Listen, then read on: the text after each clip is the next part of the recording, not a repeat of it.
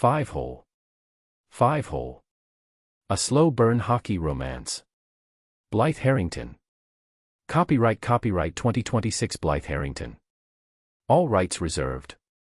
No part of this book may be reproduced, distributed, or transmitted in any form or by any means without the prior written permission of the author, except for brief quotations in a book review. This is a work of fiction. Names, characters, places, and incidents are the product of the author's imagination or are used fictitiously. Any resemblance to actual persons, living or dead, events, or locales is entirely coincidental. First edition, 2026. For everyone who ever fell and got back up. The only way to make sense out of change is to plunge into it, move with it, and join the dance. Alan Watts. Contents. Prologue. Chapter 1. Chapter 2. Chapter 3. Chapter 4. Chapter 5. Chapter 6. Chapter 7. Chapter 8. Chapter 9. Chapter 10. Chapter 11. Chapter 12. Chapter 13. Chapter 14. Chapter 15. Chapter 16. Chapter 17. Chapter 18. Chapter 19. Chapter 20. Chapter 20. Chapter 20. Chapter 20. Chapter 20. Epilogue. Prologue. Mick. 6 years earlier. The trophy was cold. I don't know why that surprised me. I'd held it once before, 8 years back, and I remembered it being cold then too. But somehow, standing in that locker room at 31 years old with my second Stanley Cup in my hands and 40,000 people screaming my name through the concrete walls, the cold was the only thing I could feel. My knuckles were split. My left shoulder was taped so tight I could feel my heartbeat in it. Someone had poured beer on my head and I hadn't noticed until it started dripping off my chin onto the cup and I thought, absurdly, that I should wipe it off. That felt disrespectful somehow. Callahan. I looked up. It was Reeves, our captain, grinning so wide his face looked like it might split apart.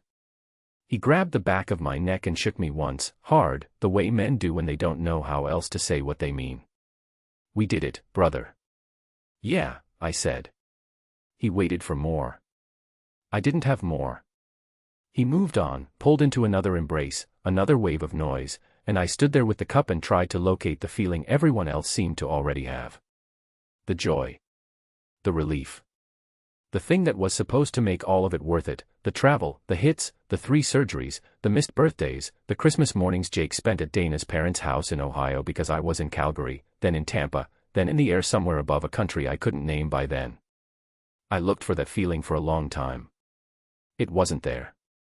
I found the bathroom down a narrow service corridor, the kind players aren't supposed to use, lit by a single overhead bulb that buzzed like a trapped insect. I locked the door. I sat on the edge of a sink that wasn't attached properly to the wall. And I cried. Not the good kind of crying. Not the kind you see in the highlight reels, a grown man with tears on his face and a trophy over his head, and everyone calls it beautiful and raw and earned. This was the other kind. The kind where you put your hand over your mouth because the sound coming out of you is embarrassing. The kind that doesn't feel like a release. It feels like a diagnosis. Because here's what I understood, sitting in that bathroom with my split knuckles and my buzzing overhead light, I had already done the only thing I ever wanted to do. I'd done it twice. And I was 31 years old. There were decades left. Decades of what? I don't know how long I sat there. Long enough for the noise outside to shift, from chaos to celebration to the particular kind of loud that means everyone has found a drink and stopped thinking for a while. I washed my face with cold water. Looked in the mirror. The man looking back at me had a cut above his eye and a bruise forming on his jaw and looked like someone had used him as a piece of equipment, which was accurate. You look terrible, I told him. He didn't disagree. Dana found me in the locker room 20 minutes later. Jake was asleep against her shoulder, his small body heavy the way kids go boneless when they're truly out. He was wearing a jersey with my number on the back. His sneakers, the light-up ones he refused to stop wearing even though they were a size too small, had gone dark. He was 5 years old and he smelled like the popcorn they sold near the family section, and I wanted to take him from Dana's arms and hold him for a long time, but I didn't, because that would have been for me, not for him. Hell of a game, Dana said. Thanks. She looked at me the way she'd been looking at me for about a year by then. Not with anger. Dana was never really angry, she was too tired for anger. She looked at me with something quieter than that. Something that had made its peace. You've been crying, she said. Shower. Mick. Dana. She shifted Jake's weight on her shoulder. He made a small noise and grabbed a fistful of her jacket in his sleep, and she looked down at him for a second with an expression that had nothing to do with me. That expression was only for him. I'd spent years trying to understand why that didn't make me jealous, and then I figured it out, because she looked at him the same way I looked at him. Like he was the only thing either of us had done right. You should talk to someone, she said. Quiet. Not cruel. Not me. Someone. I'm fine. You won the Stanley Cup and you've been crying in a bathroom. She glanced at the cut above my eye. You're not fine. I looked at my son. His mouth was slightly open. There was a popcorn kernel stuck to his cheek. He's getting too big for you to carry like that, I said. I know. You should put him down. He'll wake up. She looked at me. And then what? He'll want you. And you'll pick him up and hold him for 5 minutes, and then someone will pull you away for a photo or a comment or whatever it is, and he'll watch you go, and I'll have to explain it again. The buzzing light over the service corridor was still going. I could hear it all the way from here. I'm going to do better, I said. Dana didn't say anything. That was worse than if she'd laughed. I mean it. I know you mean it, she said. You always mean it, Mick. That's not the problem. She moved past me, careful not to jostle Jake, and walked toward the family exit where a team coordinator was waiting to walk her to the car. At the door, she stopped once, and for a second I thought she was going to turn around and say something that would fix whatever was happening between us, that there was some combination of words we just hadn't landed on yet. But she didn't turn around. She just adjusted Jake's weight on her shoulder, said congratulations to no one in particular, and walked out. I held the cup for the team photo 20 minutes after that. I smiled wide enough. I said the right things to the right cameras. I hugged Reeves and punched Dimitri's arm and pointed at the ceiling and mouthed, "Cup, baby, cup," when the broadcast camera swung my way. I did all of it. But I kept thinking about what Dana said. You always mean it. That's not the problem. If meaning it isn't enough. If wanting to be better isn't enough. If winning the thing you spent your whole life chasing isn't enough. Then what the hell is? I didn't know the answer that night. I'm still not sure I knew it 6 years later, when a 25-year-old team physician sat me down on an assessment table and looked at my knee the way no one had ever looked at anything of mine, like she was going to tell me the truth whether I was ready for it or not. But I'm getting ahead of myself. The beginning is always the wrong place to start. You only understand the beginning once you've survived the end. Start here, 37 years old. 12 games left in the regular season. A knee that lies to me about how bad it is. And a doctor who doesn't. End prologue. Chapter 1, Sloan follows. Hashtag Chapter 1, Sloan. Asterisk first day. First impression. First mistake, asterisk. Sloan's first day as the Falcons' physician. She is introduced through the skepticism of the training staff. The older trainer, Marcus, barely acknowledges her credentials. The locker room is chaos. She is professional, calm, slightly underdressed for the cold. Her first patient, a 22-year-old with a sprained wrist. Easy. Then the door opens, and in comes Mick Callahan, limping and pretending not to. He looks at her assessment table like it's a coffin. Asterisk, no offense, Doc. But I need someone who knows that hockey players don't stop playing because something hurts. Asterisk, Sloan looks at him for 3 full seconds. Asterisk, sit down, Mr. Callahan. Asterisk, he does. Neither of them understands why. Hook/cliffhanger asterisk, Sloan performs the initial range of motion evaluation on his knee. He says nothing. But his jaw tightens at the exact moment she already suspects what it is. She writes nothing in the chart. Yet. ##### Chapter 2, Mick. She's going to be a problem. Mick's internal world post-first appointment. He is annoyed at himself for the way he clocked her, not as a threat, not as a doctor, but as a person. He calls his ex-wife Dana about Jake's upcoming school thing, and the warmth in that conversation underscores how much he values being a good father even when he falls short. Practice that afternoon, he pushes hard, overcompensates. Leo Vasquez, the rookie, watches him and says nothing until the locker room. *, you're running from something. *, Mick laughs it off. Plot device *, a teammate goes down with a concussion during practice. Sloane appears on the ice in minutes, fast, decisive, zero hesitation. Every player watches. Mick watches hardest. The narrative must be told in first-person singular using I as the voice throughout. Keep the tone blunt, emotionally gripping, and realistic with no fancy grammar or complicated words. Use simple English vocabulary and straightforward sentence structures. Create a strong hook that instantly captures a first-time reader's attention. Include a powerful moment of conflict or suspense that sets the tone for the rest of the book. Prioritize dialogue over narration and use show-don't-tell techniques throughout. Write in paragraph format with left-aligned text and 1.15 line spacing. Make every character show emotion in a raw and believable way.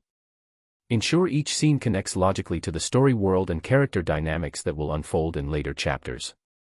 Avoid repeating words and steer clear of overused phrases such as delve, elevate, embark, enhance, landscape, tapestry, comprehensive, dive, furthermore, interplay, journey, pivotal, resonate, showcasing, testament, vast, in summary, in conclusion, or any AI-sounding expressions. Focus on creating authentic human voices through dialogue and genuine emotional reactions. Build tension naturally through character interactions and conflicts rather than explanatory narration. End with forward momentum that makes readers need to continue to the next chapter. Remember to write as if you're telling the most important story of your life with urgency and honesty. Every word should contribute to character development, plot advancement, or emotional impact. Make this opening impossible to put down. Show less. February 21st. 5-hole. A age gap hockey romance. Chapter 1. Sloane. First day. First impression. First mistake. The first thing Marcus said to me was not hello. It was, "You want coffee?" I said yes, thank you, and he pointed at a machine in the corner of the training room that looked like it had survived 2 decades of professional hockey without once being cleaned. Then he picked up his clipboard and went back to whatever he was doing before I walked in, which was, apparently, pretending I didn't exist. I poured my own coffee. I stood at the counter and looked around the room and took a slow breath. This was it. This was the Hartford Falcons medical suite, which sounded more impressive than it was. 2 assessment tables, bolted to the floor. A wall of locked drug cabinets. Anatomy charts that were at least 8 years old.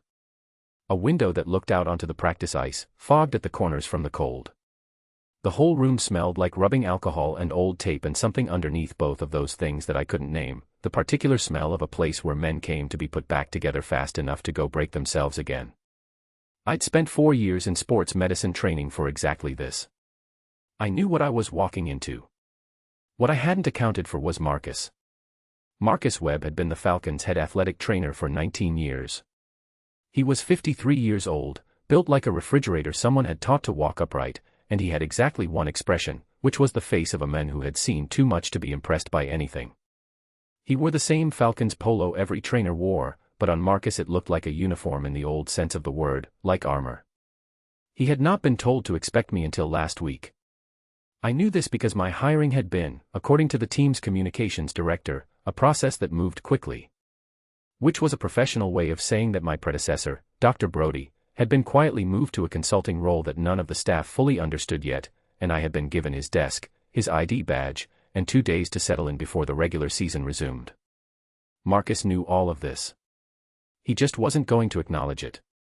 The assessment log is on the tablet, he said, without looking up. Players come in between 7 and 8:30 before practice. You clear them or you don't. Haas wants nothing escalated to him unless it's a grade 3 or above. And if I disagree with that protocol? He looked up then. First time since I'd walked in. Disagree with what? The escalation threshold. Grade 2 injuries can. Dr. Brody handled it that way for 11 years. I'm aware. He looked at me for a moment with the particular expression of a man deciding how much of a problem I was going to be. Then he looked back at his clipboard. Assessment log. Tablet. 7 o'clock. I drank my bad coffee and said nothing. My first patient was a 22-year-old left-wing named Kobe Marsh, who came in at 7:15 with a sprained right wrist and the cheerful energy of someone who had no idea yet how much the world could hurt him. I jammed it on the boards yesterday, he said, hopping up on the table without being asked. It's fine. I just need you to say it's fine so Marcus doesn't bench me. Let me look at it first. It's fine though. Kobe.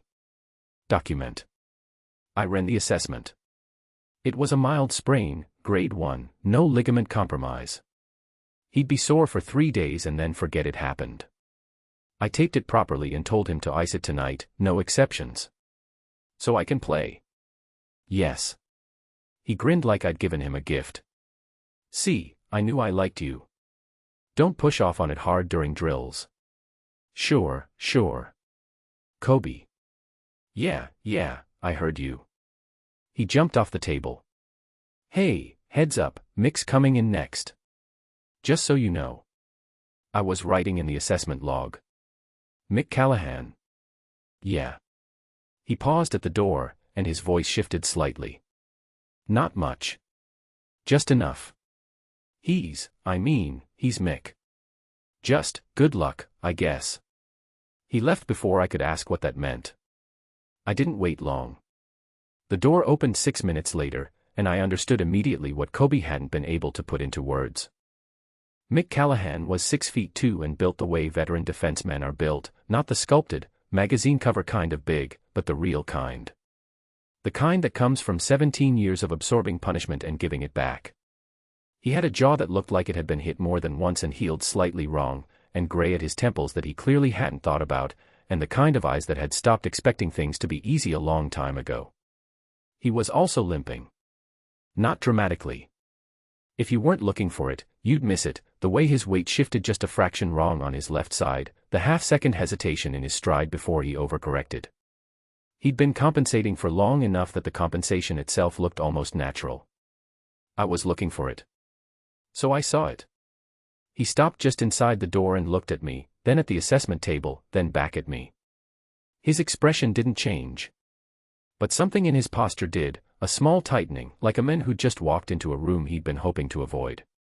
You're the new doc, he said. Dr. Mercer, I said. Yes. Sit down, please. I'm just here for a standard check-in. Pre-game protocol. I know. Sit down. He didn't move for a moment. He looked at the table again with that look, the one I'd describe later to Petra as a man staring at something he thought might cost him something.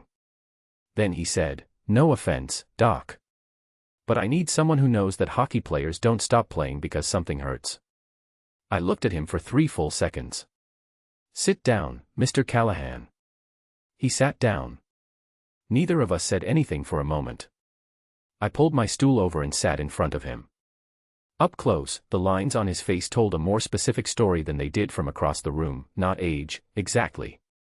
More like accumulated weather. Like a face that had been outside in hard conditions for a very long time and had simply stopped apologizing for it. Any new injuries to report? I asked. No. Pain in any existing areas? No. On a scale of 0, he said.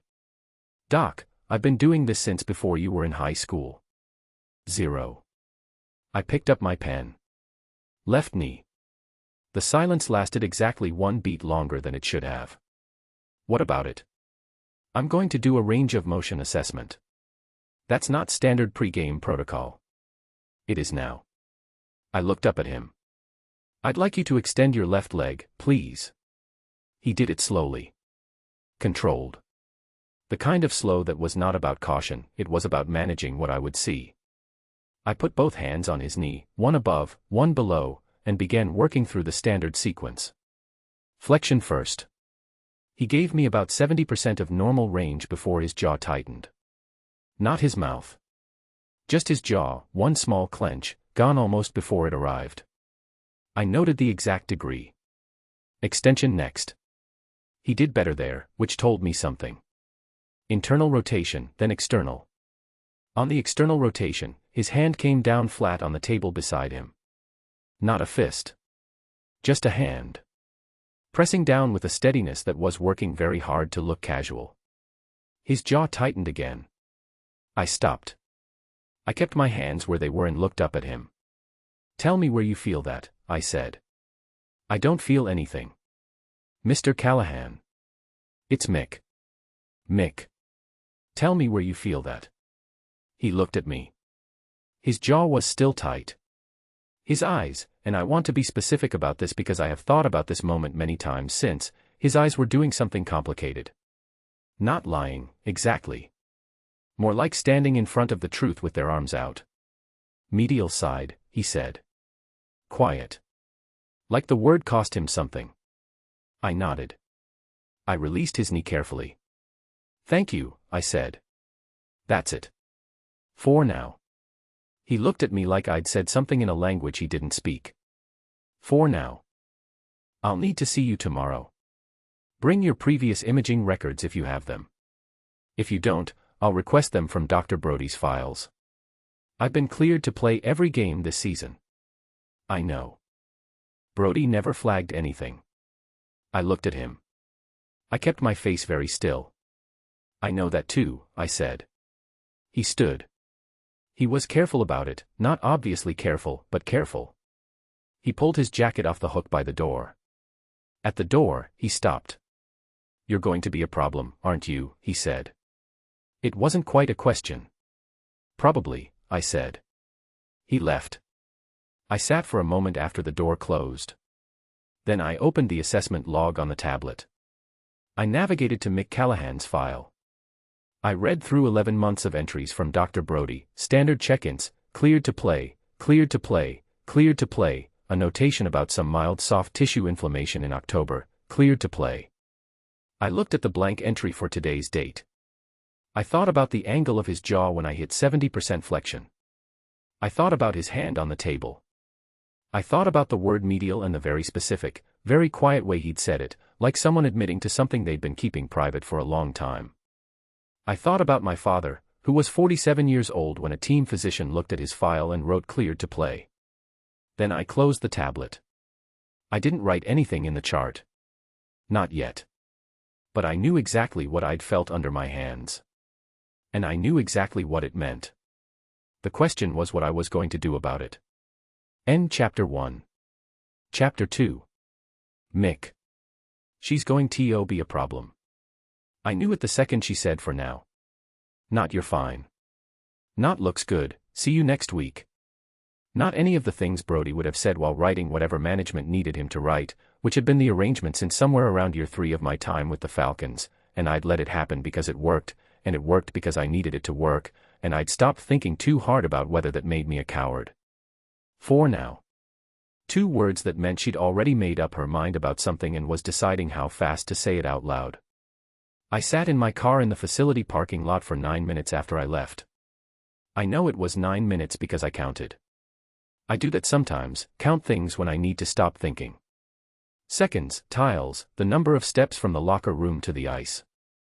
Jake used to do the same thing when he was a toddler and something upset him, count his toy cars out loud in his small serious voice until he calmed down, and I don't know where he got it from and I never told him he got it from me. I drove to the arena. I told myself my knee was fine. Practice started at 10. The thing about being 37 on an NHL roster is that you develop a very specific skill set that has nothing to do with hockey. You learn to get dressed faster than anyone else in the locker room, so no one gets a long look at the tape on your knee or the brace you only wear some mornings or the way you move when you think no one's watching. You learn to be loud in ways that draw attention to your face and not your body. You learn the difference between pain that means something and pain that is just the tax you pay for this life, and you become very, very good at calling everything the second kind. I was the first one dressed. I was the first one on the ice. The cold hit me the way it always did, like coming home, which is a thing I've said to reporters 100 times and always felt embarrassed about afterward, because it's true and true things sometimes sound cheap when you say them out loud. I skated a lap. The knee was stiff. 4 out of 10, maybe 5. Manageable. Not the kind of thing you stop for. 4 now.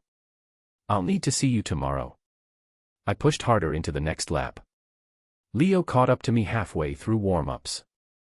Leo Vasquez was 22 years old and had been drafted second overall 18 months ago and was so good at hockey it was almost annoying. Not cocky about it, which made it worse somehow, cocky you could dismiss. Leo was just quietly, inevitably good, the way certain people are built with something extra in them, and he knew it without needing anyone to say so. He also had the extremely inconvenient habit of seeing things clearly. "You're skating tight," he said, pulling up beside me. "I'm warming up." "You never skate tight. You're always the loosest guy out here." "Leo. I'm just saying. Don't." He went quiet. We did 2 more laps. The ice was clean and fast, the good kind of morning where the Zamboni crew had done it right, and for a few minutes I just skated and let the rest of it drop away. That's the thing about the ice that nobody tells you, it doesn't care what's wrong with you. It's just cold and fast and indifferent, and when you're on it, you're only ever exactly as good as you are right now. No history. No future. Just this stride and then the next one. I was good at right now. Right now was the only thing I'd ever really been good at. I called Dana at noon, from the passenger seat of the team bus while everyone else was asleep or had headphones in. She picked up on the second ring, which meant she wasn't working, which meant Jake was probably home from school already. "Hey," she said. "How's Hartford?" "Cold. It's October. Everywhere is cold. Some places more than others." I heard her move in whatever room she was in, a chair, a door, the particular sound of Dana settling somewhere. Even after 3 years of divorce, I could identify every sound she made. That was either sweet or unsettling, depending on the day. "He's at Tyler's," she said, before I could ask. "Soccer practice and then homework at Tyler's. I'm picking him up at 6. The science project. Done. Handed in Tuesday. He got a B+. That's good." He was upset about the minus. Of course he was. Jake had my stubbornness and none of my ability to pretend things were fine. He did not take B+ well. He did not take anything less than his own standard well, which was both something I was proud of and something that kept me up at night. "Tell him B+ is great. Tell him I said so. He'll say you'd say that because you're his dad." He'd be right. I shifted in my seat. "Is he doing okay?" "Generally." Dana paused. Not a worried pause, a thinking pause. I knew the difference. "He's good, Mick. He asks about you every day. He's counting down to the Hartford home game like it's Christmas." Something loosened in my chest that I hadn't noticed was tight. "Okay," I said. "Good. Are you doing okay?" "Generally. Fine. You always say that." That was the second time in recent memory someone had said those exact words to me. I didn't know what to do with that pattern, so I let it go. "I'll call him tonight," I said. "After 6. He'd like that." We hung up. I watched the Connecticut farmland go by through the window and thought about a boy counting down to a hockey game the way other kids counted down to Christmas, and I thought, this is why you're fine. This is the reason fine is the only option. We were 40 minutes into afternoon practice when Dawson went down. I was on the far end of the rink doing power play drills when I heard the sound, not a crack, more of a dull, heavy impact, the kind that has weight behind it, and then the particular silence that falls when something goes wrong and everyone around it knows it before they can say so. Dawson had taken a hit from behind into the boards. Bad angle. He was down on one knee on the ice, head low, one hand out, and everything about the way he was holding himself said he was trying to decide whether he was okay. Off the ice. Haas was already moving from the bench, and Marcus was coming through the player's door, and I was the nearest man, so I skated over and crouched down in front of Dawson without thinking about it. "Hey. Look at me." Dawson looked up. His eyes were focused, which was a good sign. "I'm good," he said, which meant nothing, because everyone always said that. "How many fingers?" "3. "I'm good, Callahan, get off me. Stay down until someone says otherwise." And then she was there. I don't know when she came from, the tunnel, probably, or the player's door. But Dr. Mercer was on the ice in her clinic shoes, which was a terrible idea because those soles had no grip, and she was moving fast and careful, hands already pulling on a pair of gloves, and she went down on one knee next to Dawson without hesitating. "Ryan." Her voice was completely steady. "I'm Dr. Mercer. Can you look at me?" Dawson looked at her. "Yeah." "Follow my finger. Don't move your head, just your eyes." She ran through it fast. The pen light came out of her jacket pocket, tracking, pupil response, the standard concussion protocol, but she wasn't doing it like she was following a list. She was doing it like she was thinking 3 questions ahead. Her hands moved with a certainty that had nothing tentative in it. She asked Dawson a series of questions in a low voice and he answered them, and I stayed crouched on the ice because nobody told me to move and I didn't want to get in the way, and I'm not going to dress it up, I was watching her work. The whole ice was quiet. 30 men who had collectively played more than 10,000 professional hockey games were standing completely still, watching a 25-year-old team physician do her job. "Don't stand up yet," she told Dawson. Then she looked at Marcus, who was behind her. "Probable grade 2 concussion. He comes off the ice now and I want imaging within the hour." Marcus nodded. "Just once. Quickly." 2 guys helped Dawson up. Dr. Mercer stood, stripped her gloves off, and started back toward the tunnel. At the boards, she stepped over the threshold and disappeared without looking back. Haas blew his whistle. "Let's go." Power play rotation. Everyone moved. Practice resumed. Leo skated up beside me slowly. He didn't say anything for a moment. "She didn't even slip," he said. "What?" "On the ice. In those shoes. She didn't slip once." He paused. "That's impressive." I pushed off toward the drill formation. "She's going to be a problem," I said. Leo smiled. I could hear it even though I was already moving away from him. "Yeah," he said. "Probably." I stayed late. After practice, after the locker room cleared out, I went back on the ice alone. I do that sometimes, not to train, just to skate. Just to think, in the only place thinking feels manageable. The knee hurt at about a 6 by then. I wasn't counting it as a 6. I was counting it as a 4, which is what you do when you've been doing this for 17 years and quitting has never once been something your body understands as an option. "4 now," Sheet said. I skated to center ice and stopped. I stood there for a long time in the empty arena, under the house lights that they leave on low after practice, the ice pale blue and quiet around me. Somewhere in this building, Dr. Mercer was sitting with a chart that had my name on it and a blank space where today's entry should be. She hadn't written anything. That was the part one couldn't stop thinking about. Not the assessment. Not the questions.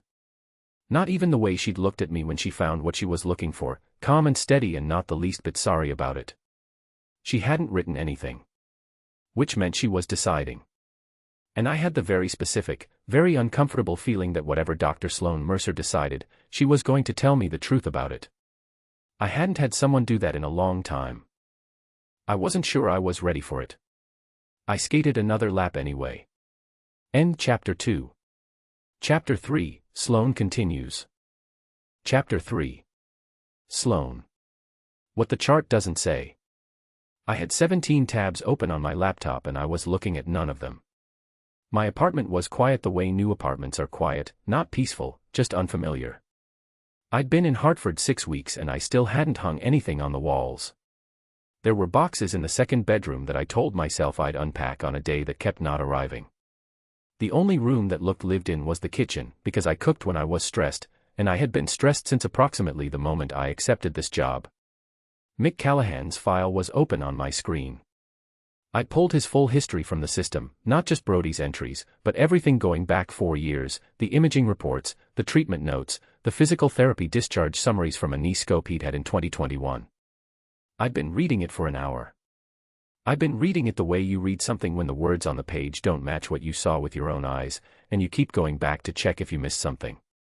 I hadn't missed anything. That was the problem. Brody had missed everything. I called Petra at 9:15. Petra Walsh had been my closest friend since our second year of residency, when we were assigned to the same on-call rotation and spent 36 sleepless hours together and decided, somewhere around hour 20, that we were either going to hate each other or be friends for life. She was the Falcons' physiotherapist, which was how we'd ended up at the same franchise, and she was the only person in the building I trusted completely. She picked up on the fourth ring, slightly out of breath. "I was on the treadmill," she said. "This better be good. He's lying about his pain scale." A pause. The sound of the treadmill slowing. "Which one?" "Callahan." "Sloan." Her voice shifted. "They all lie about their pain scale. That's not news. That's Tuesday. Not like this." I leaned back in my chair. "Petra, he's been doing it so long he almost believes himself. Brody never once flagged the medial compartment in 11 months of entries. Not once. And the 2021 scope notes show early cartilage wear that was supposed to be monitored every 6 months. There are 0 follow-up imaging entries in the file. 0. 0. The treadmill stopped entirely. "Okay," she said. "That's a problem." That's what I said. "What did you find in the assessment today?" "Restricted flexion. Pain response at external rotation." He gave me the medial side when I pushed, which tells me he's been feeling it for a while and has a very specific relationship with how much he'll admit to. I looked at the screen. He called it medial the way someone calls something by its clinical name when they've had the conversation with themselves enough times to stop pretending they don't know. Petra was quiet for a moment. "You didn't write it up?" "Not yet." "Why not?" I didn't answer immediately. I got up and went to the kitchen, because standing still when I was thinking felt wrong. I filled a glass of water and stood at the counter and stared at the window, which reflected my own kitchen back at me in the dark. "Because once I write it up, it becomes a thing," I said. "And right now I'm still deciding what kind of thing it is." "That's not like you." "I know." "Sloan." Petra's voice was careful now. "Is there something else?" There it was. The question I'd been waiting for, which was why I'd called her, which I wasn't going to be able to answer the way it deserved to be answered. "No," I said. "I just want to make sure I'm right before I put it on record. I'm bringing him back tomorrow." "Okay." She didn't push. That was one of the things I valued most about Petra. She knew the difference between a door being closed and a door being held slightly open, and she respected both. "Let me know what you find." "I will." "Get some sleep." "You too." I hung up. I stood at the counter for a while longer. Outside, the Hartford street made its ordinary nighttime sounds, a car, a dog somewhere, the particular silence of a city that isn't big enough to be truly awake at 9:15 on a weeknight. What Petra had asked was fair. Was there something else? And the answer, which I was not going to say out loud to anyone including myself, was this: I had spent the better part of the evening thinking about the way Mick Callahan looked at me during that assessment. Not the way men sometimes look at women. Not that. It wasn't attraction, or if it was I wasn't willing to locate it there yet. It was something more specific. He looked at me the way someone looks when they have spent their entire life being seen as a collection of useful parts, a body that skates, that hits, that blocks and checks and absorbs and delivers, and then something unexpected happens. Someone looks back at the whole thing. He'd been surprised by it. I could see that. He'd been almost angry about it, the way people get angry when something catches them off guard and they don't have a prepared response. I pushed the thought down. I am very good at pushing things down. I've been doing it since I was 19 years old, and a team physician looked my mother in the eye in a hospital corridor and said, "I'm sorry, there was nothing we could do," and I stood beside her and thought, you could have done something. You could have looked harder. You could have told the truth when the front office told you the numbers needed to stay clean. I pushed all of that down too. I'd had years of practice. I went to my desk. The bottom left drawer was locked. I had the key on my keychain, which meant I carried it everywhere, which was something I'd thought about and decided was intentional rather than habit. I unlocked it. Inside, under a layer of administrative paperwork I'd transferred from my last position, was a manila folder with a name on the tab written in my own handwriting. Mercer, D. Personal file. My father's name was David. David Mercer had played 6 years in the minor leagues as a left wing. Not NHL, he was good, not transcendent, and he knew the difference and made his peace with it earlier than most. He retired at 32 and spent the rest of his working life coaching youth hockey in a mid-sized town in Vermont where the winters were long and the ice time was cheap and the kids who showed up genuinely loved the game. He had a heart condition that was manageable, documented, and supposed to be monitored. He had a team physician named Dr. Carl Howell who worked for the franchise my father had played for and who, according to the inquiry report I'd read so many times I could quote it by section, had received verbal guidance from the team's front office that players with ongoing medical conditions creating contract liability concerns should be handled with discretion. My father died on the bench during a practice session when I was 19 years old. Cardiac event. The kind that, if caught early in the previous season's evaluation, would have been treated, managed, and possibly resolved. Dr. Howell's last entry in my father's file, 6 months before he died, read, "Player evaluated. No acute concerns. Cleared for full activity."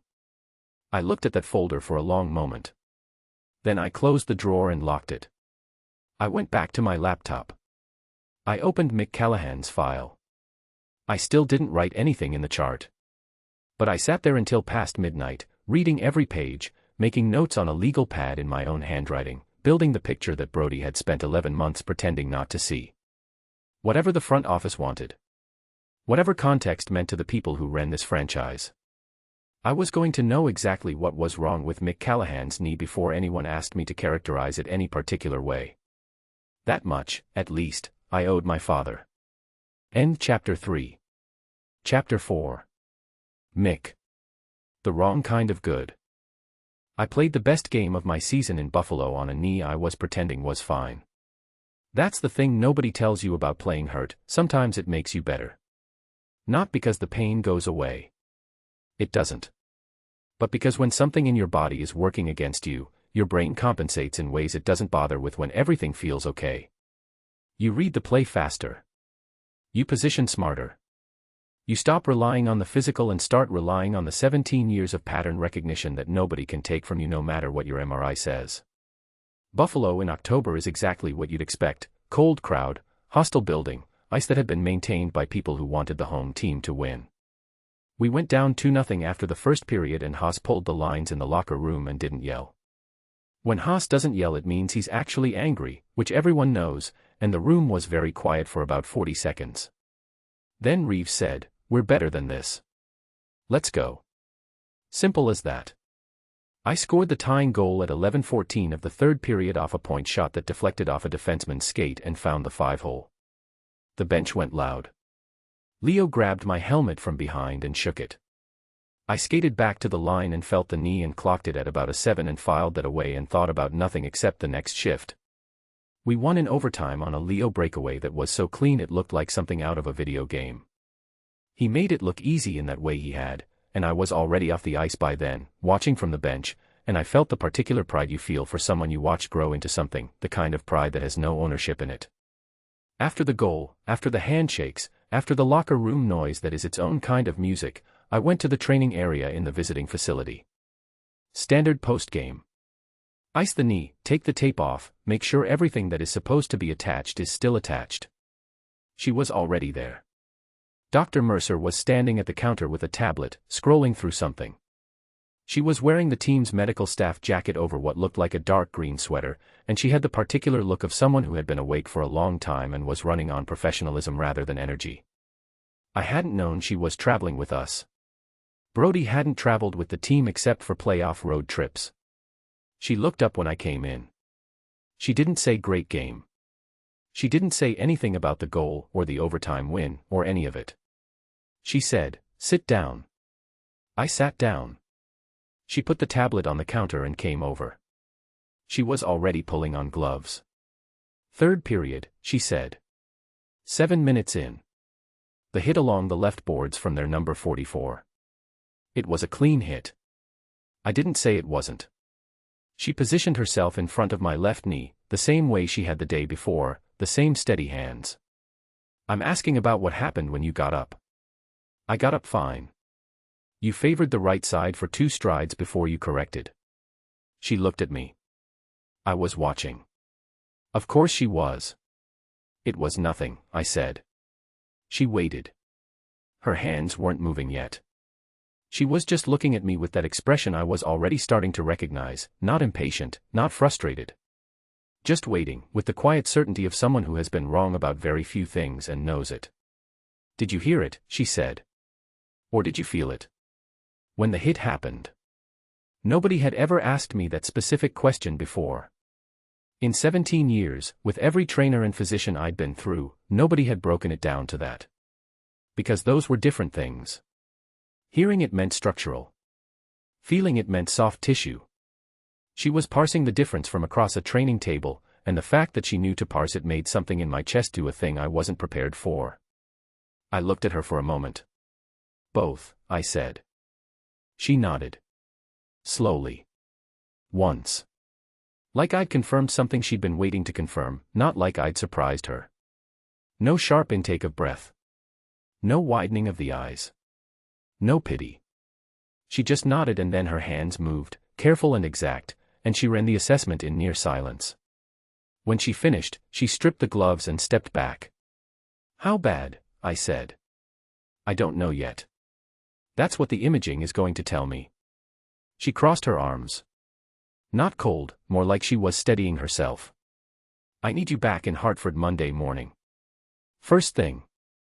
8 o'clock. We have practice at. Asterisk, 8 o'clock, Mick. Before practice. Asterisk, she said my name the way she said everything, without softness in it, but also without distance. Just my name, placed with precision. This is not optional. Are you going to tell me what you think it is? After imaging. Give me something. Ballpark. She was quiet for a second. I watched her decide. I think you've been playing through a partial structural compromise for longer than anyone has put on record. I think the hit tonight stressed it further. And I think you know most of that already, which is why you're asking me to confirm it rather than deny it. I looked at the floor. Monday, she said.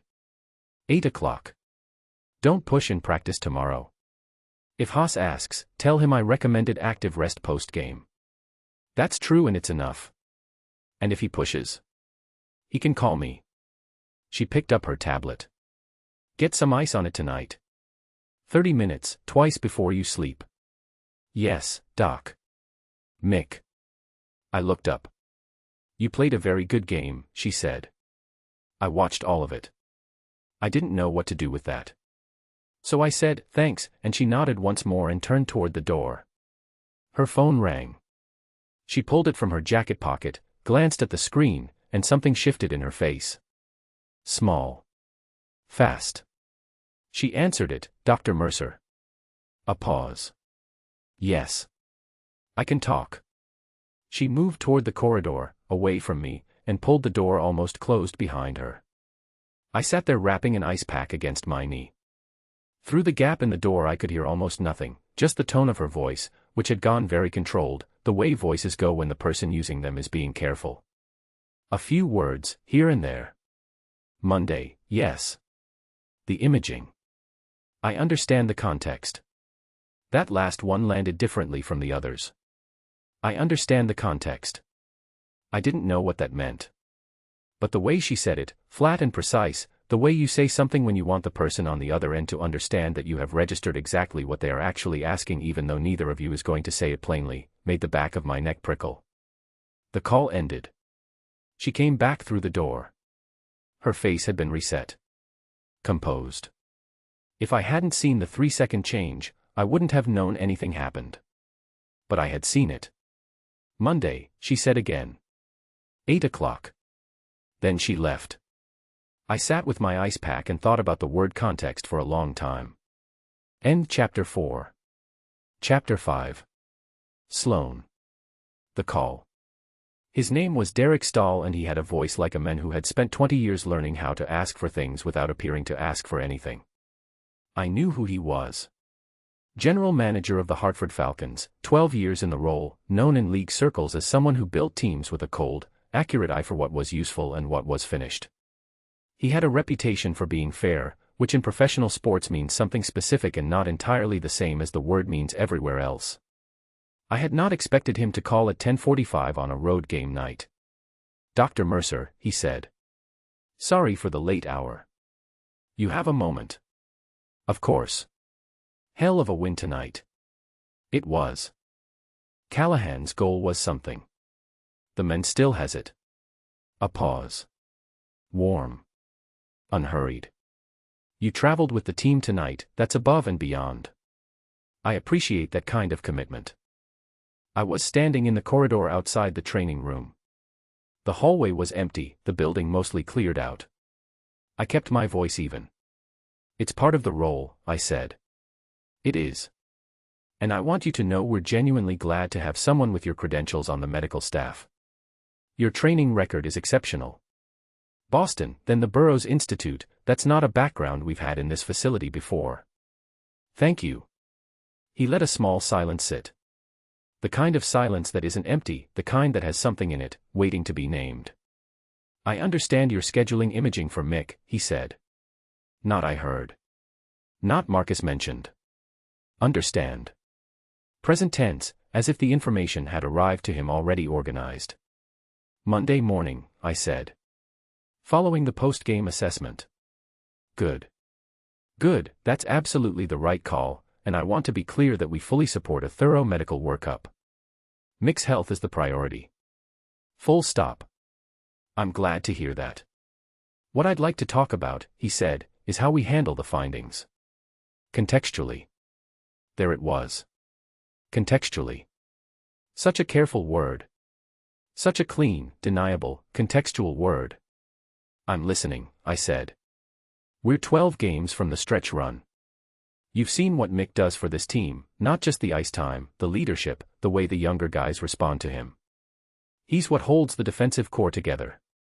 Losing him, even temporarily, at this point in the season would have consequences that go beyond the injury report. I understand the competitive situation. I know you do." He paused again. Dr. Brody was very good at understanding the full picture. Not just the clinical piece, the full picture. What a player needs to finish a season. What a franchise needs. How to characterize a situation in a way that serves everyone's interests. The corridor was cold. I noticed that in a flat, separate part of my brain, the cold, the fluorescent light above me that buzzed slightly, the sound of a door somewhere in the building swinging shut. "What is it you'd like from me, Mr. Stahl?" I said. "Nothing improper. I want to be very clear about that. I'm asking that the imaging report, when it's written, reflect not just the clinical data but the broader context. The player's history of successful management. His demonstrated ability to perform at a high level. The team's medical staff has always had discretion in how these things are framed." "Discretion," I said. "Exactly. In framing. In characterization." "Yes." I was quiet for long enough that he felt it. "I'll have the imaging report on your desk by Tuesday," I said. He exhaled. "Just slightly. I appreciate that, Dr. Mercer. I really do. And I want you to know this conversation reflects how much we value having you in this building. Of course. Get some sleep. Great win tonight. Good night, Mr. Stahl." I hung up. I stood in that corridor for a while. The buzzing light above me went on buzzing. Somewhere down the hall, two members of the equipment staff were talking, their voices low and echoing off concrete, words I couldn't make out. A normal night in a visiting arena in Buffalo after a road win. Nothing about this corridor looked like the kind of place where the important things happened. But they did. They always happened in exactly this kind of place, in corridors, in phone calls, in careful conversations with careful words, where nothing was asked directly and nothing could be denied, and the only person who knew what had actually just been said was the person holding the phone. I thought about my father. I thought about a hospital corridor in Vermont when I was 19, and my mother's hand in mine, and a physician who would not look directly at us when he spoke. I thought about the inquiry report I'd read 12 times over 12 years, the section that detailed the call Dr. Carl Howell received from the franchise's front office 8 months before my father died. The way that call had been summarized in the inquiry's findings. Discussion of players' contract status and the competitive implications of a medical leave. Physician acknowledged awareness of organizational priorities. That was all it said. That was all it needed to say. Acknowledged awareness of organizational priorities. I had spent my entire adult life building toward this exact moment. Not this corridor specifically, not the Falcon specifically. But this moment, the one where someone with a very reasonable voice calls after a road win and uses the word context and means something entirely different, and the physician on the other end of the line has to decide, right then, who they are. I knew what Derek Stahl was asking. He hadn't said anything actionable, nothing falsifiable, nothing that would hold up if I repeated it. He was too good for that. He'd said characterization and discretion in broader context, and on a recording it would sound like a manager expressing reasonable interest in comprehensive medical reporting. But I had sat at my kitchen desk until midnight reading Mick Callahan's file. I knew what was in that knee. And I knew what it meant to write it one way versus another. The question was not what Derek Stahl wanted from me. The question was whether I was the kind of physician who knew the difference between the truth and a framed version of it, and chose the frame anyway. My father's team physician had known the difference. I walked back to the training room. I sat down at the counter where I'd left my tablet. The room still smelled like ice packs and athletic tape. Mick's assessment notes were still on the screen.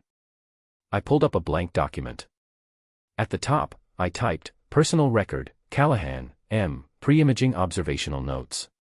Not an official report. Not yet. Just what I'd seen, and when I'd seen it, and what my clinical judgment said it meant, written in my own words, dated and time-stamped. Because here is what I understood about the phone call I'd just received, the question wasn't only about Mick's knee. The question was about every player who came through that medical suite after him, every Kobe Marsh with a wrist sprain, every Dawson on the ice with a head injury, every man whose body was the franchise's investment and my responsibility. If I framed this one the way the GM wanted it framed, I was no longer a physician who happened to work for a hockey team. I was Dr. Brody. I typed for 45 minutes. I wrote everything. The flexion restriction. The pain response. The way he said both and what it meant clinically. The absence of follow-up imaging in the file for 3 years. Everything Brody had missed or chosen not to see, and everything I had not. When I finished, I saved the document to a private encrypted folder that was not part of the team's shared medical system. Then I closed my laptop and sat very still. Monday was 3 days away. The imaging would show exactly what I thought it would show, and then I would have to decide how to write a report that a general manager had already, politely, told me how he wanted it written. 3 days to figure out who I was going to be in this building. 3 days to figure out if I could look Mick Callahan in the eye after I wrote whatever I wrote. 3 days. I picked up my bag and walked out of the training room and down the corridor toward the team exit, and the buzzing light above me went on buzzing, and I thought about my father, and I thought about a man who said both like the word cost him something, and I thought about how the truth is always the same size regardless of how small you try to make it look. It doesn't get smaller. You just get more tired of carrying it. I wasn't tired yet. End chapter 5. Chapter 6, Mick continues. Chapter 6. Mick. What the ice hides. I hate MRI machines. Not because of the noise, which is considerable, or the stillness, which is worse. I hate them because they are honest. You slide into that tube and the machine looks straight through everything you've built, the muscle, the conditioning, the 17 years of knowing how to hold yourself so nothing shows, and it reports back with complete indifference. It doesn't care what you need to be true. It just tells you what is. I'd had 4 in my career. Each one had taken something from me that I didn't get back. The imaging center was 3 blocks from the facility, a clean, quiet place that the Falcons used for all their non-emergency scans. Monday morning, 8 o'clock, I was the only patient in the waiting area. Dr. Mercer was already there when I arrived, standing at the reception desk with a tablet, talking to the technician in a low, specific voice about the imaging sequence she wanted. She looked up when I came through the door. "Good morning," she said. "Morning. How was the knee over the weekend?" "Fine. She looked at me with the expression that I was already starting to understand meant she had heard what I said and was filing it under things Mick says rather than things that are true. "Sit down," she said. "They'll take you back in about 10 minutes. I sat. She went back to talking to the technician. I picked up a magazine from the side table that turned out to be 6 months old and put it back down. The waiting room was very quiet. I am not good at quiet. "You have kids?" She turned from the desk. The technician had gone through a door somewhere. "Sorry," she said. "Kids? Do you have any?" I didn't know why I was asking. I knew why I was asking, because the alternative was sitting in silence thinking about what was about to be confirmed on film, and I needed something else in the room. "No," she said. She came and sat down 2 chairs away, which was close enough to be a conversation and far enough to be professional. "You have one. Jake. You read the file. The emergency contact section, yes." I nodded. "He's 10. He's in New Haven with his mom. He counts down to home games like they're holidays." She was watching me with that particular attention she had, the kind that felt like being read without being reduced. "What position does he want to play?" "Center. He says defense is boring." I paused. He's not wrong. Something moved at the corner of her mouth. Not quite a smile. Almost. "Defense is boring to watch," she said. "It's not boring to do." That's exactly what I told him. I looked at the door the technician had gone through. "He's a good kid. Better than I was at 10. "How were you at 10? "Difficult." "I find that easy to believe," she said. I looked at her. She wasn't quite smiling, but the almost smile was still there, settled in the corners of her face like something she'd decided not to deploy but hadn't entirely put away. "You should do that more," I said. "Do what?" "Whatever that is you're almost doing." The almost smile disappeared. She looked at her tablet. "They'll call you back shortly. Document." "Mick." "I'm not trying to," I stopped. "Never mind." She didn't say anything. But she didn't move further away either. The technician came back and called my name and I stood up carefully, the knee stiff from sitting, and I went into the machine that was going to tell me the truth whether I wanted it or not. The MRI takes 40 minutes for a full knee series with contrast. 40 minutes of lying completely still inside a tube that sounds like construction work is being done approximately 2 inches from your skull. I counted ceiling tiles that I couldn't see. I thought about Jake. I thought about a game I played in Pittsburgh at age 23 where I was so fast I didn't feel like I had a body at all, just speed and instinct in the ice, and I had not felt that way in at least 3 years, and I could tell you the exact game where I last felt it. I thought about Dr. Mercer saying I find that easy to believe and the way it landed, not cutting, just honest. The way everything she said was just honest, without working at it. I thought about the word context on a phone call I'd overheard through a door.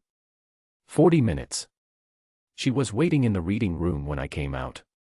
The technician had sent the images through and she was already at the screen when I walked in, and I stood in the doorway for a second and watched her look at my knee in a way I never could, from the inside. Her face was doing what her face did when she was working. Completely still. Not unreadable, I was starting to be able to read it, but controlled, the way a good poker player's face is controlled, which means the tells are smaller but they're still there if you know where to look. She looked for a long time. I sat down in the chair beside the screen and looked at the images with her, which told me almost nothing. I can read a defensive zone like a map. I cannot read an MRI of my own knee, and I've made my peace with that. "Talk to me," I said. She pointed at the screen. "This is your MCL. The medial collateral ligament. Here, and here." Her finger traced 2 areas that looked different from the rest of the image, more white, less defined at the edges. Grade 2 partial tear. Incomplete, which is the good news. The fibers are stressed and partially disrupted, but the ligament hasn't lost structural integrity. And the bad news. She moved her finger. Medial compartment cartilage. Early wear. Not severe, but it's there, and it's been there, and it hasn't been monitored the way it should have been. The room was quiet except for the hum of the equipment. "How bad is bad?" I said. Manageable. Right now. Asterisk, she said the last two words with the specific emphasis of someone making sure the time frame is understood. This is a situation that responds to conservative management. Modified load, reduced contact in practice, targeted physiotherapy, anti-inflammatory protocol. Possible cortisone if we need to get you through specific high-demand games. So I can play. I didn't say that yet. But you said treatment plan. Not, I stopped. Not something else. She turned from the screen and looked at me directly. We need to talk about a treatment plan, she said. Her voice was measured. Not gentle exactly, more like careful in the way a surgeon is careful, precise because the thing you're working with matters. Yes. Conservative management is on the table. But it has requirements. The coaching staff is going to push back on them. I exhaled. It came out longer than I meant it to. I hadn't realized how much I'd been holding until it left, and for a second the room felt bigger. Okay, I said. Okay. Tell me the requirements. She turned back to the screen. She pulled up the notes she'd already been building and went through them methodically. Reduced contact in practice sessions, specific drills excluded, mandatory imaging reassessment in 3 weeks, no playing through acute pain events, immediate removal from ice if she flagged anything during a game. Every item was reasonable. Every item was going to be a problem with Haas. The cartilage wear, I said when she finished. Long term. She looked at me for a moment.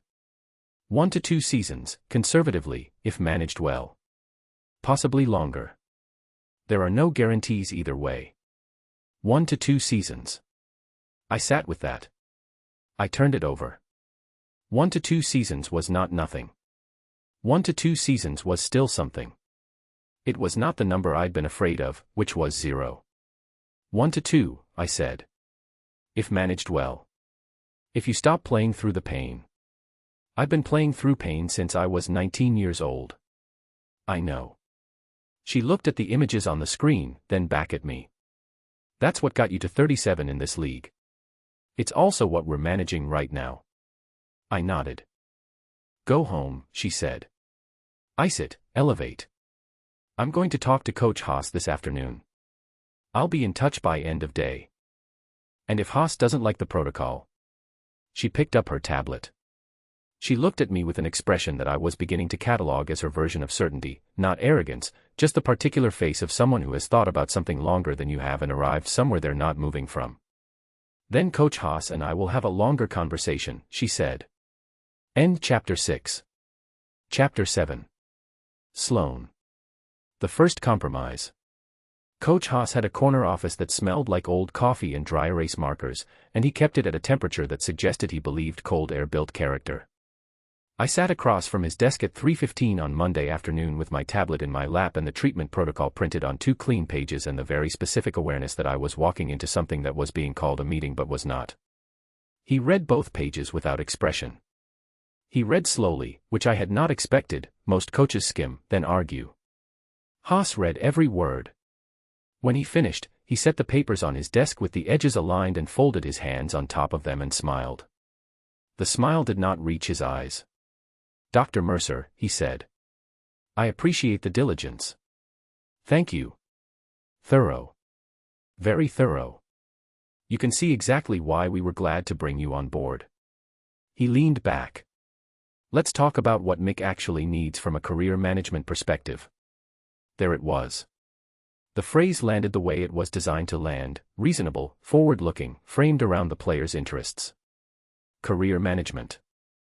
As if my protocol was the obstacle to Mick's career rather than the thing that might protect what was left of it. I'd be happy to discuss that, I said. The protocol I've outlined is designed to extend his playing career. Conservative management at this stage gives him the best realistic chance of. He has 8 more games, Haas said. 8 games where this team needs him performing at full capacity. 8 games where anything less than that costs us a playoff position we've been building towards since September. I understand the competitive situation. Good. He tapped the papers. Then you understand that what I'm asking for is 8 games of standard deployment, after which we can sit down together and talk about a modified spring schedule, a thoughtful off-season plan, whatever you and Mick and the training staff think makes sense. What you're asking for, I said, is for me to clear a player with a grade 2 partial MCL tear and documented cartilage wear for full contact competition. That's what 8 games of standard deployment means for this specific injury. What I'm asking for is perspective. My perspective is clinical. The imaging is clear. He looked at me. He had the patient expression of someone who had been having versions of this conversation for 30 years and had never once lost one. Dr. Mercer. I'm going to be direct with you. Please. This franchise has been built on knowing what a player can give and asking for exactly that, not more, not less. Mick Callahan can give 8 more games. His body has absorbed harder seasons than this. The modified protocol you're proposing would bench him for portions of practice, restrict his deployment, and put a flag on his status that leaks into the media cycle within 48 hours. He paused. A flag like that affects his contract options. It affects the room. It affects everything that happens around him, not just what happens on the ice. I said nothing. Give me 8 games, he said again. And I'll give you everything you need for the rest of the season. I looked at him for a moment. I'll discuss it with the player, I said. Something shifted behind his eyes. Mick will play. That's not the question. The question is whether this is on record the way it needs to be. The way it needs to be. The way it needs to be. I stood up. I picked up my tablet. I took both printed pages from the top of his desk and put them under my arm. I'll be in touch, I said. He nodded. The smile came back, slightly wider. Looking forward to it. I found Mick in the equipment room. Not the locker room, the equipment room, which was 2 corridors behind it, a large concrete space full of stacked gear and the particular smell of rubber and cold metal. He was sitting on a bench with his skates in his lap, running a sharpening stone along one blade with the practiced, automatic motion of someone who has done it 10,000 times. He looked up when I came in. Document. Are you alone? He glanced around. Yeah. I closed the door behind me. I stood in front of him and I thought about the way Derek Stahl said contextual and the way Haas said on record the way it needs to be, and I thought about my father's file and the section of the inquiry report I'd read 12 times, and I made my decision in the 3 seconds it took to take a breath. I need to tell you some things, I said. And I need you to listen to all of them before you say anything. He put the skate down. He looked at me with the specific attention of a man who has learned that when someone uses that particular tone, what comes next is real. Okay, he said. I told him everything. The GM call after the Buffalo game. The word contextual and what it meant. Haas's office, the phrase on record the way it needs to be, the offer of 8 games in exchange for a cleared status that the imaging did not support. I told him what was in his file, what Brodie had missed, or chosen not to see, for 11 months. I told him what the images showed, again, without softening it. Grade 2 partial tear. Cartilage wear. 1 to 2 seasons if managed well. I did not tell him what I thought about Dr. Brodie, or what I carried around in a locked drawer, or why I was standing in an equipment room at 4 in the afternoon telling a patient the things his employer had asked me not to tell him. Some things were mine to carry. When I finished, the room was completely quiet. Mick sat on the bench with his hands loose on his knees. He was looking at the floor. Not upset, or not only upset. His face was doing something complicated that I couldn't entirely read, which was unusual. He wasn't a man with a wide range of visible expression, but what was there was usually legible to me by now. I waited. He was quiet for a long time. The kind of quiet that isn't the absence of something. The kind that is full. Mick, I said. Give me a second. I gave him a second. I gave him 60 of them. Finally he looked up. His eyes were steady. Why are you telling me this? Because it's your body, I said. And your career. And someone should have told you a long time ago. He looked at me. I looked back. The protocol, he said. The modified one you gave Haas. Yes. If I agree to it. If I push back on Haas and the GM and whatever comes with that, what does that actually look like? Realistically. It means reduced contact in practice. Modified deployment. Me in your corner on the medical side with documentation to back it up. I paused. It also means Haas is going to make the next few weeks difficult.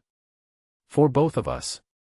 And if I don't agree to it, if I just play, then I do my job under conditions that are designed to make my job look like something it isn't. I kept my voice level. And something that is currently manageable becomes something that isn't. Maybe not this week. Maybe not 8 games from now. But the imaging doesn't lie. He looked at the skate in his lap. My son, he said quietly. Jake. He's coming to the home game on Saturday. I wasn't sure what to say to that. So I said nothing. He's never seen me not play, Mick said. Every game he's been at, I've played. He doesn't know this version of it. This version doesn't have to be the version he sees on Saturday, I said carefully. The protocol doesn't bench you. It protects you long enough to still be on the ice. He sat very still. Give me tonight, he said. Okay. I'll call you in the morning. I picked up my bag. At the door, I stopped. I was not going to say what I almost said, which was something about my father, something personal and unbidden, something that had no place in this equipment room. Mick, I said instead. He looked up. I know what I'm asking you to do is hard, I said. I'm asking anyway. I left before he could answer. End chapter 7. Chapter 8. Mick. What she said.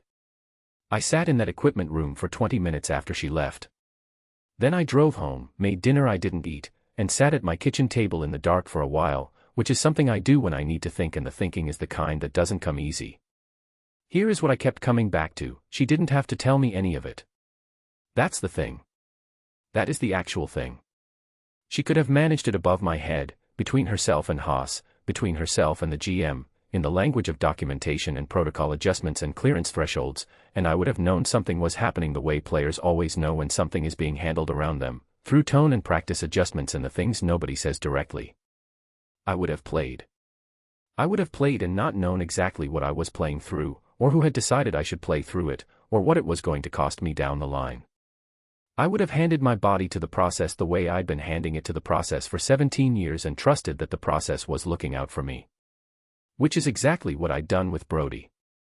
Which is why there was cartilage wear on my imaging that hadn't been monitored in 3 years.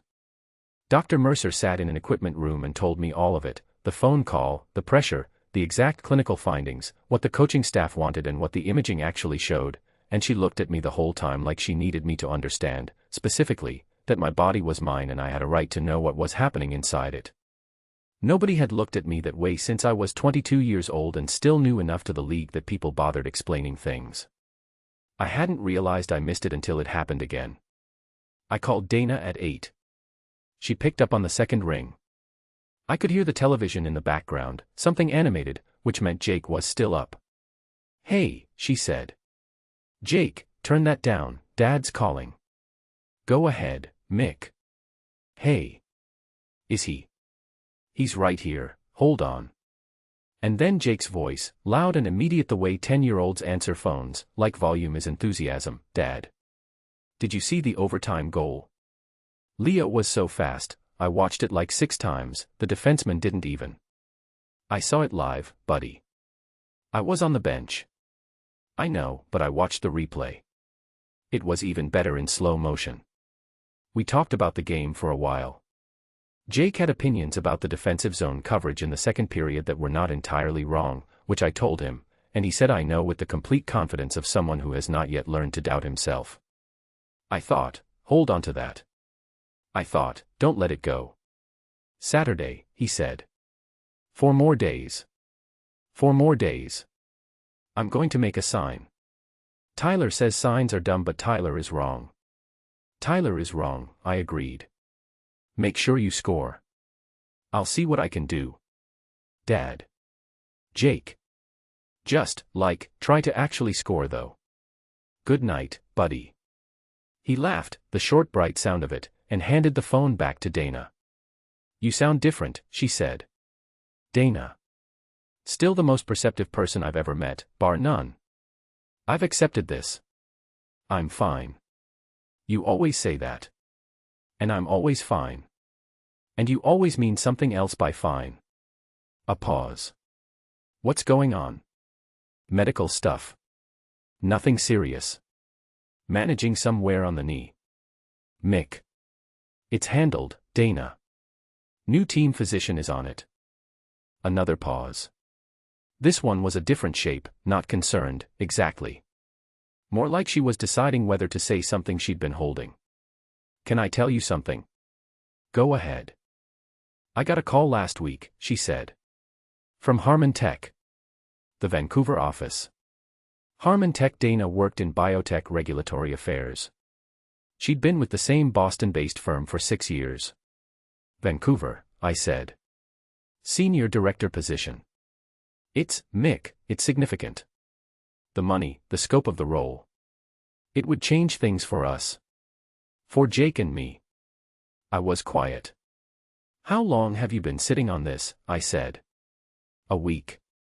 I wanted to think before I said it. She exhaled. I haven't said yes. I haven't said anything. But I needed you to know it was on the table. Vancouver is across the country. I know. Jake is here. His school is here, his friends. Mick. Her voice was careful. I know. That's why I'm telling you instead of just deciding. I put my elbow on the table. Pressed my thumb against my eye socket. When do they need an answer? End of the month. 3 weeks.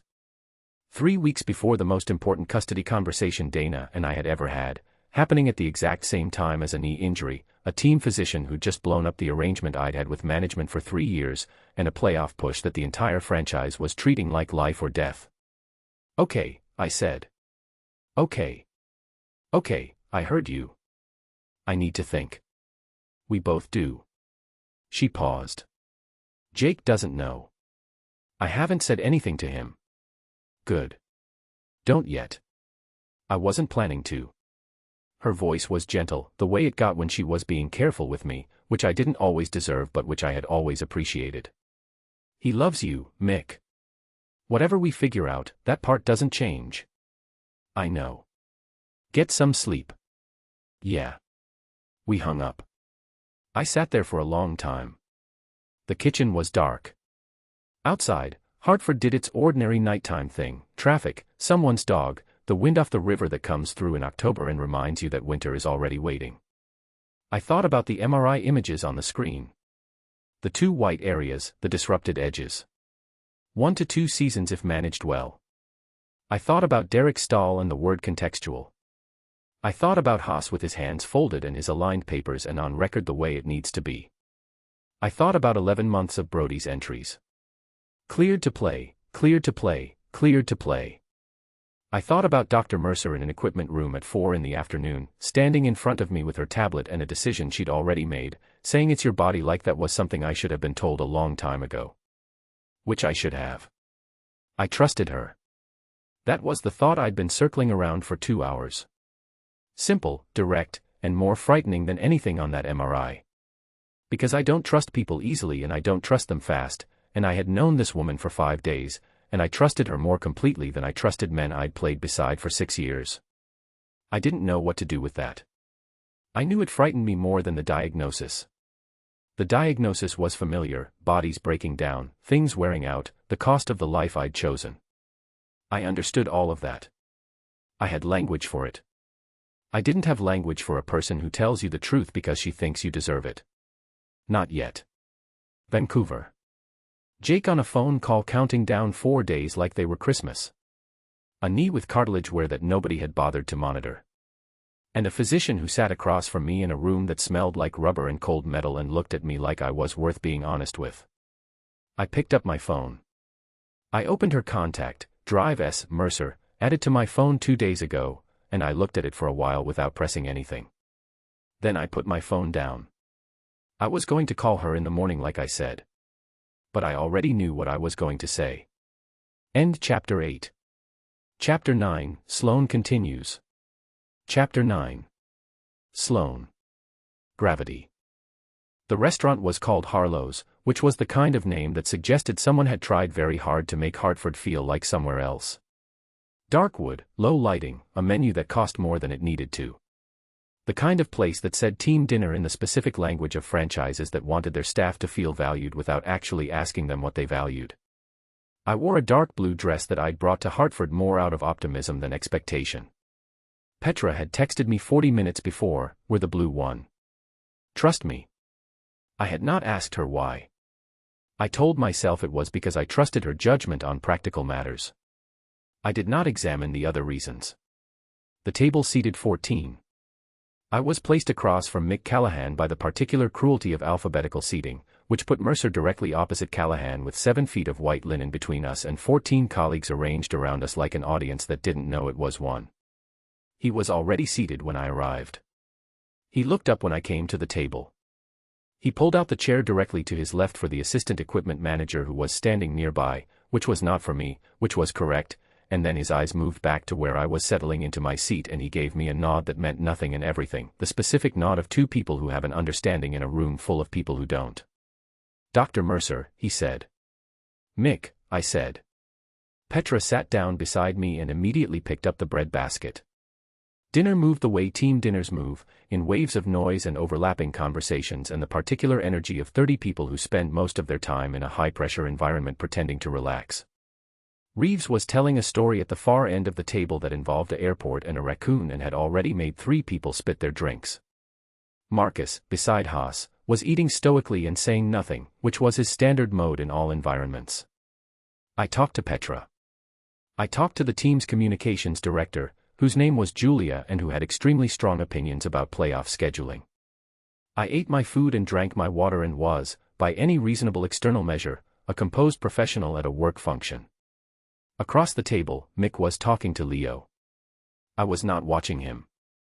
I was watching the table in the general direction of him, which is not the same thing. Leo said something, I couldn't hear it over the noise, and Mick laughed. Not a polite laugh. A real one, short and sudden, the kind that surprises the person doing it. His whole face changed when he laughed. The weather came out of it. He looked, for about 3 seconds, 12 years younger. I looked at my bread plate. Sloane. Petra's voice. Low, close. "What?" I said. "I need you to be honest with me." "I'm always honest with you." "Are you being honest with yourself?" I picked up my water glass. I set it down. Across the table, Mick was listening to something Leo was saying now, his elbows on the table, his expression attentive in that way he had, like he was actually listening, not waiting for his turn to talk, which was rarer than it should be in a room full of professional athletes. "I don't know what you're referring to," I said. "You've looked at him 4 times in the last 10 minutes and each time you've immediately looked somewhere else. He's my patient. I'm observing. You observed his hands for 45 seconds. Petra. Just be honest with yourself," she said. Not unkind. Not pushy. Just Petra, who saw things clearly and thought you deserved to as well. That's all I'm saying. I said nothing. She went back to her food. My water glass was empty for approximately 4 minutes before it was full. I hadn't signaled the waiter. I hadn't looked up. I became aware that the glass was full again only when I reached for it, and I looked at it for a moment, and then I looked across the table. Mick was in a conversation with the communications director 2 seats to his right. He was not looking at me. He had his own glass of water in his right hand and was nodding at something Julia was saying about a press scheduling conflict.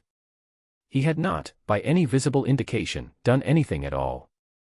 The waiter materialized beside me a moment later to refill someone else's glass, and I understood that it had been the waiter all along, which was the logical explanation, and I accepted that explanation fully, and I did not think about the other one.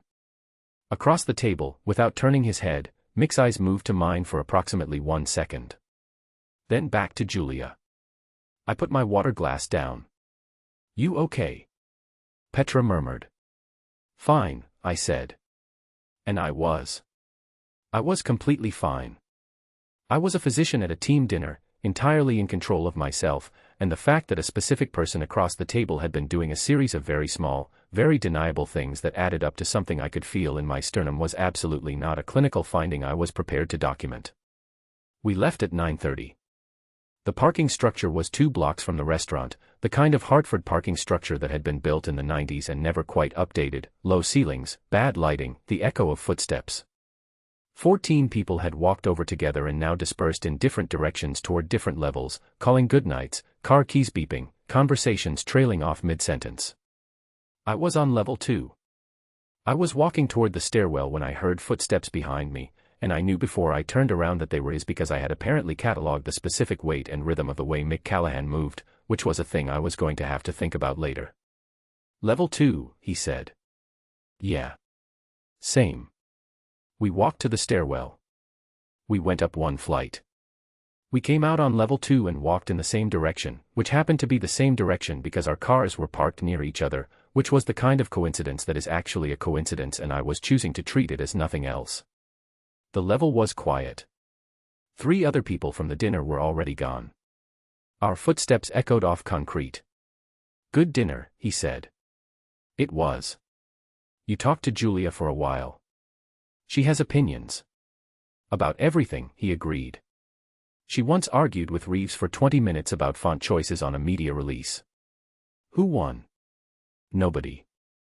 It ended because Reeves's phone died and he used it as an excuse to leave. I almost smiled. I didn't. We reached his car first, a dark gray truck, clean, practical. He stopped beside it. I stopped because stopping when the other person stops is apparently something I did now. You submitted the report, he said. It wasn't a question. He'd called me this morning and told me he was backing the protocol. I'd told him I was submitting the imaging report accurately. He'd been quiet for 3 seconds and then said okay and hung up, and I'd sat at my kitchen table for a while after with the phone in my hand. This morning, I said. You'll get a copy through your legal representative. Standard protocol. I know. He looked at me. The parking structure's bad lighting did something interesting to the planes of his face, made the weathered parts more visible, the gray at his temples more pronounced. He looked, in this light, exactly the age he was, which was a thing I found I had no reasonable response to. Thank you. You don't have to. I know I don't have to. He said it simply. I'm doing it anyway. I looked at my car keys in my hand. Get some ice on it tonight. The protocol starts tomorrow. I know the protocol. I know you know. A small silence. The kind that, in a different situation, in a different parking structure between different people, would have been filled with something. It didn't get filled. We were both, I think, very aware of that. Good night, Dr. Mercer, he said. Good night, Mick. He got in his truck. I walked to my car. I got in and I sat for a moment before I started the engine, and the parking structure was quiet, and I pressed both hands flat on the steering wheel and held them there. 4 minutes. We had walked and talked and stood in a parking structure for 4 minutes, and nothing had happened, and every word had been professional and appropriate, and I was going to be thinking about those 4 minutes for the entire drive home, and I knew it, and that knowing changed nothing. I started the car. I drove home. I did not think about his hands around a water glass. I thought about his hands around a water glass the entire way home. End chapter 9. Chapter 10. Mick. The wrong side of the line. She left her jacket in the corridor outside the film room on a Wednesday. I know exactly when she left it because I'd just come out of the film session and she was walking the other way down the corridor, toward the medical suite, I assumed, and the jacket was on the bench outside the door where she must have put it when she came in to speak to Marcus about the protocol adjustments, and she'd walked right past it without noticing. I picked it up. It was a dark gray wool thing, small enough that I felt immediately like a large person holding a small person's belonging, which is an uncomfortable feeling. I turned it over once. Her name was on a small label inside the collar, S. Mercer. Like she'd been sending things to school with her name in them for so long it was still a habit. I looked down the corridor. She was gone. I looked at the jacket. I looked at the assistant trainer's desk 6 feet away, where Todd was typing something and would have been perfectly willing to put a jacket in the lost and found box without asking any questions. I did not walk to Todd's desk. The medical suite was at the end of the east corridor. I had been in it enough times in the past 2 weeks that the walk was automatic now, left at the weight room, past the physiotherapy bay, through the door that was usually propped open until noon. It was not propped open. I knocked. Come in. She was at her desk with a container of leftover something, pasta, I thought, and a medical journal open beside it. She looked up with the expression of someone who had been in the middle of a thought and was now assessing whether the interruption was worth it. Mick. She looked at the jacket in my hand. Oh. You left it in the corridor. I did. She pushed back from her desk slightly. You didn't have to bring that yourself. I know, I said. There was a moment. She reached out and took the jacket from me. Her fingers were warm where they brushed the back of my hand, which happened because I had not let go of the jacket at the right speed, which was my fault, which I was going to leave at that. Thank you, she said. How's the protocol sitting with Haas? How do you think? I think he's smiling at you a lot and meaning something else by it. Accurate. She set the jacket over the back of her chair. He hasn't pushed the deployment restriction yet. He's waiting for a game situation where the pressure is high enough that pushing feels justified. He'll find one. I know. She picked up her fork. Then she put it down again. Are you doing the exercises? Morning and night. The band work. Yes. Don't skip the band work because it feels minor. The medial stability. Sloan.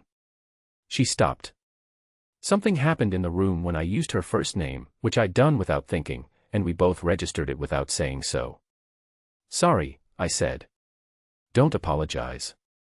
Her voice had gone slightly different. Not softer, just less clinical.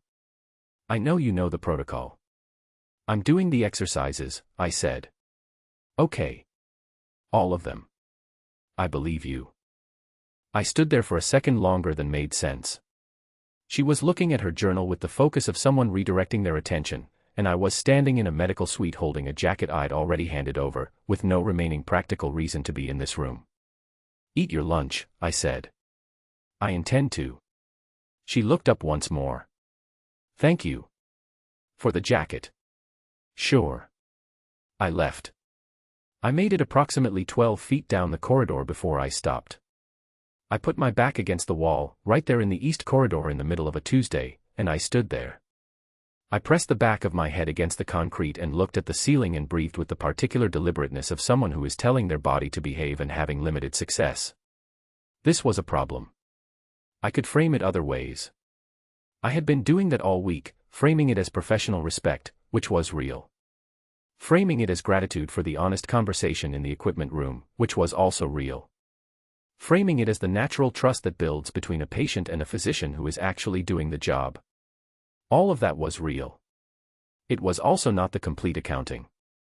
The complete accounting included a parking structure and 4 minutes and the fact that I had picked up a jacket off a bench and walked it down a corridor when there was a perfectly adequate option 3 feet to my left. The complete accounting included 47 seconds in a training room in Buffalo that I had not stopped thinking about with any reliability.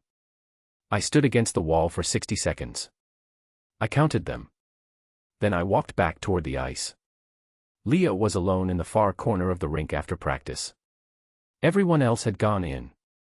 I'd sent my skates to be sharpened and come back out to grab a stick I'd left against the boards, and there he was, standing at the boards on the left side of the rink, not skating, not doing anything.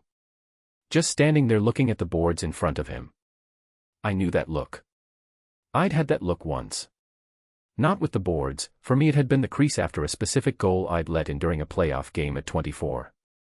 I'd spent 3 weeks not being able to stand at the top of the left circle in practice without something cold running through me. I'd never told anyone. I'd skated through it alone, which took longer than it needed to. I walked out on the ice in my shoes, which was a stupid thing to do, and went over. Hey, I said. Leo didn't jump. He just turned his head. Hey. What are you doing? Nothing. I looked at the boards in front of him. Left side, just below the hash marks. I thought about the collision last December in Nashville, a hit that had knocked Leo into the boards face first, the sound of it audible from the bench, the way he'd gotten up too fast and skated to the bench without looking at anyone. You're cleared, I said. The boards aren't going to. I know that, Leo said. Fast. Too fast. I stood beside him. I looked at the boards too. White paint, some chips in the corner, a scuff at waist height from years of traffic. Just boards. Nashville, I said. He didn't answer. He turned and looked at the ice instead. Your first year, I said.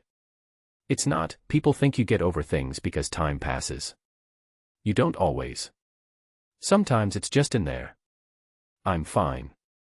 You're fine, and you've been doing your rushes on the right side of the ice for 6 weeks.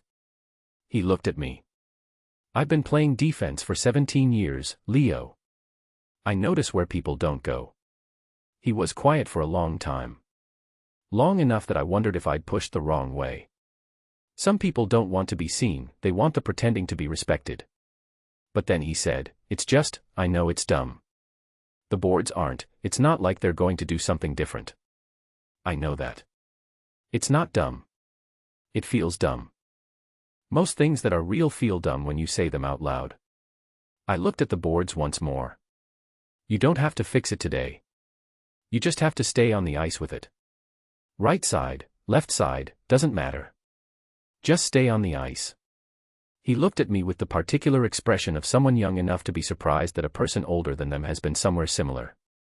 Did you ever have something like that? He asked. Yeah. What did you do? Stayed on the ice, I said.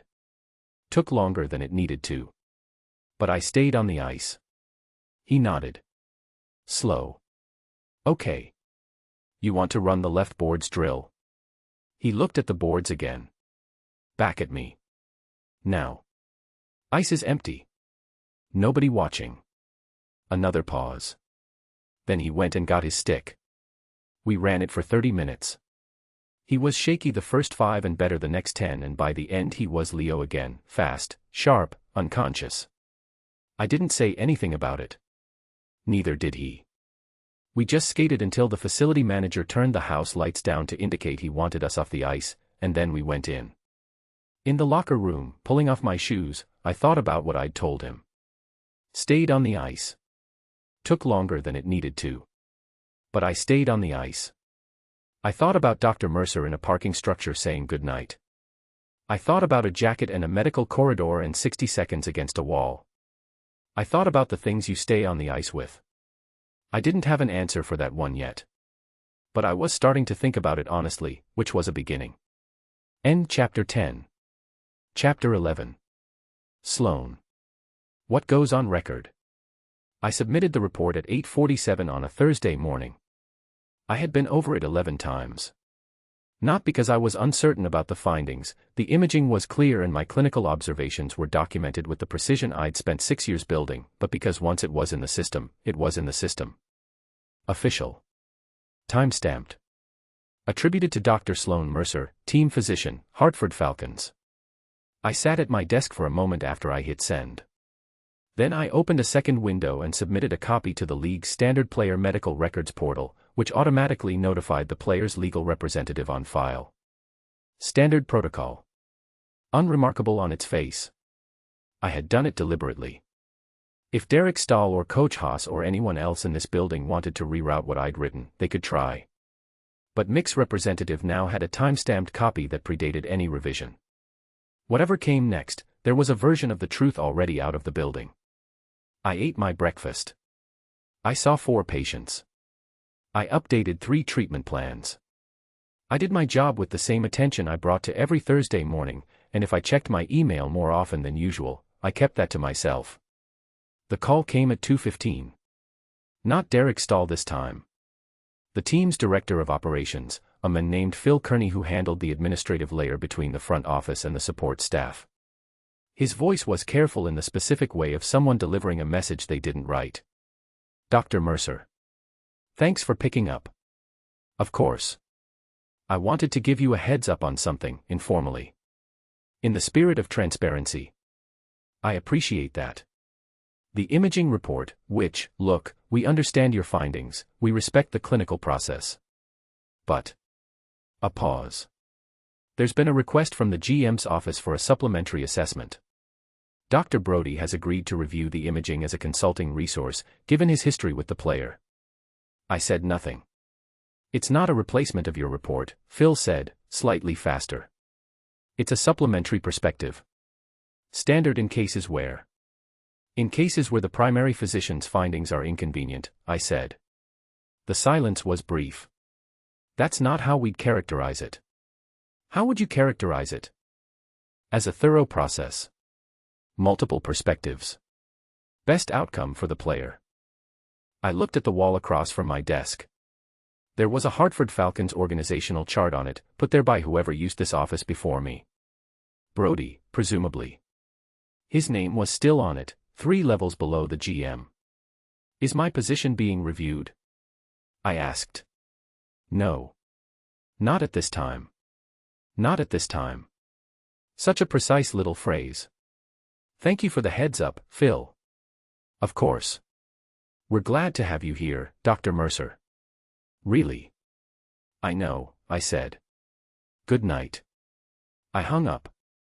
I sat at my desk for a while. Not at this time. Brodie Consulting. A second opinion that wasn't officially a second opinion but would function as one. The machinery was moving, slowly and quietly, the way these things always move. Nothing sudden. Nothing that could be called retaliation. Just the gentle, inevitable pressure of an organization redirecting a process that hadn't gone the way it needed to go. I had known this was coming. I had known from the moment I sat in Derek Stahl's metaphorical office and decided that contextual was not a word I was willing to use in a medical report. Knowing it was coming did not make it feel smaller. I packed my bag. I turned off the lights in the medical suite and walked out to the parking lot and drove home in the kind of October dark that falls fast and complete, no gradual dimming, just light and then not. My apartment was quiet. I did not turn on the television. I made tea and stood at the kitchen window and held the mug in both hands and watched the street below. My phone was on the counter. I looked at it for a long time. Then I picked it up and called my mother. She answered on the third ring. Sloan. Her voice had that particular warmth of a parent who knows their child well enough to hear the shape of a day in one word. Hi, Mom. What happened? Nothing dramatic. Sloan. I exhaled. I submitted a report today. Accurate clinical findings for a patient. The front office pushed back. They're bringing in a consulting physician to soften the characterization. My mother was quiet for a moment. She was 61 years old and had been a high school biology teacher for 30 years and had the particular quality of someone who listened to the whole sentence before she started forming a response. Are you okay? She asked. Yes. Is your position secure? For now. Another pause. I could hear her in her kitchen in Vermont, the faint sound of something on the stove, the house settling the way that house always settled. You did the right thing, she said. I know. It doesn't feel good yet. It feels like I lit something on fire, I said. And now I'm watching it burn and I'm the one who has to stand next to it. That's usually what doing the right thing feels like. She said it plainly, without drama. Not like something noble. Just like standing next to a fire you started. I leaned against the counter. I keep thinking about Dad. I know you do. I keep thinking, if someone had stood next to that fire. If Dr. Howell had just. Sloan. Had just written what was there. Not what they needed it to be. Just what was there. I know, baby. Her voice was quiet. I know. The kitchen was dark except for the light above the stove that I always left on, the same habit I'd had since I was a kid. I pressed my thumb against the corner of my eye. Your father would be proud of you, she said. And that was the thing that undid me. Not the front office, not Brodie's name being reinserted into a file he'd spent 11 months filing negligently, not Phil Kearney's careful phrases. Not any of it. Just my mother's voice saying something simple and true in a kitchen in Vermont, and the space between who my father was and who I was trying to be, and the distance between those two things that I'd spent 6 years trying to close. I cried. I didn't mean to and I didn't do it loudly. I sat down on the kitchen floor with my back against the cabinet the way I used to sit in the hallway at home when I was upset as a kid, because the floor felt like the right place to be when things were genuinely difficult, and I cried in the dark of my kitchen while my mother stayed on the line and didn't try to fix it.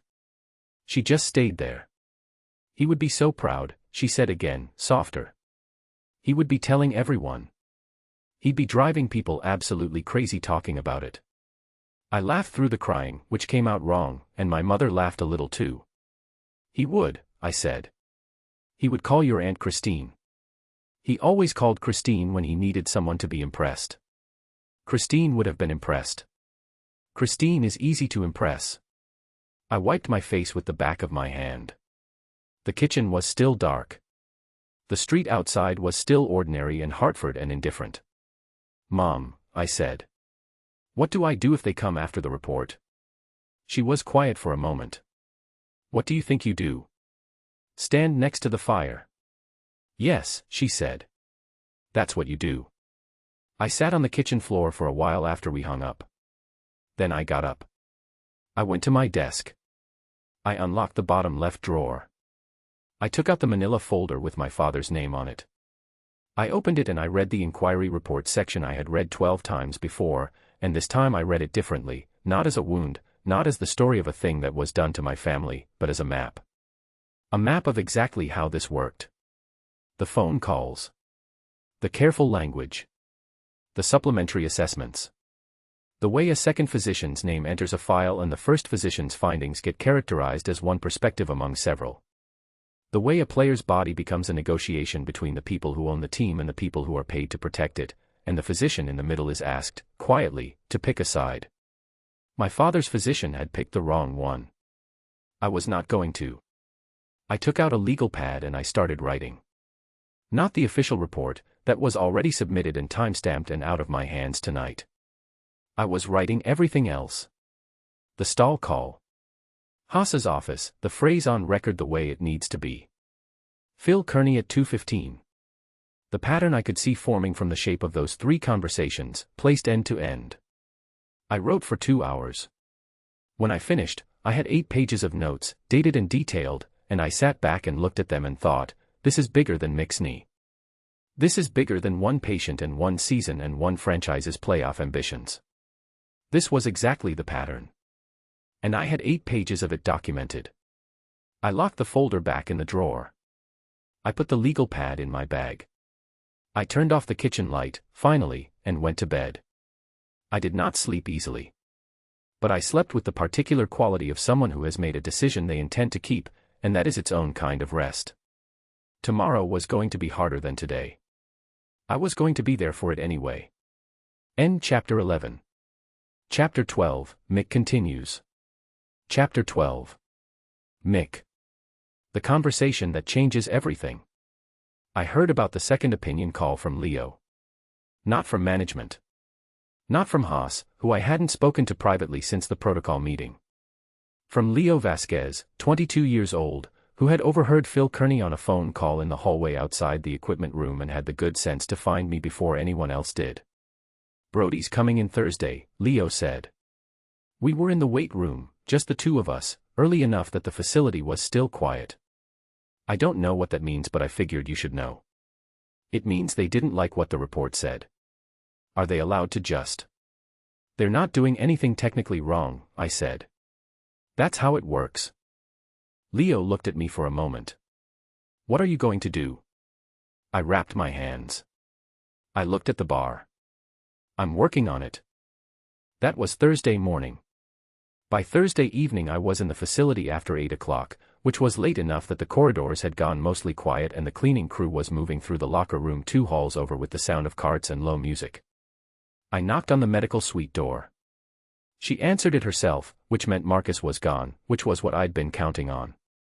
She was in the dark green sweater again, and she had a pen behind her ear and the look of someone who had been deep in something and had surfaced to answer the door and was still partially somewhere else. Mick. Not surprised. Maybe she'd been expecting this. Can I come in? She stepped back. I closed the door behind me. She went back to her desk but she didn't sit. She stood beside it, arms crossed in the way that wasn't defensive, more like she was holding herself together for whatever was coming. I heard about Thursday, I said. Brody. Phil Kearney told me about it Wednesday afternoon. I heard Friday. She nodded once. I should have told you myself. She stopped. I was trying to figure out my next step before I added it to yours. That's not how this works, I said. She looked at me. You told me in an equipment room that it was my body and my career and I had a right to know what was happening with it. I kept my voice level. That goes both ways. If something changes, I need to know. You're right, she said. Just like that. No defense of it. You're right. I'm sorry. I hadn't expected the apology to land so directly. It knocked me slightly off the speech I'd been building in my head for the past 2 hours. Okay, I said. Here's what I've decided. She waited. I'm not playing until you clear me. Officially. On your terms. The room was very quiet. She stared at me for long enough that I could see her working through it, the implications, the mechanics, what it meant for the protocol she'd been fighting for and what it meant for the season and what it meant for everything Haas had been maneuvering around since the report landed. You understand what that means for the playoff race, she said. Yeah. Mick. 6 points from the wild card. 8 games. If you're... I understand the math, I said. I've been doing the math for this franchise for 6 years. I know what my deployment means to that number. I held her eyes. And I'm telling you I'm not playing until you clear me on your terms. Not Brody's. Not Haas's.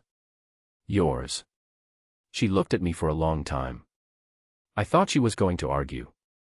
She had every professional reason to argue, the liability question, the optics, the way a player refusing to play looked from the outside versus a physician's protocol being upheld. There were a dozen ways to frame this that were cleaner than what I was offering. She didn't argue. She pulled out the chair from behind her desk and sat down in it. Then she looked at me in a way that was different from all the other ways she'd looked at me, not clinical, not careful, not the controlled expression of a physician staying behind a professional line. Just a person looking at another person.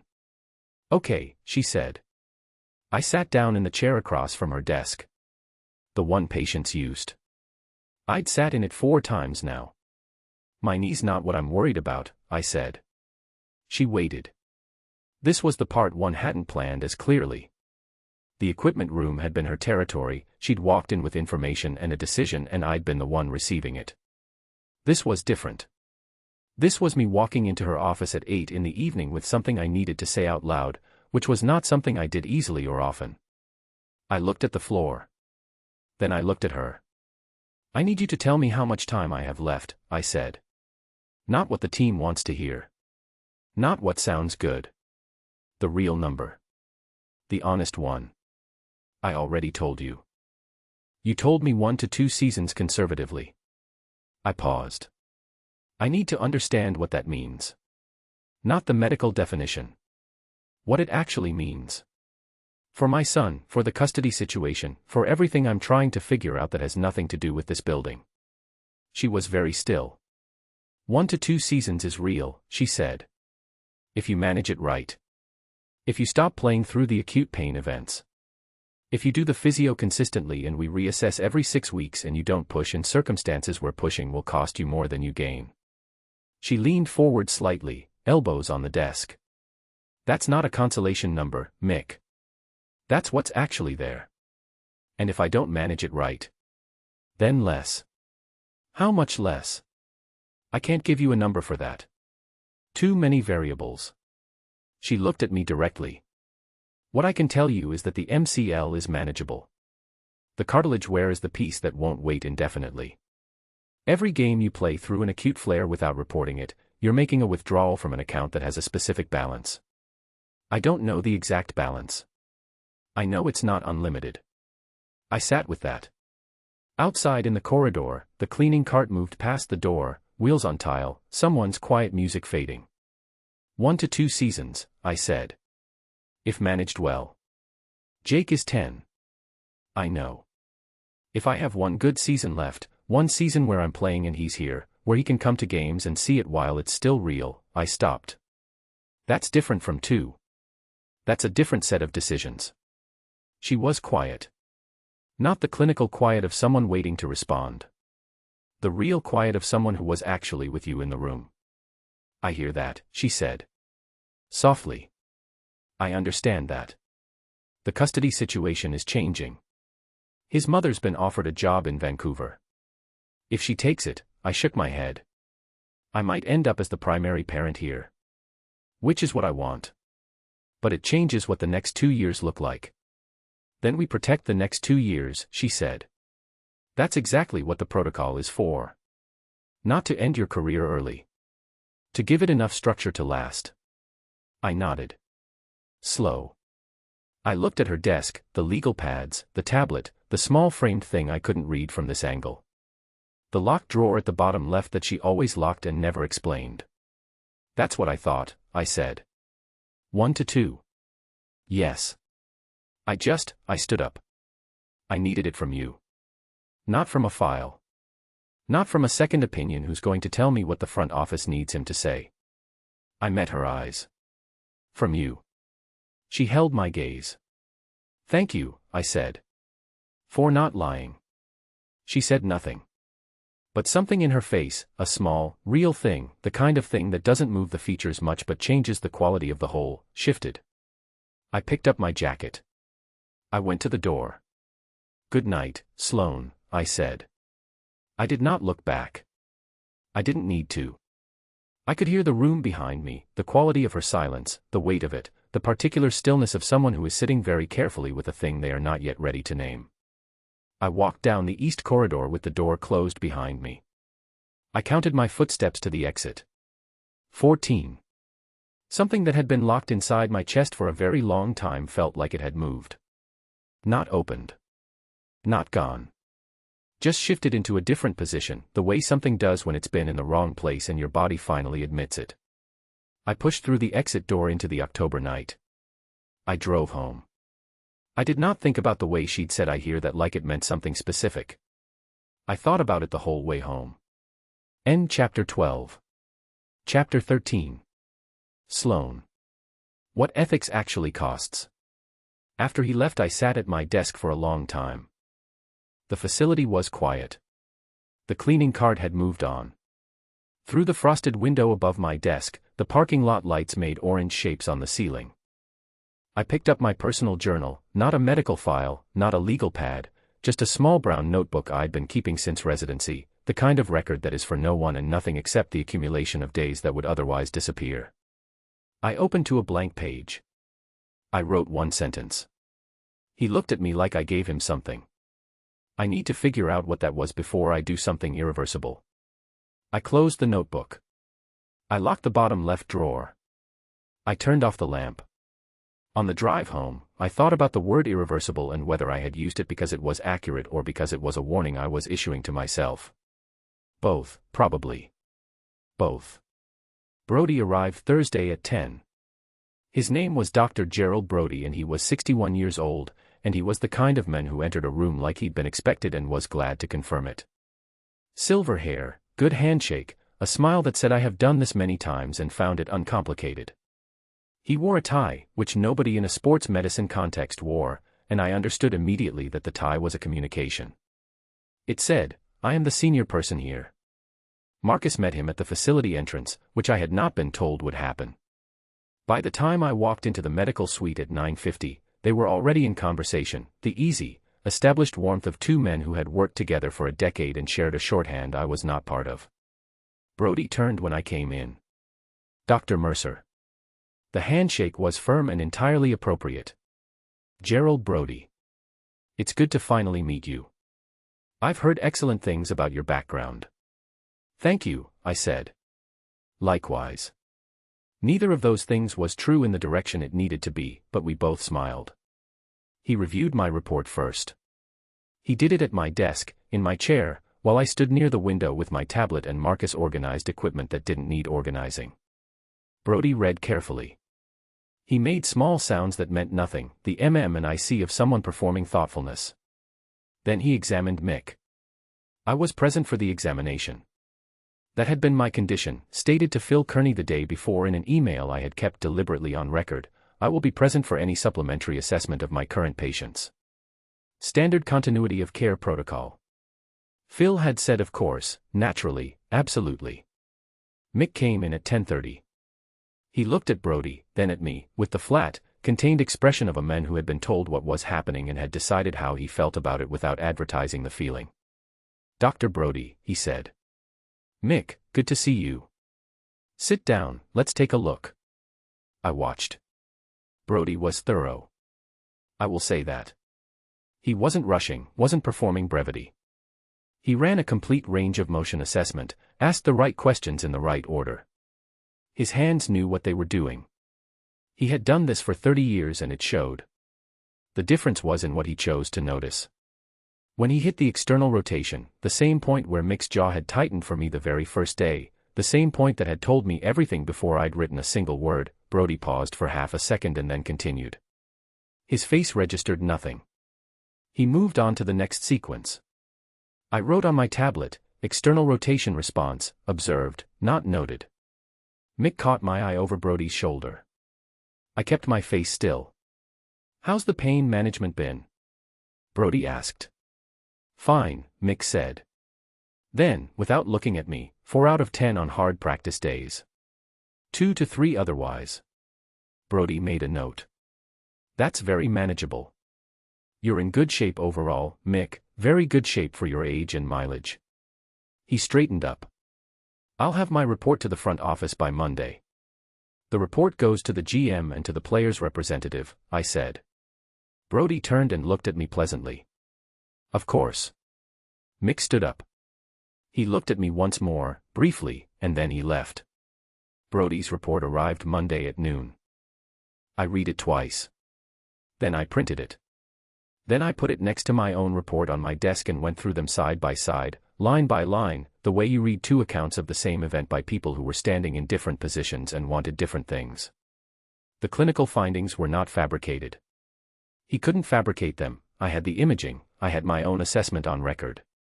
But what he had done was something more specific and more insidious than fabrication. He had framed my MCL characterization, grade 2 partial tear, incomplete, with associated medial compartment cartilage wear. Requires modified protocol and close monitoring to prevent progression. Brody's, mild to moderate soft tissue stress consistent with normal high-level athletic load. Player demonstrates strong compensatory mechanics and pain tolerance. Conservative monitoring recommended as part of standard veteran care. Same findings. Different universe. Mild to moderate. Not grade 2. Soft tissue stress. Not a partial tear. Standard veteran care. Not close monitoring to prevent progression. I sat for a long time. Then I opened my laptop and I did the thing I'd been doing in the background for a week, the thing that started with a name in a file and a style of reporting that felt familiar in the wrong way. Gerald Brody. Falcons, 2013 to present. Before that, Minnesota Wolves, 2007 to 2012. Before that, Ottawa Renegades, 2001 to 2006. 3 franchises. 12 years of this. I found the Minnesota Wolves situation through a sports law database I had access to through my medical licensing portal, a grievance filed in 2011 by a player named Calvin Strauss, a center who had retired abruptly after a knee injury that his contract arbitration documents described as inadequately characterized in team medical records. The arbitration had been settled privately. Brody had left Minnesota the following year. I found something similar from Ottawa, not a formal complaint, but a retired player interview in a 2015 long-form article about player health in the NHL. The player, speaking anonymously, described a pattern of medical staff who worked for the team, not the players. He described an injury that had been cleared when it shouldn't have been. He described the word context in a phone call that sounded exactly like the phone call I'd received from Derek Stahl in Buffalo on a road game night. I sat back. 3 teams. 12 years. A pattern of reports that softened findings, reframed clinical data, used language carefully enough to avoid falsification while producing exactly the outcome the franchise needed. And nobody had put it all in the same document. I opened a new file. Private. Encrypted. Separate from the team's shared medical system. At the top I typed, pattern documentation, systemic concerns, team physician independence. I wrote for 3 hours. At 2:30, Phil Kearney appeared at the door of the medical suite. Dr. Mercer. Do you have a minute? Of course. He came in and sat in the patient chair. He had the expression of a man delivering a message he'd been given rather than one he'd composed, which I had come to recognize as the specific look of organizational middleware. Going forward, he said, the GM's office would like the treatment approach for Callahan to be coordinated between yourself and Dr. Brody. Joint management, collaborative documentation.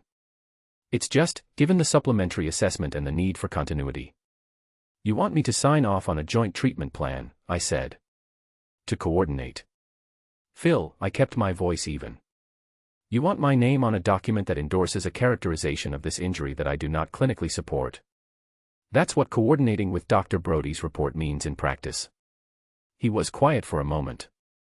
The player's welfare is the priority, he said. I agree with that completely. I held his eyes. Which is why I'm going to continue providing treatment based on my clinical findings. If the front office wants to add Dr. Brody's name to the file as a consulting resource, that's within their authority. My report stands as submitted. He stood up. He straightened his jacket. I'll pass that along. Thank you, Phil. At the door, Dr. Mercer, I want you to know that nobody here is looking to make this difficult for you. I know, I said. He left. I looked at the document on my screen. Pattern documentation, systemic concerns, team physician independence. I had 3 franchises, 12 years, 2 named cases, and a file of my own experience that was now 3 weeks long. What I needed to know was who at the league level was supposed to receive something like this. I started looking. End chapter 13. Chapter 14. Mick. On ice, off guard. I played in the second period. Not because I decided to. Not because the protocol said I could. Because it was the second period of a home game we were losing 2-1, and Haas looked down the bench at me at 12:42 and said, Callahan.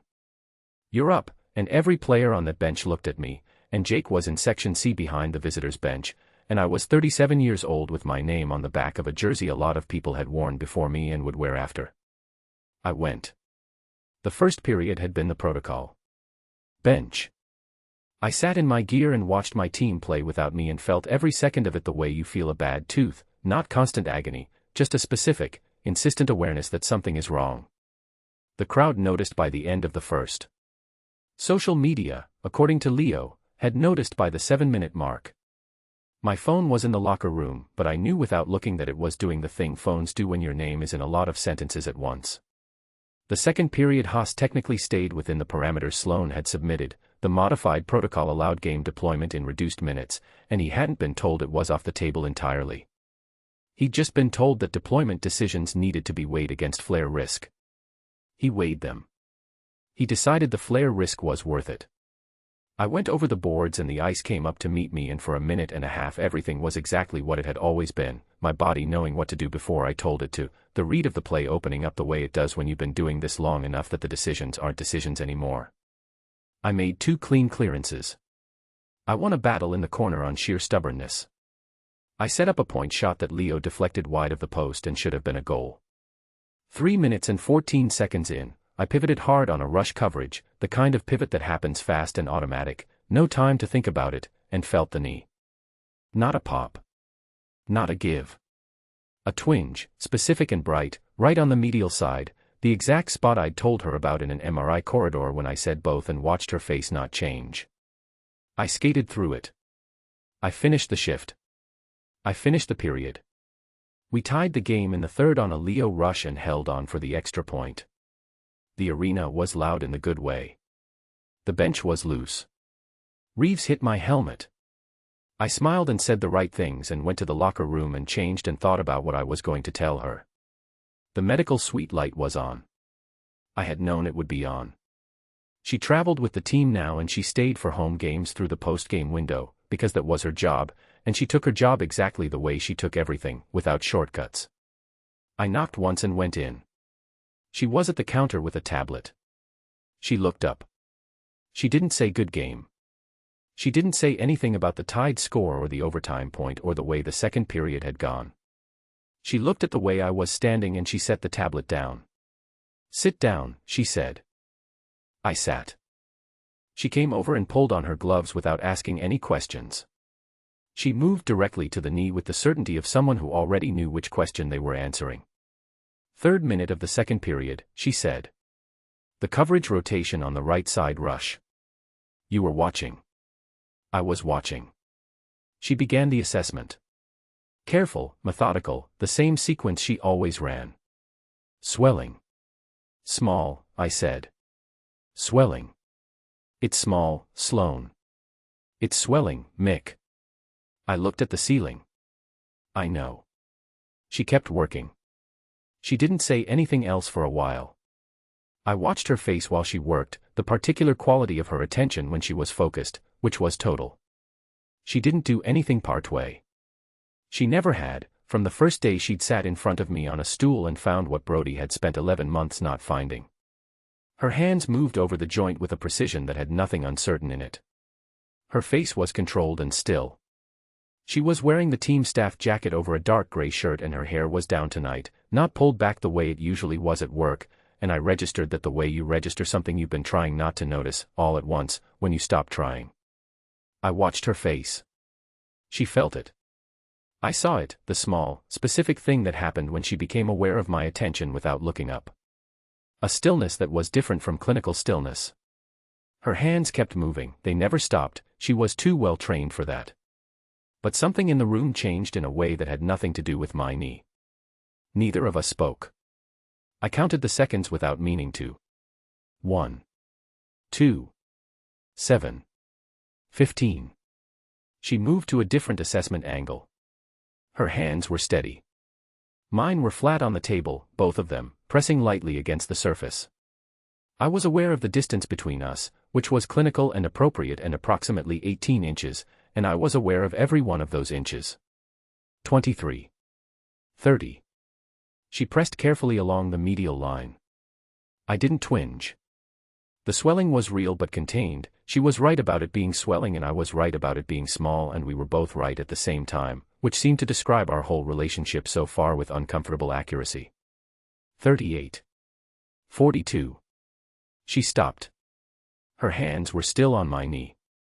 She hadn't removed them yet and she hadn't moved and I hadn't moved and the room was absolutely silent except for the distant sound of the locker room celebration 2 corridors away. 47. She removed her hands. She stood up. She stripped the gloves off with the practiced, quick motion she always used. Ice it tonight, she said. 30 minutes, twice. I know the protocol. Then follow it. She went to the counter. She had her back to me and she was writing something on her tablet and I watched her shoulders and the back of her neck and I thought, this is the wrong side of a line I have been very carefully not crossing for 3 weeks. He shouldn't have put you on in the second, she said. Her voice was even. Professional. I know. I'm going to document the deployment against my recommendation. I know. She turned around. She looked at me with the expression that I had spent 3 weeks learning and still couldn't entirely decode, the one that was controlled on the surface and something else entirely underneath, the one that came out in parking structures and 4-minute conversations and 47 seconds of silence in a room where nothing had happened and everything had happened. Does it hurt right now? She asked. Not the pain scale. Not the clinical question. The real one. I held her eyes. Yeah, I said. A little. She looked at me for 1 more second.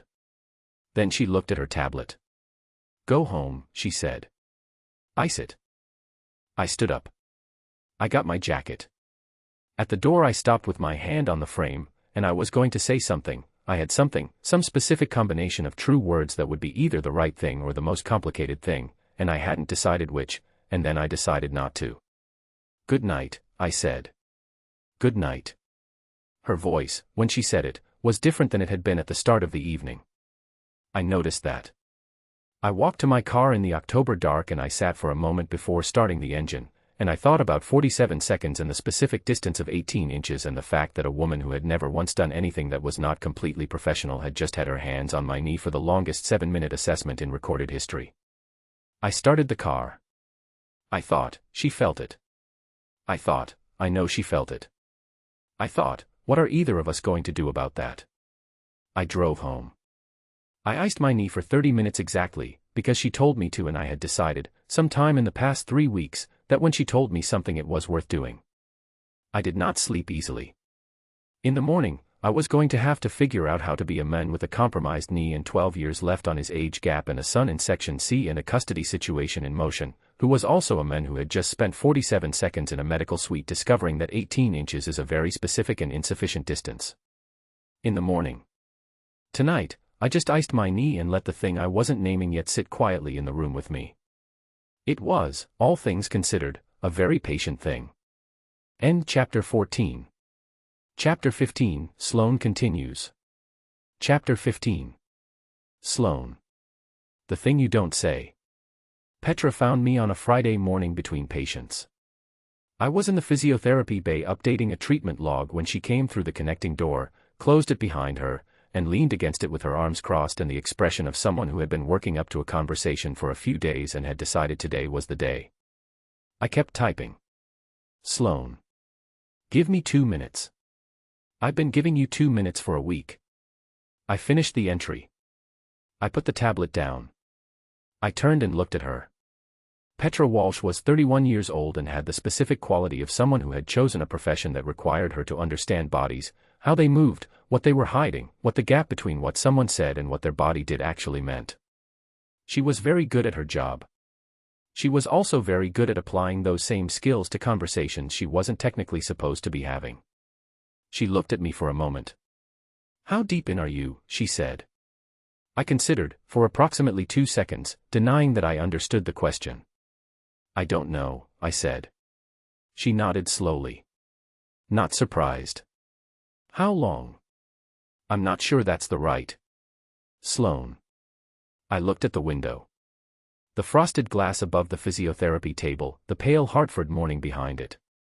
Since the parking structure, maybe. Or before that.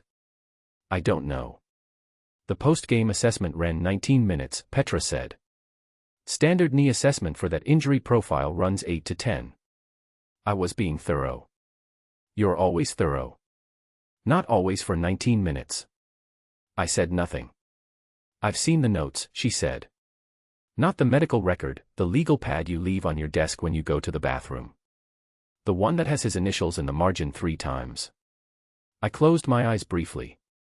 That's for the protocol planning. Sloane. Her voice was gentle the way Petra's voice only went when she was being completely serious. I'm not judging you. I'm also not going to pretend I haven't watched you be a different person in rooms he's in than in rooms he's not. He's my patient. He is. And you know exactly what that means. I did. I knew what it meant clinically, ethically, professionally. I had known from the second I submitted that imaging report with his legal representative copied that I had chosen a lane, his welfare over the team's convenience, and that choosing that lane had a cost that was already coming due. Adding something personal to that equation was not a complication I could afford. It was not a complication I was going to act on. It was not a complication that changed anything about how I did my job. It was also not a complication I could seem to reason myself out of, which I had been attempting at various hours of the night for the past week. I know, I said. You need to figure it out, Petra said. Before it figures you out. I know that too. Because right now it's manageable. Right now it's a feeling you have in a room. That's manageable. She pushed off the door. But the Brody situation is escalating, your position here is not as secure as it should be, and if something personal gets threaded into that professionally, Sloane, it will be used. I looked at her. I know, I said, for the 3rd time. Okay. She picked up the physio chart she'd come in for originally. I love you. Figure it out. I love you too, I said. Mind your business. She left through the connecting door. I stood in the empty physiotherapy bay and let the conversation settle around me like sediment. Figure it out before it figures you out. The thing was, it had already partly figured me out. That was the problem Petra was actually identifying, even if neither of us had said it that directly. The question was what I was going to do with that. I picked up my tablet. I went back to work. The hallway outside the equipment room was where I was at 2:15 when I heard his voice. I was walking from the medical suite to the training room with a file I needed Marcus to sign off on. The equipment room door was partially open, not enough to see clearly inside, just the 6-inch gap of a door that hadn't been fully latched. I wasn't listening. I was walking past. But his voice came through the gap in the specific register of something real, and I stopped before I meant to. When are you leaving, though? A pause. His side of a phone call. Dana. Something in his voice when he said her name, not love, not resentment, something in between. Care. The kind of care that survives what it used to be. I hear you. I understand why. Another pause. Longer this time. I should have kept walking. I knew I should have kept walking. My feet stayed where they were. Yeah, he said.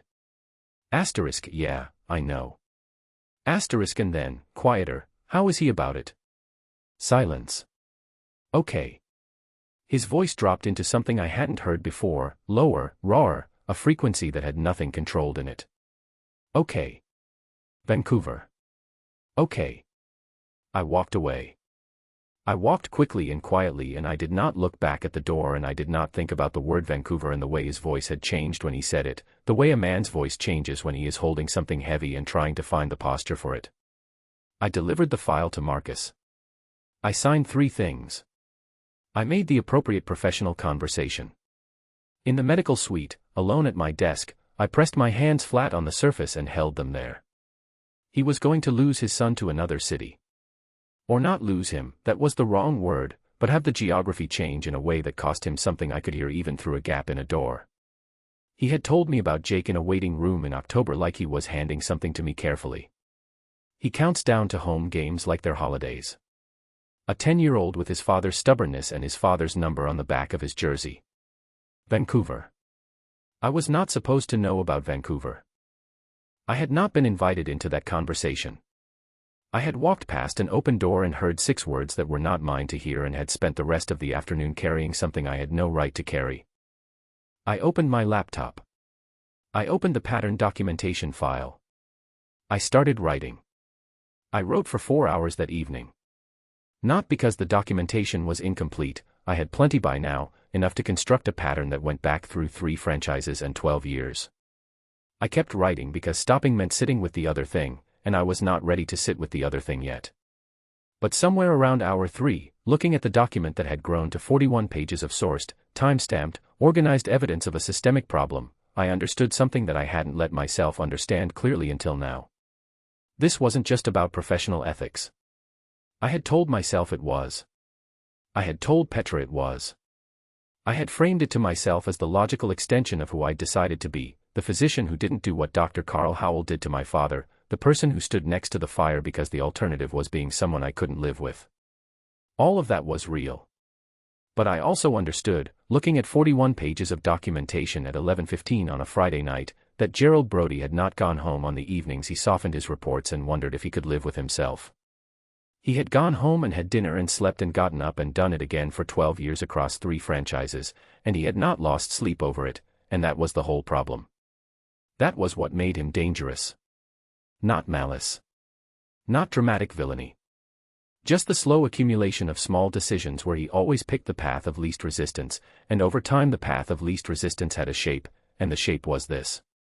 A man whose knee had gone unmonitored for 3 years while his employer needed his deployment numbers. A player who had said both like the word cost him something, not because he was brave in that moment but because someone had finally asked the right question in the right way. A physician who missed a cardiac event in a 47-year-old man in Vermont because the front office needed the contract numbers to stay clean. I was writing this documentation because I had to be able to live with myself.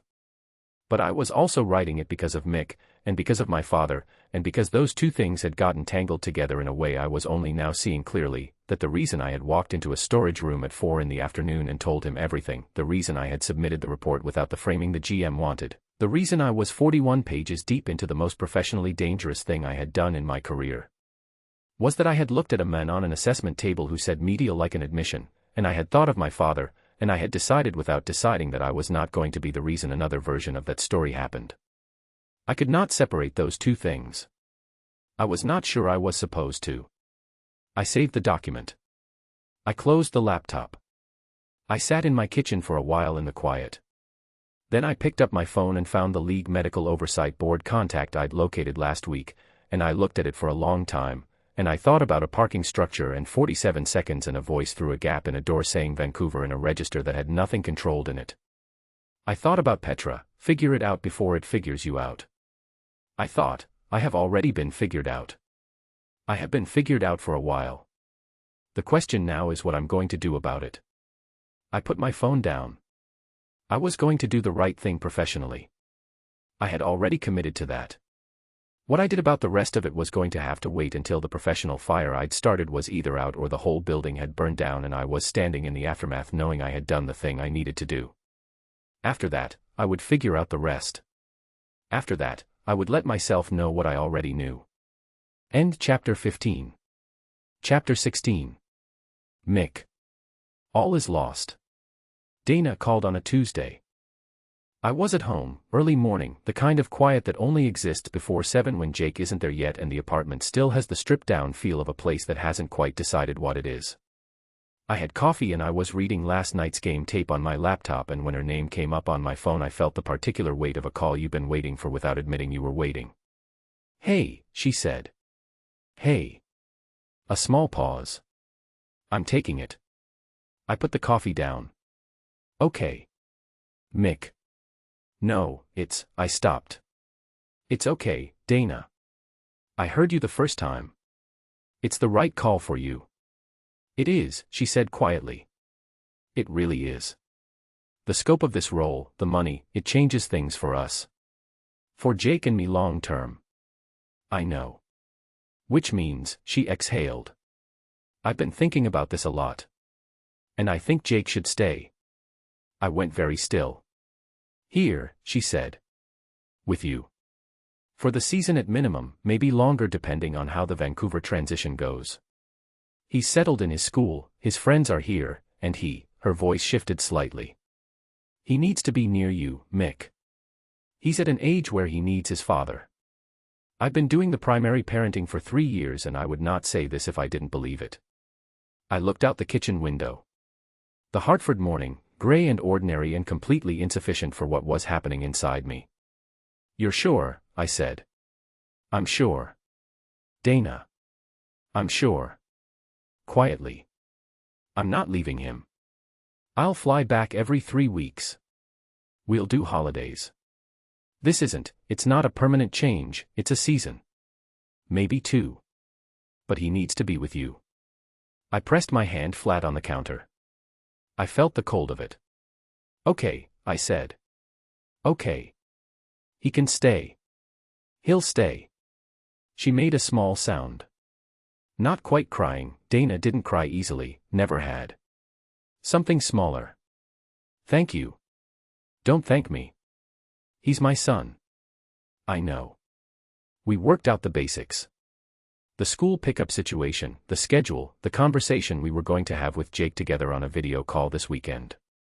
Dana was calm and practical and careful the way she'd always been when something large was being decided, and I matched her tone, and by the time we hung up it was 7:15 and the morning had moved on without noticing what had just happened. I sat at the kitchen counter for a long time. Jake was going to live here. He was going to wake up in the second bedroom that still had boxes in it and need a school pickup and someone to feed him breakfast and help with the science project that would inevitably get a B+ and argue about, and someone to sit with him when he was quiet in the particular way he got quiet when something was bothering him and he was trying to decide whether to say so. That was going to be me. Me, with a knee that had been flagged and a playoff push that was consuming the franchise and a schedule that put me on a plane 40 weeks a year and a management structure that was quietly and methodically working to undermine the physician who was the only honest voice in my corner. I was terrified. I was also more certain about anything than I had been in 2 years. He was going to be here. In this apartment, in this city, at this school, and on Saturday mornings I was going to drive him to wherever he needed to be, and I was going to be the person who was there when he looked up. I was going to figure out the rest. I went to practice. The knee gave out at 11:20 on a Tuesday morning. 40 minutes into practice. Power play drill, defensive zone coverage, and I planted on a pivot, the exact movement, the exact weight distribution, the same as the game rotation that had caught it 2 weeks ago, and this time the knee did not send a signal and ask me to make a choice. This time it just went. Not a pop. Not dramatic. Just a sudden absence of the thing that was supposed to be there, my weight going wrong, the ice coming toward me and nothing to put between us. I went down on one knee first, then the other, and the drill around me went silent the way practices go silent when something real happens, not immediately, but in the 2 seconds it takes for 30 people to understand that the sound they heard was not the usual sound. The ice was cold against my glove. I heard it before I saw anything, not voices, just the quick scrape of skates moving toward me, the sound of the drill stopping, Haas somewhere behind me calling something I couldn't process. I was looking at the ice 12 inches from my face. Blue paint. A chip in the corner. Mick. Her voice. Not Marcus. Not the assistant trainer. Not Haas. She was down beside me before I raised my head, on one knee on the ice in her clinic shoes, and her hand was on my calf before anyone else had crossed the rink, and her face was 6 inches from mine when I finally looked up. Her face was doing something I had never seen it do. Still controlled, she was too trained for it not to be. But beneath the control, something that was fighting the control. Something specific and real that was working very hard at the expression of someone who is not going to show you that they are scared. Mick, she said. Look at me. I looked at her. The rink disappeared for 3 seconds. I don't know how else to say it. The 30 people moving toward us, the sound of Haas's voice, Marcus, the cold of the ice, the specific panic of a career-ending injury making itself known, all of it existed around us and none of it was the room I was in. The room I was in was 6 inches of distance and her eyes and her hand on my leg and the word she'd said my name with, which was the word of a person who has trained themselves against panic and is currently in a direct argument with their training. I'm down, I said. I know. Her hand pressed slightly. Not hard. Steady. Can you feel your feet? Yes. Fingers. I moved them. Yes. Don't try to stand yet. And then the team was there, and Marcus was there, and the world came back with all its noise and urgency, and the 6 inches closed to none as bodies arrived around us and Sloane shifted from person to physician in the instant it took for the situation to become official. I watched her do it. One breath and she was Dr. Mercer, precise and direct, talking to Marcus about what she needed, talking to me about the assessment, talking to Haas in the firm, non-negotiable tone she reserved for moments when she was not interested in discussion. But I had seen the 3 seconds before that. I had seen what was in her face when it was just us and the ice and my name said in a way that was not clinical. I filed that away. The assessment room. Post-practice. Just the two of us and Marcus, who left after 20 minutes when it became clear the situation was stable. She ran through it methodically. She took her time. When she was done, she sat back on her stool and did not look at her tablet and looked at me instead. Tell me, I said. Partial tear progression, she said. The MCL compromise has advanced. The medial compartment load during that pivot, she stopped. Restarted. It's not a full rupture. That's important. But the partial tear is now significant enough that continued play creates a real risk of complete structural failure. Meaning. 6 weeks minimum off ice. She held my eyes. At least. I looked at the ceiling. The playoff run, I said, is over for you. For this season. I had known it was coming. I had been playing toward it for weeks, not stupidly, not without awareness, but with the particular willful blindness of a man who has built his life around one thing and cannot yet see himself without it. The knowing had been there for a long time. But there is a difference between knowing something and being told it in a room with no exits. What about the career conversation, I said. The one we had about 1 to 2 seasons. She was quiet for a moment. Mick. Tell me. Asterisk, it's too early to say definitively. 6 weeks, reassessment, see how the tissue responds. Asterisk, she said it directly, without softening it and without making it harder than it needed to be. If the healing is strong and the cartilage wear hasn't progressed further, 1 more season is still realistic. If the tear is more extensive than the initial post-injury imaging suggests, she paused. It may be 1 season. It may be less. Or none. Or none. She held my eyes. I'm not going to tell you it's none yet. I don't know that. What I know is that the conversation has gotten more serious. The room was very quiet. Jake's moving in, I said. She waited. Dana took the Vancouver job. He's staying with me. Primary custody. I looked at my hands. I found that out this morning. I heard her take a breath. Small. Almost not there. Okay, she said. So the timing is, I stopped. The timing is what it is. Yes, she said. It is. A pause. Do you want to talk about what the next 6 weeks look like practically? The protocol, the physio schedule, the... Not tonight, I said. Okay. Tomorrow. Can we do it tomorrow? Yes. No hesitation. Whenever you're ready. I stood up. My knee held, carefully, but it held. I moved toward the door. Mick, she said. I stopped. The fact that this happened today, she said, and her voice had something careful in it that was not clinical and was not professional and was something else that she was choosing her words around. It isn't your fault. And it isn't a failure. I looked at the door. Jake's going to be okay, she said. So are you. I didn't answer. I didn't know how to answer.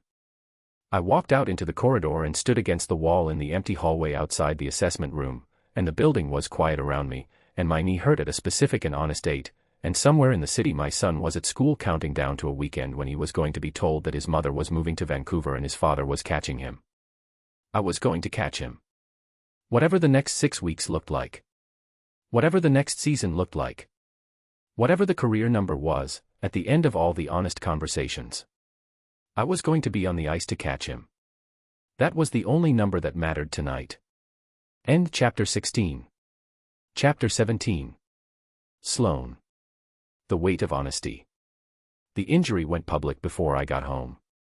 I was in my car at the facility exit when my phone showed me the first notification, a sports media alert, 6 words, Falcons veteran Callahan down in practice. By the time I pulled onto the highway there were 17 more. By the time I got home the word career ending was appearing in enough headlines that I stopped reading them. I made tea. I sat at my kitchen table. I did not look at my phone for 30 minutes. The front office called at 8 the next morning. Not Phil Kearney this time. Derek Stahl. Which told me everything about how last night had gone in the rooms I wasn't invited to. Dr. Mercer, he said. Still smooth. Still unhurried. But the warmth was different now, thinner, like a jacket worn in weather that had gotten colder than expected.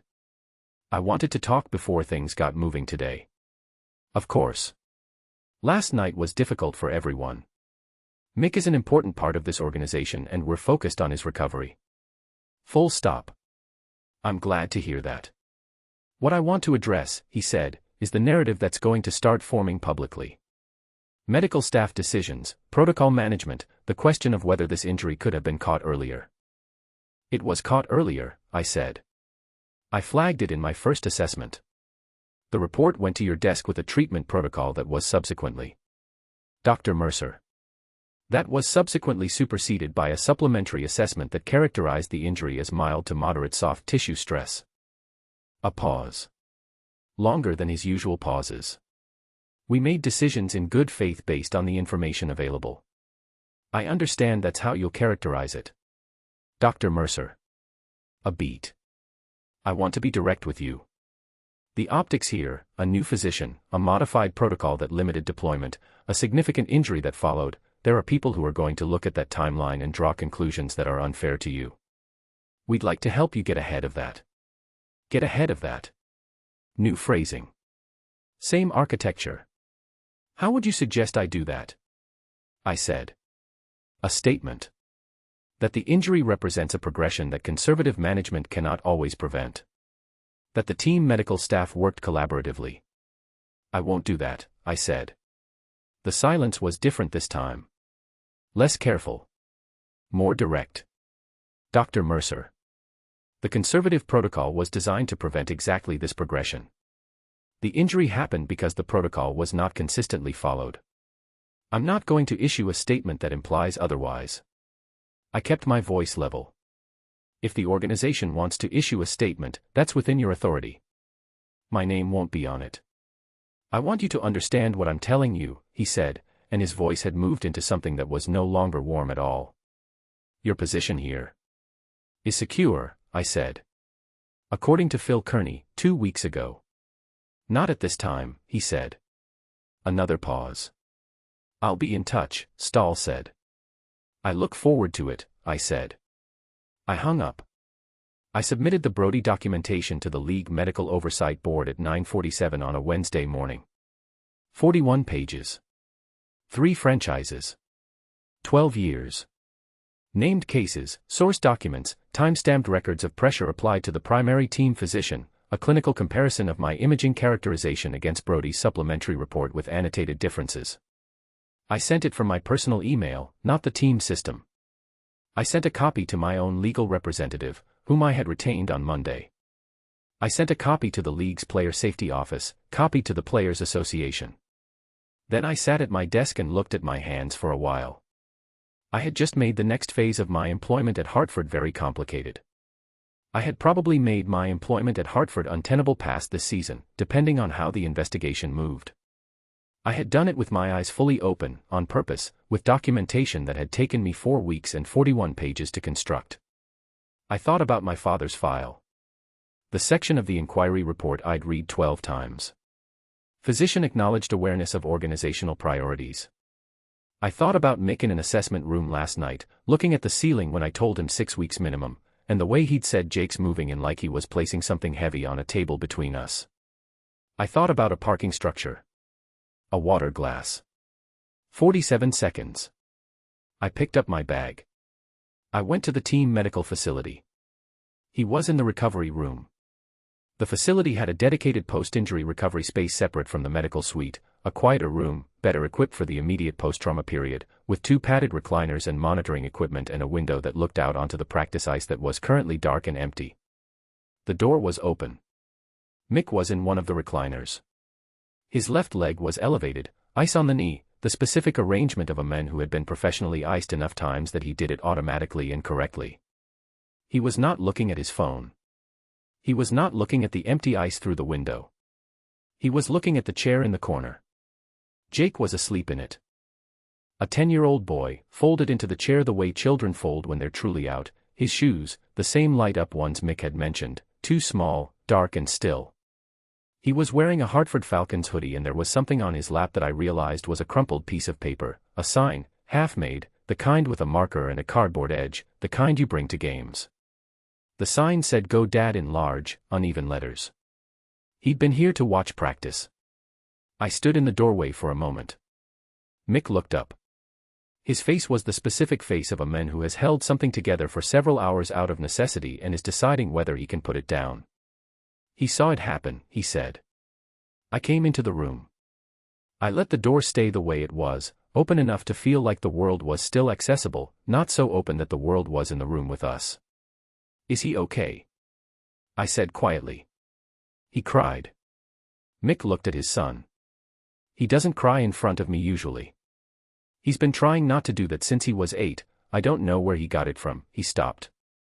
I sat down in the chair beside him. Not across from him. Beside. I told him I was fine, Mick said. He said the same thing I used to say to him when he was scared. He said, "Tell me the truth though." The room was quiet except for Jake's soft, even breathing. "What did you tell him?" I said. I told him I hurt my knee and I needed some time off and that I was going to be okay. Which is true. He looked at his hands. Probably true. It's true, I said. He looked at me. Don't say that if. Mick. It's true. The recovery window is real. The pathway back to the ice is real. I'm not telling you what you want to hear. He held my eyes. I know you're not, he said. Quiet. That's why I'm listening.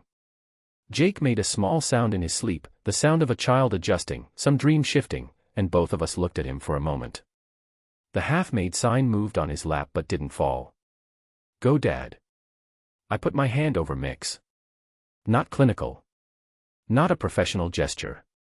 Not the hand of a physician managing a difficult patient moment. Just my hand over his, on the arm of a recliner in a quiet room, because he was a person sitting with something large and heavy and I was a person sitting beside him, and sometimes there is nothing else to offer and nothing else is what's needed. He went very still. He did not move his hand away. We sat like that for a while, long enough that my awareness of his hand under mine shifted from deliberate to something quieter, just the warmth of it, just the fact of it, just the ordinary extraordinary thing of not being alone in a room with something hard. I filed the documentation today, I said. The Brody pattern. I sent it to the League Oversight Board. He was quiet for a moment. Stahl called you. This morning. What did he want? A statement. That the injury was a natural progression. And I declined. He exhaled. Sloan. I know. Your position. I know. I looked at Jake. The boy was still sleeping, entirely unaware of the room he was in and what was being decided in it. I've been building toward this since before I took this job. Since before I knew this franchise existed. Since I stopped. It doesn't matter how long. What matters is I did it the right way and the documentation is solid, and whatever happens next, nobody can say I didn't do the job I said I was going to do. He turned his hand over under mine. Just slightly. Just enough that we were no longer two separate things occupying the same space, just one arrangement, his hand and mine, which was still quiet and still and not anything that needed a name tonight. Jake's going to ask me tomorrow what my plan is, he said. He's strategic. He'll wait until morning when he figures I've had time to think. He'll want specifics. What will you tell him? That I'm going to work hard and come back strong and I'll be on the ice before he's tired of watching. He paused. Whether that's true or not. It's true, I said again. He looked at me. I looked at him. The room was quiet. Jake breathed. Outside, the dark practice ice waited for morning the way it always waited, patient and cold and indifferent, ready for whoever showed up. Thank you, he said. For coming. I was always going to come, I said. He didn't say anything. Neither did I. We sat in the quiet room with his sleeping son and the half-made sign and the weight of all the decisions we had made and were still making, and none of it needed to be said out loud tonight. Some things are allowed to just be what they are. Tonight, this was what it was. And it was enough. End chapter 17. Chapter 18, Mick continues. Chapter 18. Mick. Jake. The first 3 days of the recovery week, Jake was very busy doing nothing. That's the specific thing about my son. When something is wrong, he doesn't go quiet the way some kids do, retreating into a room with a door closed. He goes busy. He reorganizes his backpack. He watches the same hockey tape twice. He does his homework early, which for Jake is the clearest sign that something is wrong, because on normal weeks homework is a negotiation that begins at 8 and ends with somebody frustrated. He watched me. Not directly. Jake was too smart for direct watching. He watched me the way good defensemen watch the puck carrier, peripheral, constant, tracking without appearing to track. I caught him at it 3 or 4 times a day, and each time he looked away and found something else to be busy with, and I let him do it because I understood it, because I do the exact same thing, because he got it from me. By Thursday we had settled into the apartment together in a way that felt cautious and new, and also, underneath all of that, right. He slept in the second bedroom that I'd unpacked in 2 days flat after Dana's call, proper bed, proper shelves, the light-up shoes lined up under the window like 2 small sentinels. He was at school by 7:50. He came home at 3:20. He ate like someone had told him food might run out, which was a thing I remembered doing at his age, and I didn't say anything about it because the body knows what it needs. We were figuring out the rhythms. Friday evening we watched tape. Not because I asked him to, Jake asked. He came home from school, dropped his bag, got himself a glass of water, and said, "Can we watch the Nashville game from last March? I've been thinking about their defensive zone coverage." He was 10 years old. "Sure," I said. We sat on the couch with my laptop between us, his socked feet pulled up under him, the March Nashville game queued up. I had the knee elevated on a pillow, the protocol, which I was following with the specific thoroughness of a man who has been told exactly what it costs him not to. Jake ran the first period himself. He knew how to use the timestamp function. He paused, rewound, paused again, asked questions that were good questions, not the questions of a kid trying to impress, but the real ones, the ones you only ask when you're actually thinking about something. Why does Reeves stay high there? He leaves the back door completely. He's cheating toward the breakout. He's betting the puck doesn't go back, which is usually right, but Nashville. Because their right wing reverses it. Yeah. He rewound it again. Watched the reversal. You moved before the reversal happened. I read it off the center's shoulder angle. He watched it a third time. Yeah, he said. Satisfied. Yeah, I see it. We went through 40 minutes of tape. He ate the second half of his dinner on the couch without noticing he was doing it. At some point the Nashville game ended and he queued up a Washington game from 2 seasons ago, which I knew he had because I'd watched it myself 3 times in the off-season. I didn't say anything about that either. Around 8 o'clock he got quiet. Not the busy quiet. The real one. He'd been leaning against my shoulder for the last 20 minutes, which he'd done since he was small enough to fit entirely in the space between my arm and the couch cushion, and he hadn't said anything for a while, and the game tape had stopped playing. I looked down at him. He was looking at the dark laptop screen. Not at me. At the screen. Dad. Yeah. A pause. Are you going to be okay? I put the laptop on the coffee table. Yeah, buddy. He didn't say anything for a moment. Then, tell me the truth, though. There it was. Dana had called it. I hadn't expected it until morning, thought he'd wait until he'd slept on whatever was working in him. But here it was at 8 o'clock on a Friday, the same question he'd asked in the recovery room and the same question he was going to keep asking until I gave him an answer that matched the thing he already knew. I looked at my son. He was looking at me now. He had my eyes, the same shape, the same tendency to go flat when they were working hard on something, and he was using them on me with the full, unguarded force of a 10-year-old who has not yet learned to be diplomatic about the things that matter. I'm going to be fine, I said. He waited. But I might be done playing. The apartment was very quiet. Outside, Hartford went on doing what Hartford does at 8 on a Friday.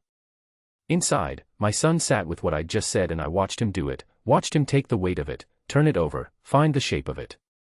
He was quiet for long enough that I thought I'd done the wrong thing. Too much, too direct, too much for a 10-year-old on a Friday night when he'd already had a hard week. Then he said, "You're still you, though." I stared at him. He shifted slightly, resettling against my shoulder. "You're still you. You're not. Hockey isn't the only thing you are." He said it the way children say true things, simply, without knowing they've just broken something open, without understanding that the person sitting beside them has been operating under the opposite assumption for approximately 37 years. I was not prepared for it. I had been so certain, for so long, that the end of the playing was the end of the thing. That what I was and what I did on the ice were the same thing. That without the game I would be, not exactly nothing, but a version of something that hadn't been built for a world without skates and ice and the specific identity of Mick Callahan, defenseman. I had built every structure of my adult life around that thing. My marriage had ended inside the shadow of it. My relationship with Jake had been conducted around the schedule it made. I had been afraid of the end of it the way you are afraid of something that defines the edges of your entire existence. A 10-year-old just told me the edges were in the wrong place. "Yeah," I said. My voice was not entirely steady. "You're right." He looked up at me. "Are you crying?" "No." "Your voice." "I'm not crying, Jake." He considered this. "Okay." He looked at the dark laptop screen again. "Can we watch the Pittsburgh series from 2 years ago? The second round?" "Sure." "You had 8 blocked shots in Game 3. 7. 8. I counted. I opened the laptop. 8, I said. He nodded, satisfied. We put the game on. He settled back against me with the comfort of someone who has said what needed to be said and is now done with the hard part, and I put my arm around him, and the Pittsburgh game played, and neither of us said anything for a long time. He was asleep by 9:30. I sat on the couch after he went to bed and looked at the ceiling and turned over what he'd said like a stone you find that's heavier than it looks. "You're still you, though." I had spent 3 months being terrified of the number at the end of my career. 1 season. 2. The specific, declining arithmetic of what I had left. I had held the fear of it so close and so long that I had made it the whole story. My son sat on a couch on a Friday night and told me the story was bigger than that. I did not know what I did with that yet. But I knew I was going to do something with it. Something different from what I had been doing, which was spending all my energy fighting the end of the thing instead of building the next one. My phone was on the side table. It lit up at 9:53. Her name on the screen. Not a call. A text. "How's Jake doing?" 3 words. No context, no preamble, no explanation of why she was asking on a Friday evening when she had just submitted 41 pages of documentation to a league oversight board and had her professional standing actively in question. Just, "How's Jake doing?" I looked at it for a long time. Not the way you look at a professional communication from a physician checking in on a patient-adjacent situation. The way you look at something you weren't expecting that is somehow also exactly what you needed, which are 2 things that are usually opposites and occasionally aren't. She wasn't asking about the knee. She wasn't asking about the 6-week protocol or the imaging follow-up or the deployment restriction I was now definitively not under because I wasn't deploying anywhere. She was asking about my son. Because she had sat in a room with him asleep in a chair and seen the half-made sign on his lap, and she had heard me say he saw it happen in the specific voice of a father who has been trying not to think about the exact moment his kid watched him go down. She was asking because she wanted to know. I sat with my phone for a long time. Then I typed, "He's good." We watched tape for 2 hours. He told me I'm still me even if I stop playing. I sent it before I thought about it too long, which was probably the right way to send something like that. 3 minutes passed. Then, "He sounds like someone worth knowing." I read it twice. I typed, "He is." Then, "Thank you for asking." A pause. Then her reply, the last one of the night, "Get some sleep. Both of you." I put my phone down. I looked at the ceiling for a while longer. "You're still you, though." I thought about the difference between being seen as a body and being seen as a person. I thought about my son, asleep in the second bedroom, who had looked at me and found something under the jersey and the career in the 17 years that I had not been sure was still there. I thought about a woman who asks how's Jake doing on a Friday night and means it. I turned off the light and lay on the couch for a long time before I went to bed. I slept better than I had in 2 weeks. End chapter 18. Chapter 19. Sloan. Outside the protocol. The letter arrived on a Monday. Not a phone call this time. Not Phil Kearney at my door with the considered expression of organizational middleware. An actual letter, on Hartford Falcons letterhead, delivered to my desk by the team's administrative coordinator who placed it in front of me with the careful neutrality of someone who knew what was in it and had been told not to discuss it. I opened it. I read it twice. Administrative review, pending investigation into medical oversight complaint filed by Dr. Gerald Brody regarding conduct of team physician Dr. Sloan Mercer. Not termination. Review. My active clinical responsibilities were suspended effective immediately while the complaint was examined. I retained my title and my compensation. I was asked to make myself available for any questions from the review committee. I was not to contact current patients in a clinical capacity during the review period. The letter was signed by Derek Stahl. I folded it once. I put it in my bag. I packed the things on my desk that were mine, the legal pads, the framed thing, the locked bottom drawer, and I left the medical suite at 11:15 on a Monday morning for an indeterminate period. Marcus was in the corridor as I passed. He looked at the box in my hands. He looked at my face.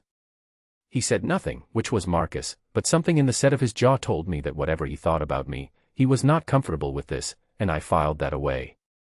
I drove home. I sat in my apartment and thought, I knew this was coming. I had known it was coming. I had made the decision anyway, with clear eyes, for reasons that had not changed.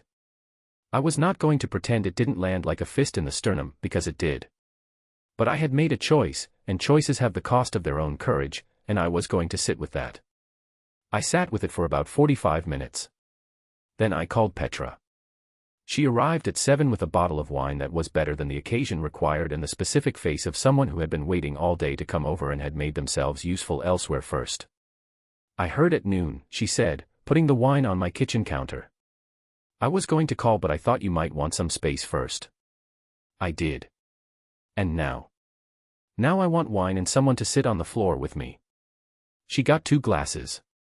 We sat on the kitchen floor with our backs against the cabinets, the way I'd sat the night my mother told me my father would be proud. There is something about kitchen floors that is just the right height for things that are too heavy to hold upright. We drank for a while without talking about it. Petra told me about a patient she'd had that morning, a right wing with a shoulder impingement who had tried to convince her he'd sustained it opening a car door. I told her about the letter. She read it, still on the floor, her back against the cabinet, wine in one hand. Brody filed the complaint, she said. Yes. Not the team. The team doesn't file complaints. They just create the conditions for other people to file them. She handed the letter back. Your documentation is solid. I know. The oversight board will see it. I know that too. So this is retaliation through a procedurally clean mechanism, I said. Yes. Nothing that can be called improper. Just the consequences of having gone on record the way I went on record. She was quiet for a moment. She refilled her glass. Refilled mine. Are you okay? I stopped. I'm functional. I'm angry in a way that's useful rather than destructive. I'm tired. That's a very clinical answer to a personal question. I know. Sloan. I looked at my wine glass. I'm scared, I said. Not of being wrong. I'm not scared of being wrong because I'm not. I'm scared of the thing where you do everything right and it still costs you everything, and you're left with integrity and an empty desk and you have to decide if that was worth it. Is it worth it? I thought about 41 pages. I thought about a man who said both like a confession. I thought about a boy asleep in a chair with a half-made sign on his lap that said, "Go Dad." Yes, I said. Okay, Petra said. We sat with that. After a while she said, "Can I ask you something?" You're going to anyway. Asterisk, if Mick weren't your patient, asterisk she held her glass in both hands. What would you do? I had been waiting for this question. Not from Petra specifically, from myself. I had been waiting for the version of myself that had been carefully, professionally, clinically avoiding the full sentence since a parking structure in October to finally sit down on a kitchen floor with a glass of wine and say it plainly. I was quiet for a long time. He's still my patient, I said. For how long? I looked at the ceiling. The administrative review had suspended my clinical responsibilities. Which meant, technically, that Mick was currently under the care of nobody, specifically, since Brody's consulting arrangement had been flagged by the Oversight Board as part of the investigation. Which meant there was currently a very specific professional gray area in which Mick Callahan was my patient the same way a song is yours after the record label has pulled it from the shelves, in every way that matters, and none of the ways that are official. I don't know, I said. Petra nodded. She did not push. She had asked the question that needed asking and she was going to let me sit with the answer for however long it took. My phone rang. I looked at the screen. Mick. Not a text. A call. First call, not text, which was different from everything up to now. I stared at it for a second. Petra saw the screen. She made a face that was entirely illegible and looked at her wine. I answered. Hey. Hey. His voice, lower than texts, always, the specific timbre of him that I had been keeping in a locked room inside myself for 2 months. How are you doing? Functionally, I said. A small pause. I heard. It was always coming. I know. Another pause. I'm taking Jake upstate this weekend. There's a lake house, it belongs to Reeves, he gives me the off-season key. It's nothing fancy. Just the lake and some trees and quiet. Okay, I said carefully. I was wondering, he stopped. I heard him restart.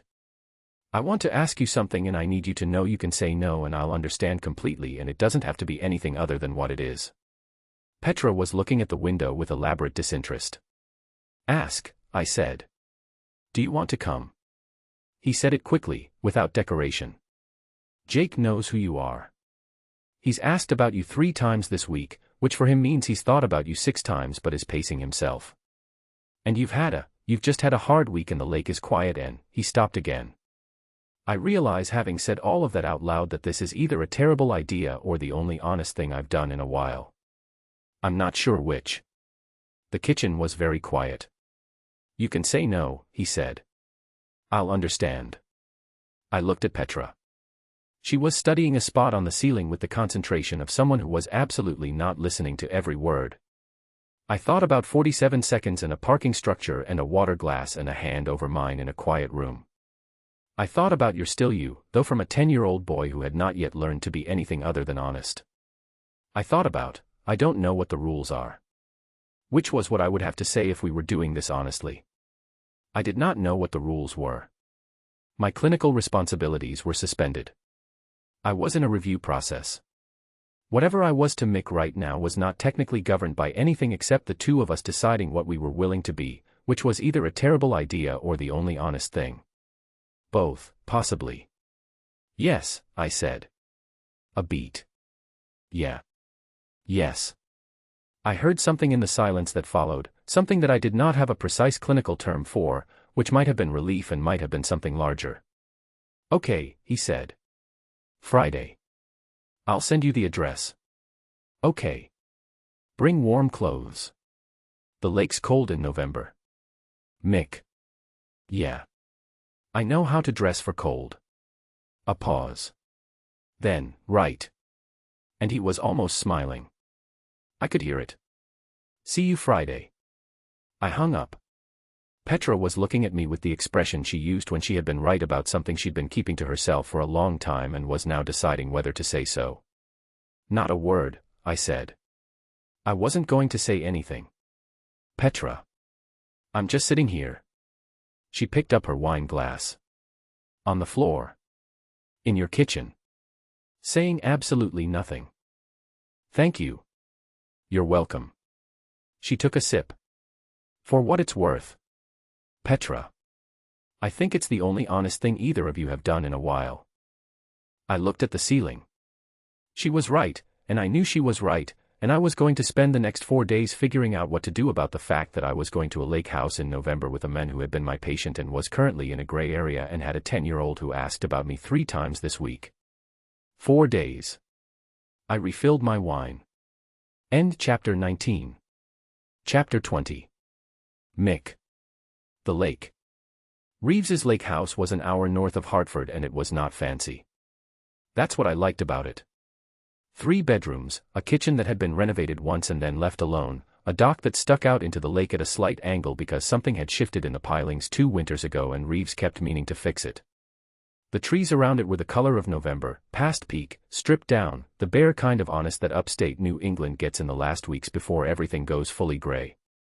I brought food for 2 days, Jake's hockey bag because he brought it everywhere, and approximately zero plan for what the weekend was supposed to be.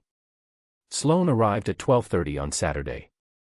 Jake was on the dock with a fishing rod that he had found in Reeves's garage, catching nothing with the focused optimism of someone who has not yet decided that results matter more than process. I was making lunch in the kitchen, poorly, which is my consistent relationship with cooking, but with effort. I heard the car. I looked out the window. She got out carrying a weekend bag and a paper grocery bag, and she was wearing a dark green jacket that I had not seen before, and her hair was down, and she looked up at the house before she came in, the particular look of someone taking a place in before they decide what to do with it. I went to the door. Hey, I said. Hey. She held up the grocery bag. I brought things. Actual things. In case the cooking situation was what I expected. What did you expect? She looked past me into the kitchen. That. She put her bag down and went past me to the kitchen and looked at the state of it with the calm assessment of someone who has decided this is manageable. What is this supposed to be? Sandwiches. These are not sandwiches. They're in progress. She set down the grocery bag and looked at me with the half-amused expression she only let out when she decided something was too obvious to be professional about. Go check on Jake. I'll fix this. You don't have to. Go, she said. Before he catches something by accident and has no one to tell. I went. Jake looked up when I came down the dock. He took in my face, then looked past me at the house. Is that her? Is who? Asterisk, Dr. Mercer. Asterisk, he said it without inflection, which was his version of being careful. You said she might come. She came. He looked back at the water. Okay. Okay. Yeah. He adjusted his line. She helped you. So she's good. I sat down on the dock beside him. The lake was gray and flat in the way November lakes are flat, the color of something that's decided to wait. A duck moved at the far end near the reeds, unconcerned with us. I'm not catching anything, Jake said. I know. I'm going to try for another 20 minutes and then I'll decide if it's the lake or the lure. Probably the lake. Asterisk, probably, asterisk, he agreed. But I want data. I sat beside him on the tilted dock and looked at the lake and thought about how the word data from a 10-year-old should not make a man feel as sentimental as it made me feel, and I let the feeling be there without doing anything about it. Lunch was better than what I'd been making. Significantly better. Sloane had taken the things I'd bought and the things she'd brought and produced something that involved actual heat and a pan and at least 3 ingredients I hadn't thought to combine, and she put it on the table and sat down like she'd been having lunch at this table for years. Jake came in from the dock, registered the food, and sat down without being asked. You caught nothing, I told him. Data inconclusive, he said. Lake or lure, still unclear. Sloane looked at him. What lure are you using? The yellow spinner. In November. Jake paused. Is that wrong? This lake is probably cold enough that the fish are slow and deep. The yellow spinner is for active feeding. You want something that moves slower and sits lower. She thought for a second. Did you see a blue jig in the garage? Small. Lead head. Jake looked at her with the expression he used when someone said something that reorganized his understanding of a situation. I didn't look that hard. After lunch, she said. Okay. He picked up his fork. He looked at his plate. Then he looked at me. She knows fishing. Apparently. And cooking. Jake. I'm just saying, he said. He was not quite smiling, but the not quite smile was entirely his mother's and I recognized it from a distance of 15 feet and 3 decades. She's useful. Sloane, across the table, was looking at the window with elaborate composure, the half-amused expression fully deployed. Thank you, Jake, she said. You're welcome, he said, like a person who has delivered an assessment and is satisfied with its reception.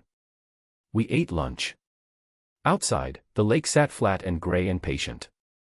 The tilted dock held.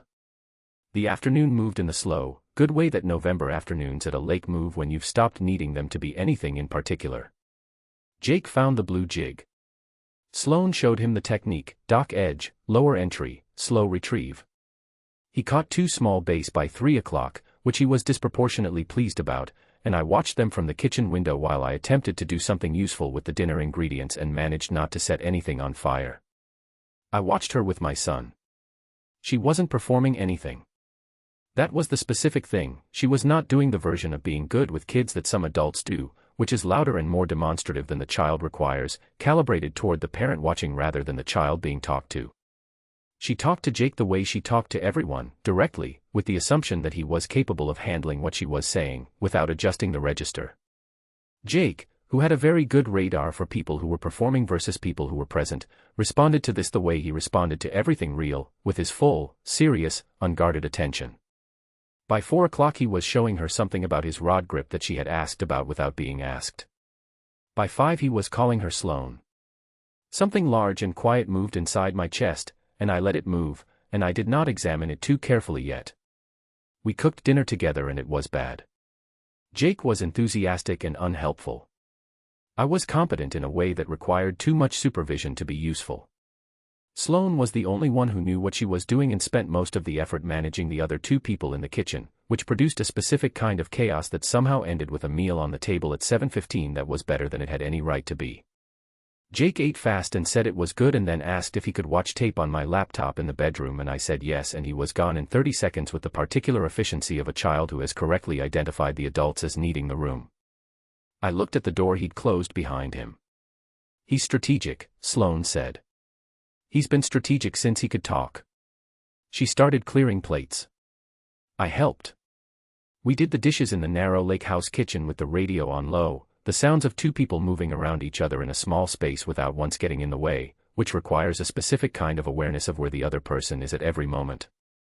We were both very aware. Jake fell asleep at 9:30. I checked on him twice, once at 9:15, once at 9:45. The second time the light was off and his breathing was the slow, even breathing of someone truly out, the hockey tape still running softly on the laptop because he always fell asleep to it. I closed the door quietly. Sloane was on the dock. I got my jacket and went out. The lake was dark and the stars were the kind you only see when you're away from city lights, not a few scattered bright ones but the actual sky, the whole accumulated weight of it. The dock tilted slightly under my feet the way it always tilted, and Sloane was sitting at the end of it with her knees pulled up and her jacket zipped to her chin, looking at the water. I sat beside her. Not far from her. Close, the way you sit beside someone when there is no professional reason to maintain the specific geometry of distance and you are both aware of that, and neither of you says it, and the awareness is the whole conversation. The lake was quiet. Far off, something moved in the reeds. The dock creaked once and then settled. He's asleep, I said. I know. I heard the tape cut to the title screen. We sat with the quiet for a while. The stars and the lake and the cold, clean smell of water in November. Tell me about your father, I said. She looked at me.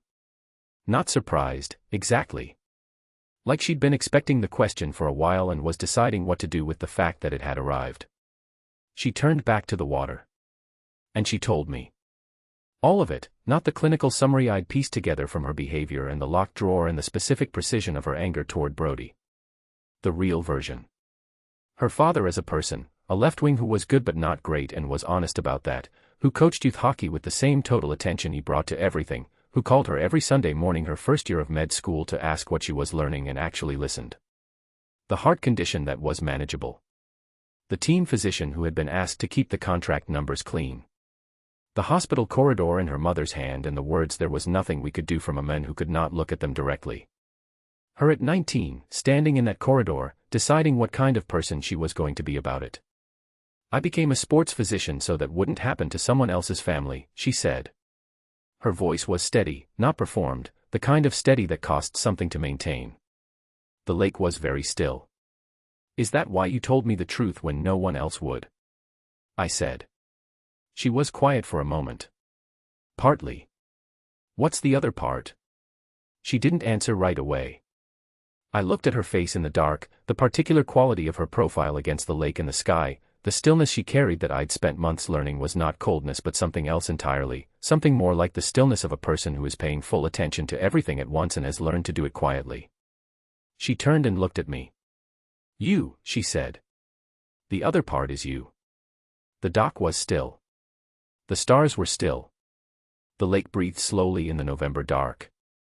I put my hand on her face. She let me.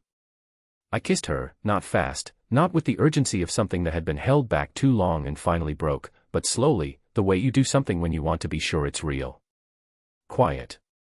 Her hand came up and found the front of my jacket and held it there, not pulling me in, not pushing away, just holding, like something that needed an anchor in the current. I pulled back. She stayed very still. I don't know what the rules are right now, she said. Her voice was low. Professionally. Clinically. I don't, I'm in review, and you're technically still. I know. I need you to know that I don't, I'm not doing this because I stopped caring about the ethics. I'm doing this because. Sloane. Because I have been trying very hard not to do this for months and I am apparently no longer trying. I know, I said. Me neither. She looked at me. Her hand was still on my jacket. I don't know what the rules are, she said again. Me neither. I held her eyes. But I'd like to figure it out. If you want to. She was quiet for a long time. The lake waited. The stars waited. The dock held its slight angle patiently. Okay, she said. Okay. Yes. She looked at the water. Back at me. Don't make me say it twice. I almost smiled. I held it in. Okay, I said. We sat on the dock for another hour. We talked, not about the investigation, not about the team, not about the protocol or the oversight board or the career conversation. We talked about her father's Sunday morning calls. About Jake's fishing strategy and his very serious opinion about defensive zone coverage. About a small lake in Vermont she used to go to with her family when she was young that sounded nothing like this lake and exactly like it at the same time. At some point she leaned against my shoulder the way Jake had on the couch watching tape, and I put my arm around her, and the lake was dark and the stars were out and the dock held us at its slight, honest angle, and nothing about it was complicated at all. It was the most uncomplicated I had felt in longer than I could name. Inside, somewhere between the game tape and whatever dreams 10-year-olds have, Jake slept. The three of us on a tilted dock in November, two of us awake, one of us not, and something that had been heading here since a parking structure in October finally, quietly, arriving. End chapter 20. Chapter 21, Sloane continues. Chapter 20. 1. Sloane. What leverage looks like. Derek Stahl called on a Tuesday morning and his voice had changed. Not the content of it, still measured, still unhurried, still the particular cadence of a man who had spent 20 years in rooms where words were chosen the way chess pieces are chosen. But the temperature was different. The warmth that had been thin before was genuine now, or something that wanted to be genuine, which in my experience is not the same thing but is at least a different kind of conversation. Dr. Mercer. Thank you for taking my call. Of course. I'll be direct. Please. The Oversight Board's proceedings are moving quickly. The documentation you submitted it's comprehensive and it's been taken seriously. Dr. Brody's consulting arrangement has been suspended pending the investigation, and I want you to know that the franchise is cooperating fully with the process. I was at my kitchen table with coffee and my legal pads. Administrative review meant I was still not in the building. But nobody had told me I couldn't take phone calls, and I had been waiting for this one since Friday. I'm glad to hear that, I said. I also want to be direct about something else. A pause. The franchise made some decisions this season that, in retrospect, created pressure on the medical side that should not have existed. I want to acknowledge that to you directly. I set my pen down. That was new. That was not a word I had heard from this man in any of the previous conversations. Acknowledge. Present tense, first person, no passive construction to distribute the responsibility into the atmosphere. I hear you, I said carefully. Your position is secure. The review will close without action against you. I can tell you that because the findings will support it, and I wanted you to hear it from me before the formal communication. Another pause. What I'm asking, Sloane, and I recognize I don't have a lot of standing to ask you for anything, is that you consider where the public escalation serves the outcome you're trying to achieve and where it doesn't. The franchise is already making changes. The Oversight Board process is doing the work. There may be a version of this where I let the institution correct itself quietly, I said. Where we move forward together rather than through a public proceeding that costs everyone. I looked at my legal pads. 41 pages, condensed now to a testimony outline that the Oversight Board's counsel had sent me on Thursday. 12 structured questions. 3 hours of formal testimony. A proceeding that would be recorded, reviewed, and eventually, in some form, public. I had leverage. He was right about that. I had leverage I had not had in October when he called after the Buffalo game and used the word contextual like it was weather. The ground had shifted, the documentation was in the hands of people who acted on it, and I was being offered a graceful exit from the harder part. Mr. Stahl, I said. I appreciate the call. Genuinely. And I hear what you're saying about the franchise making changes. But the documentation I submitted describes a pattern across 3 franchises and 12 years. Not a misunderstanding between a general manager and a team physician. A pattern. And the value of the testimony is not the outcome for the Hartford Falcons specifically, it's the precedent. It's the formal acknowledgement on record that this is what happened and here is how it worked and here is what has to change structurally so that it cannot happen the same way again. He was quiet. The Falcons are already changing, I said. That's good. That's the right call. But the physician at the next franchise who gets a call after a road game about the word contextual, she needs more than one team deciding to do better. She needs a formal record. She needs something she can point to. I understand, he said. Quietly. I thought you might. A long pause. Your reinstatement will be effective end of this week. Full clinical responsibilities. I'll have HR send the formal notification today. Thank you. Sloan. His voice shifted into something that was not management and not strategy. Just a person talking. For what it's worth, what you did took more than I would have asked of anyone in your position. I mean that. I looked at my father's folder on the desk. I know you do, I said. The Oversight Board's council called Thursday afternoon. Her name was Rena Voss, and she had the specific voice of someone who processed complicated information for a living and had made her peace with the weight of it. She walked me through the testimony structure, what they needed, the order, the level of clinical specificity required. She told me the proceeding would be formal but not adversarial. She told me that Brody had declined to provide a statement, which was its own kind of statement. Then she said, I want to make you aware of something before we proceed. Go ahead. Given the nature of the documentation, the specific patient case being the primary example, the proceeding will necessarily involve discussion of your clinical relationship with Mick Callahan. His injury, the treatment history, the pressure brought to bear on his specific case. A pause. If there are any aspects of your relationship with the player that have moved outside the clinical scope, it would be important for you to know that those aspects could become relevant to how the testimony is received. The apartment was quiet.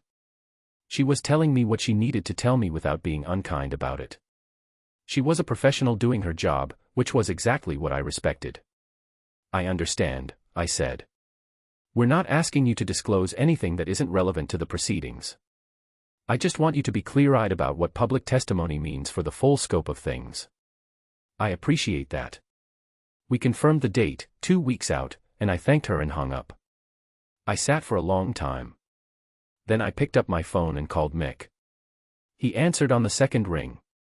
Hey. Are you at the facility? Physio session just ended. I'm in the corridor. What's wrong? Nothing's wrong. I took a breath. I want to tell you something and I need you to think about it before you respond. Sloan. The Oversight Board wants me to testify. Formally. About the pattern, not just the Falcons, all 3 franchises, the full 12-year documentation. Okay. If I testify, it becomes public. The proceedings will involve your case specifically, your injury, the treatment record, the pressure on the reporting. I paused. Which means the nature of my relationship with you will be scrutinized. The timeline. The lake house. Everything. A beat of silence. And, he said. And I want to testify. I've wanted to since I started building the documentation. This is why I built it, not just for the Falcons, for the systemic record. But I need you to know what it might mean for you before I do. Another pause. Shorter this time. Do it, he said. Mick. I said do it, Sloan. No hesitation. No calculation. Just his voice, flat and certain, the way it went when he had already decided and was done thinking. You built 41 pages for 12 years of something that needed to be on record. You do not stop at the finish line because the finish line has my name near it. Your career. My career, he said, is going to be fine. We talked about that. The scrutiny around us. Let them scrutinize. A pause. Sloan. I'm not something you need to protect from the truth. I thought we established that. I pressed my hand flat on the kitchen table. Okay, I said. Okay. Yes. I exhaled. Thank you. Don't thank me, he said. Just go do the thing you've been building toward since you were 19 years old. I closed my eyes. I'll see you this weekend, I said. Jake wants to know if you're coming to his Saturday skating thing. What skating thing? He decided he wants to learn to skate properly. Not hockey, just skating. He signed himself up for a Saturday morning session at the community rink. He signed himself up. He's strategic. Mick. He specifically asked if you were coming. 3 times. Pacing himself. I looked at the window. Outside, Hartford was doing its ordinary gray November thing, and I was a physician on administrative review with 2 weeks until testimony and a reinstatement letter coming by end of day, and a 10-year-old boy had asked 3 times if I was coming to his skating session. Yes, I said. I'll be there. Good, Mick said. And his voice, when he said it, was the version of good that means more than one thing. End chapter 21. Chapter 20. 2. Mick. The decision. My agent's name was Ron, and he had represented me for 14 years, and he had the particular quality of a man who had seen every version of this conversation and was going to tell me the truth whether I'd asked for it or not. He flew in from Toronto. That was the first signal that this was not a phone call. We sat in the conference room at the facility, me, Ron, and 2 people from the front office, including Phil Kearney, who had the decency to look slightly uncomfortable. Derek Stahl was not in the room, which I noted and filed away. The absence of Derek Stahl from the conversation about my future felt deliberate, and I had spent enough time in professional hockey to know that deliberate absences are usually protective rather than dismissive. Ron had the folder. He put it on the table. He looked at me. You want to go through it or you want me to give you the summary? Summary, I said. Option 1, you accept the modified deployment contract through end of season. Reduced minutes, medical protocol attached, team absorbs the insurance classification adjustment. They want you through the end of the year regardless of playoff outcome. He tapped the folder. Option 2, injury settlement. Negotiated buyout, clean exit, and you announce the retirement on your own terms. Good number. Respectful framing. He stopped. I looked at the window. The practice rink was below. I could see it from this angle, the ice pale and empty in the morning, the boards clean, the goal frames slightly too bright under the house lights. I had been looking at some version of this view for 6 years. I thought about Jake on the couch watching tape. 8 blocked shots, he'd said. I'd said 7. He was right. I thought about a dock in November. A lake that waited. I thought about a woman who had told me the truth when the entire architecture around her was designed to make that the most expensive choice she could make. I want to come back, I said. Ron waited. Not for the contract number. Not for the playoff push. I turned from the window. 1 more season. Modified protocol, full medical transparency, the treatment plan on record the way Dr. Mercer originally submitted it. If the team medical staff signs off on return to play, I play. If they don't, I don't. I looked at Phil Kearney directly. Not a second opinion. Not a contextual assessment. The physician's call. That's the condition. Phil was very still. Ron looked at me for a long moment. Mick. That's what I want, Ron. The number. Is not the point. Ron closed the folder. He looked at Phil. You heard the man. Phil glanced at his colleague, then back at me. The team values your contribution enormously, Mick. The medical protocol Dr. Mercer submitted, given recent developments, we're fully committed to that framework going forward. Then we don't have a problem, I said. We don't, Phil said. The meeting lasted another 20 minutes. Numbers, dates, formalities. I signed what needed signing. Ron shook hands with the people in the room and we walked out to the corridor together and he said, "Lo, you know you left money on the table." I know. The buyout number was. Ron. I'm just doing my job. You did your job. I made my call. He looked at me for a moment. Ron had 4 kids and a wife who coached their daughter's soccer team and had grown up in a town in Ontario that had exactly one thing going for it, which was ice. He understood the language of what I'd just said even if he wouldn't have made the same choice. 1 season, he said. 1 season. Make it count. That's the plan. I heard about Haas the next day. Not from management. From Reeves, in the locker room, who had gotten it from the assistant coach, who had gotten it from someone in the front office at 7 that morning. Haas had tendered his resignation citing health reasons, effective immediately. The interim appointment was Coach Daniel Price, who had been on the Falcons staff for 3 years as the defensive specialist and who I had played under for a stretch during Haas's absence 2 seasons ago. Price and I had an uncomplicated relationship. He watched the game the way the game deserved to be watched, analytically, without the ego investment that made Haas choose deployment over medical common sense. He had sat in team meetings and not pushed back on Sloan's protocol the way Haas had, which was not the same as actively supporting it, but was also not nothing. When the announcement went through official channels at noon, I received a text from Price that said, "We're going to do this right. Welcome back." 3 words had never changed a room so completely. I went to Sloan's apartment on Thursday evening. I had not called ahead. I had thought about calling ahead and decided that calling ahead meant building a version of what I was going to say before I arrived, and I didn't want a built version. I wanted the real one. She opened the door in dark jeans and a gray sweater, her hair up in the loose way it went when she'd been working for a long time and had stopped thinking about it. She had papers spread across her kitchen table, the testimony outline, I could see it from the doorway, organized into the color-coded sections I'd learned was her method. She looked at me. She looked at the fact that I had not called ahead. "Come in," she said. I came in.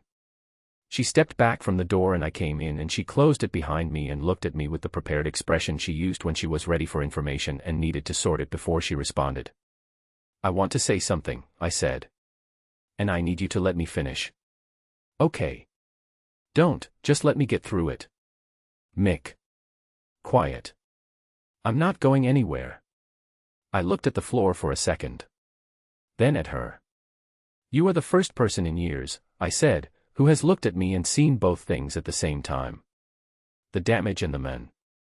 Not one and not the other. Both." She did not move. Every conversation I have about my career is a conversation about what's left of it. What's declining. What the number is at the end. And I have been treating that number like it's the whole story, like whatever comes after it is, less. Less than a person. Less than a father. Less than anything worth being. I stopped. I looked at her directly. "You looked at my knee and you saw the damage and you told me the truth about it. But you also looked at me like the truth was something I was strong enough to handle. Like I was worth being honest with." I paused. I had forgotten what that felt like. I didn't know I'd forgotten until you did it. The apartment was completely still. "Jake told me I'm still me even if I stop playing," I said. That broke something open in me that I didn't know was locked. "And you," I stopped again. "You started breaking it open 2 months ago in an assessment room on day 1. You just did it quietly enough that I didn't realize what was happening until it was already done." She was very still. Her arms were at her sides. She was watching me with the full, unguarded attention she usually kept under precise control, and it was down now, all of it down, and she looked like herself in a way that I had been cataloging for 2 months without knowing that was what I was doing. "I'm not asking you for anything you're not able to give," I said. "I know what the next few weeks look like for you. I know the testimony and the oversight process and everything you built toward is right in front of you and I am not asking you to put any of that aside. Mick. I just needed you to know that." I held her eyes. "That's all. I needed you to know what you did for me and that it wasn't a small thing and I was not going to not say it." The papers on the kitchen table were perfectly still. The testimony outline in its color-coded sections. 41 pages of work she had done because she had decided at 19 years old what kind of person she was going to be about the truth. She looked at me for a long moment. Then she crossed the room. She put both hands on either side of my face, not soft, not tentative, the same hands that had assessed my knee with precise, honest certainty, now holding my face like something they were not letting go of. She looked at me from 6 inches. "You finished," she said. "Yeah." "Good," she said. "Because I have things to say too." She said them. Not with words. We sat at her kitchen table an hour later with the testimony documents between us, and she walked me through the structure of what she was going to say, and I listened the way I'd been learning to listen, without preparing my response, without calculating the implications, just listening to her voice and what she was building and how she had built it. At 11 o'clock she looked at the clock and looked at me. "You have physio at 7, she said. "I know. And Jake is with Reeves's daughter tonight. He arranged it himself." I paused. He's strategic. I know, she said. And the half-amused expression was all the way out now, no restraint, just Sloane with nothing performed. I looked at her across her kitchen table with its testimony documents and legal pads and the locked drawer that I now understood contained the weight of her whole reason for being here. Thank you, I said. For not lying. She looked at me. You said that to me before. I mean it more this time. She reached across the table and put her hand over mine. One more season, she said. On my terms. On your terms, she agreed. With full medical transparency and a protocol that I will enforce with the enthusiasm of someone who has recently submitted 41 pages to a league oversight board. That sounds about right, I said. Good. She squeezed my hand once. Then go home and sleep. You have physio at 7 and I have testimony in 12 days. We're going to be fine, I said. She looked at me. I know, she said. And for the first time since the first day I'd sat on her assessment table and watched her find the thing Brody had spent 11 months not finding, she said it like she meant it completely. Like she wasn't keeping any of it back. End chapter 22. Chapter 20. 3. Sloane. The room where it ends. The League Medical Oversight Board convened in a conference facility in Midtown Manhattan on a Tuesday morning in December. The room was everything I expected and nothing I was ready for. Formal table. Court reporter in the corner. 3 board members arranged behind a long surface of dark wood, 2 physicians, 1 former player representative, all with the specific authority of people who had agreed to be the last stop before something became official record. Rena Voss at my left with the binder that contained 41 pages of my work, organized into the language of formal proceedings. The room was cold the way institutional rooms are cold, not temperature but atmosphere. The cold of a space that processes difficult things regularly and has stopped feeling the weight of them. I had my notes. I had my testimony outline.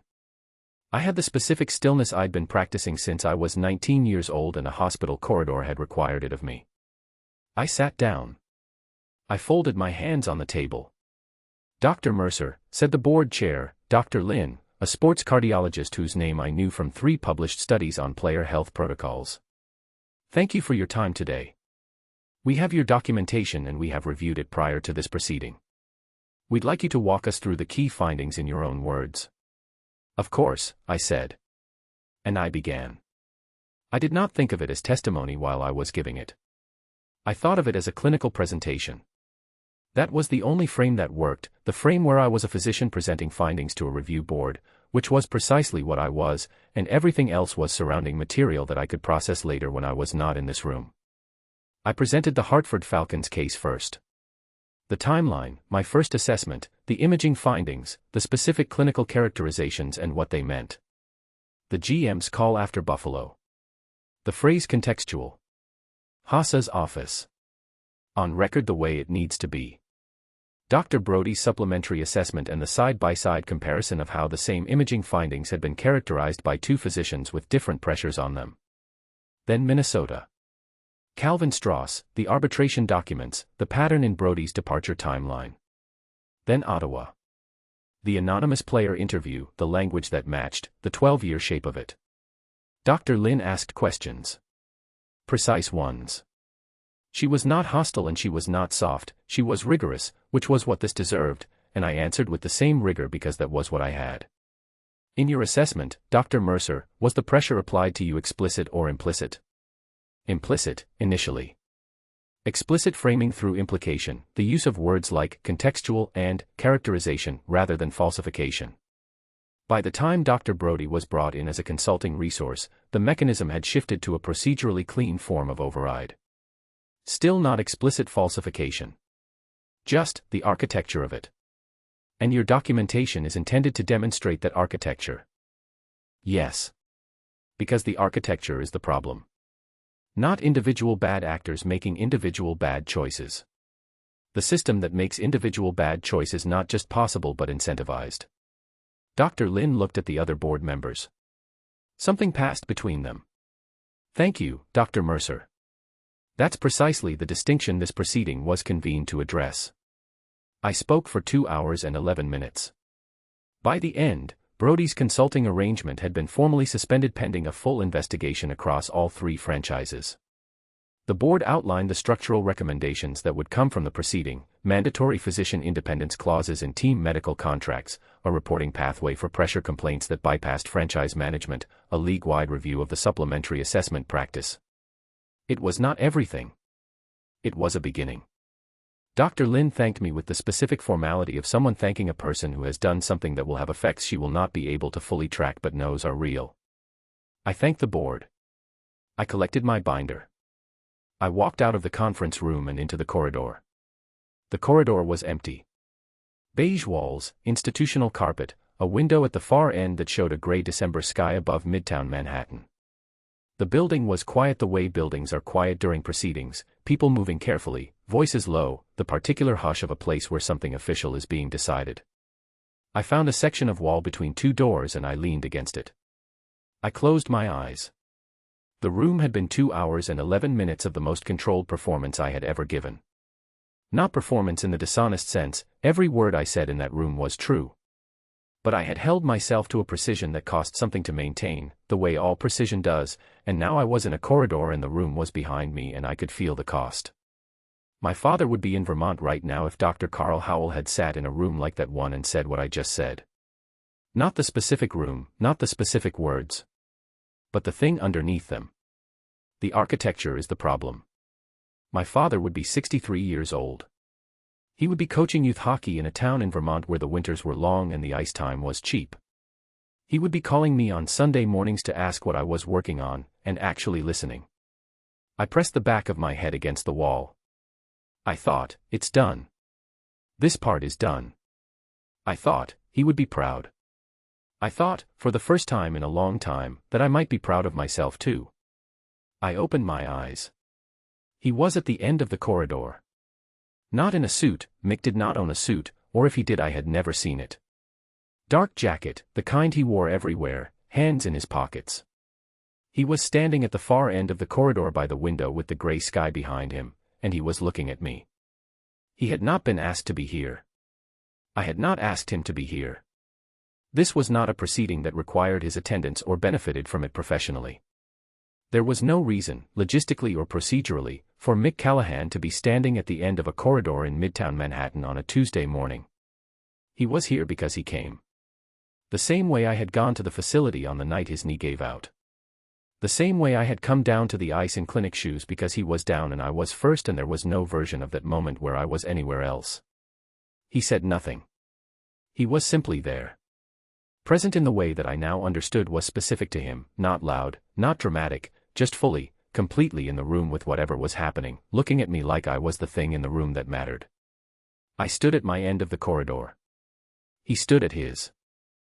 Something moved through me that was not a clinical finding and was not a professional observation and had no precise term in any medical literature I had ever read.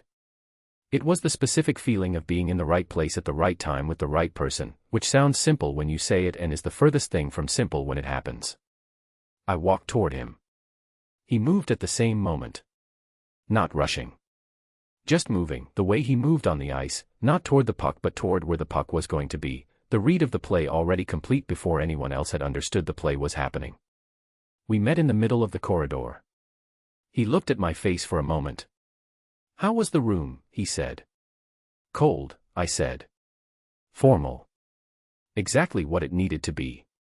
And Brody's consulting arrangement is suspended. Formal investigation across 3 franchises. Structural recommendations for physician independence league-wide. He nodded. That's what you built it for? Yes. He looked at me for another moment. Then he put his arm around me, not tentative, not asking, just solid and certain the way everything he did physically was solid and certain, the consequence of 17 years of knowing exactly where his body was in space. I put my face against his jacket. The corridor was quiet. I did not cry. I had spent 30 seconds in a corridor with my eyes closed doing the thing crying does for you without the crying, and I was past it now. What I felt standing in this particular midpoint of a corridor in Midtown Manhattan was not grief and not relief and not triumph. It was the specific feeling of a thing completed. Of arriving somewhere you have been walking toward for a very long time without a map, and recognizing it the moment you get there, not because it was marked but because it feels like the place you were always supposed to be. My father was not going to know I had done this. But I knew. "Jake wants to know," Mick said, above my head, "if you're coming for dinner tonight. He wants to make the pasta thing. The one from the lake house. He doesn't know how to make the pasta thing. He looked it up. He looked it up. He's strategic." I pulled back far enough to look at him. He was looking at me with the specific expression I had spent 4 months learning, the one that lived underneath all the other ones, the one that didn't perform anything, that was just Mick being entirely present in a room with something he was not going to pretend didn't matter. "Yes," I said. "I'm coming for dinner." "Good. Tell him the pasta needs 20 minutes of prep time and he needs to start earlier than he thinks." "I'll tell him." "And the garlic." "Sloan." "Yes. We can talk about the garlic on the way to the car," he said. "Right now I just want to stand here for a second." I looked at him. "Okay," I said. We stood in the middle of the corridor, in the middle of the building, in the middle of a December in Hartford that had started in October with an assessment table and a man who looked at it like a coffin and a physician who found what no one else had bothered to look for. The gray sky at the end of the corridor. The quiet building around us. A 10-year-old boy somewhere in the city who had looked his father in the face and said, "You're still you though," and who was currently consulting a recipe he'd found himself, pacing himself, strategic as always. Mick's arm around me. My hand against his jacket. We stood there. For 30 seconds that were nothing in the accounting of a day and everything in the accounting of what they followed, we just stood there. Then we walked out into the December light together and talked about garlic the whole way to the car, and it was, in its ordinary and exact and unrepeatable way, exactly enough. End chapter 23. Chapter 24, Mick continues. Chapter 24. Mick. The beginning of something. The rink smelled the same.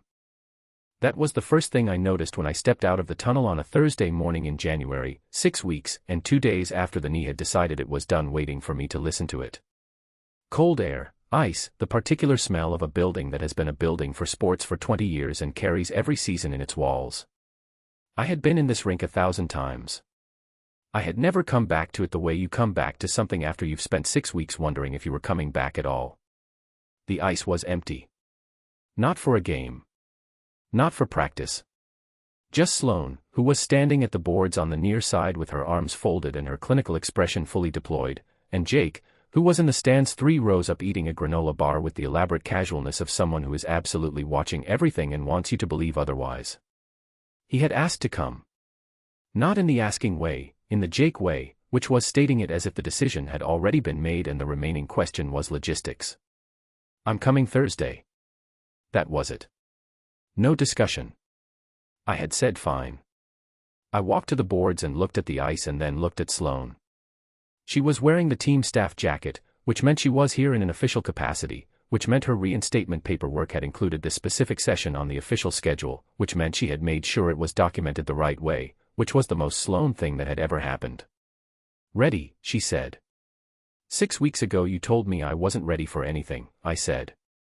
6 weeks ago you had a partial tear progression and significant medial compartment swelling. She tilted her head. "You ready?"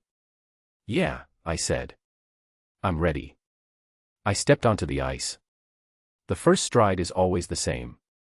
Not the mechanics of it, those are automatic, 17 years of automatic, my body knows this before my brain says anything. The first stride is the feeling underneath the mechanics. The check-in. The specific awareness of what is working and what is not, the honest accounting that happens in the half-second between wait and glide. The knee held. Not perfectly, I felt it, the particular awareness of something that had been rebuilt being asked to work, a 4 out of 10 that I acknowledged and clocked honestly and kept moving through. It held. The mechanics were right. The weight distributed the way it was supposed to distribute. The ice came up to meet me the way it always had. I skated a slow lap. Just one. Just the perimeter, the long arc from the blue line around the curve and back, the way you skate when you're not thinking about where you're going and the ice is yours and no one is watching except 2 people who are both watching in completely different ways. The knee held through the whole lap. I stopped at center ice. The rink was very quiet. The house lights were on low, the way they go during off hours, the ice pale and blue under them. The stands were empty except for Jake 3 rows up, who had stopped pretending to not watch and was watching directly now, the granola bar forgotten in his hand. Sloane was at the boards. Arms folded. The clinical expression on the surface, which I had spent 4 months learning to read from the inside out. Underneath it, the other thing. The thing that wasn't clinical and had never been clinical, that she'd been keeping behind professional glass since October and had finally, on a lake dock in November, stopped keeping. She was watching me the way she watched everything, with the total attention that had no performance in it, that was just her, seeing clearly and not apologizing for it. "How does it feel?" she called. Her voice in the empty rink. That specific sound. I thought about an assessment table in October and a woman asking the question that no one had bothered to ask before, and the word both sitting in my mouth before I'd decided to let it out, and everything that had happened between that moment and this one. I thought about the question the way she had taught me to think about things, honestly. Not the answer that served the situation. Not the answer that managed anyone's expectations. Just the true one. Like the beginning of something, I said. From the stands, 3 rows up, Jake's voice arrived with the timing of someone who had been saving it. "That was so corny, Dad." I laughed. Not the polite laugh, not the performative one. The real one, the short, involuntary kind that comes up from somewhere below the intention, the kind I hadn't heard from myself in long enough that I'd forgotten the specific sound of it. And then Sloane laughed. I had not heard her laugh in a rink before. I had heard the almost laugh, the controlled version, the one that moved the corners of her face without committing to anything. This was different. This was the full sound of it, unguarded, surprised out of her by Jake's timing the way the best things are surprised out of people, without warning, without a choice about it. The sound filled the empty rink. It went up into the rafters and came back down, changed the way sound does in a large open space, and the 3 of us were in it together, me at center ice, Sloane at the boards, Jake in the stands with his half-eaten granola bar, and for a moment that I am going to carry for the rest of my life, the rink held all of it. The laugh. The beginning. The corny thing I said that was also the truest thing I'd said in months. All of it.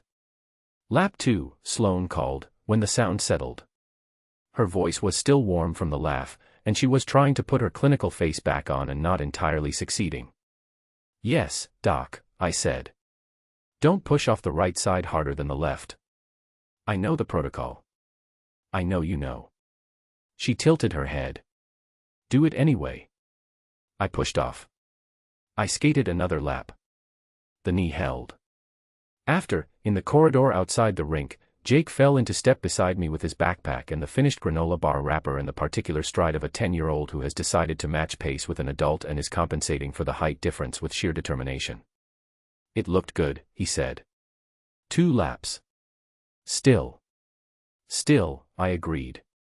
Sloane was slightly ahead of us, writing something on her tablet, the post-session notes, the official record of Mick Callahan's first return to skate, dated and time-stamped and characterized with the precision of a physician who had learned what characterization meant at a cost that changed her, and had decided to pay it anyway.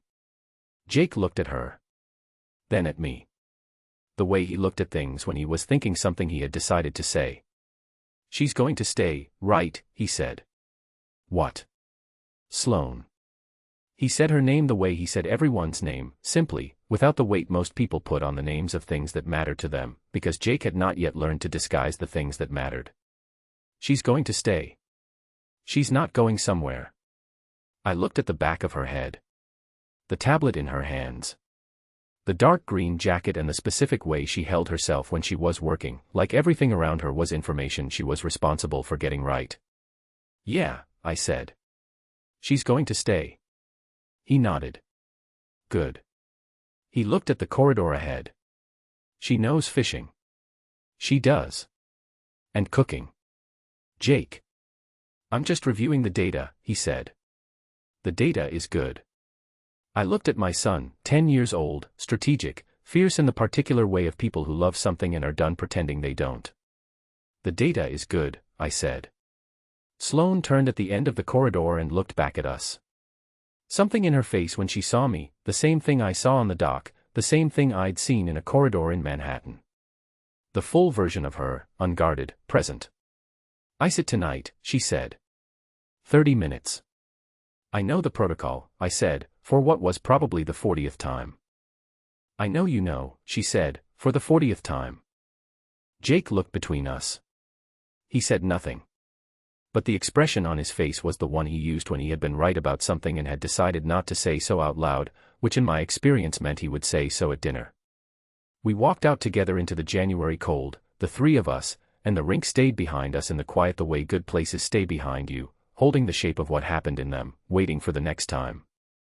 The beginning of something. That was what I'd said. I meant it. End chapter 24. Epilogue. Sloan. 14 months later. The tunnel smells like ice and old concrete and the particular electricity of a building with 19,000 people in it. I am standing at the mouth of it with Petra beside me and my hands in the pockets of the team staff jacket, lead physician now, the title on the door and the protocol in the franchise handbook and the physician independence clause in every medical contract the Falcons sign, which was the structural thing I had asked the oversight board for and which arrived in the franchise's operating documents 8 months ago with exactly the language I had submitted. 3 rows up in the stands, Jake is in the seat he has claimed as his for the entire season.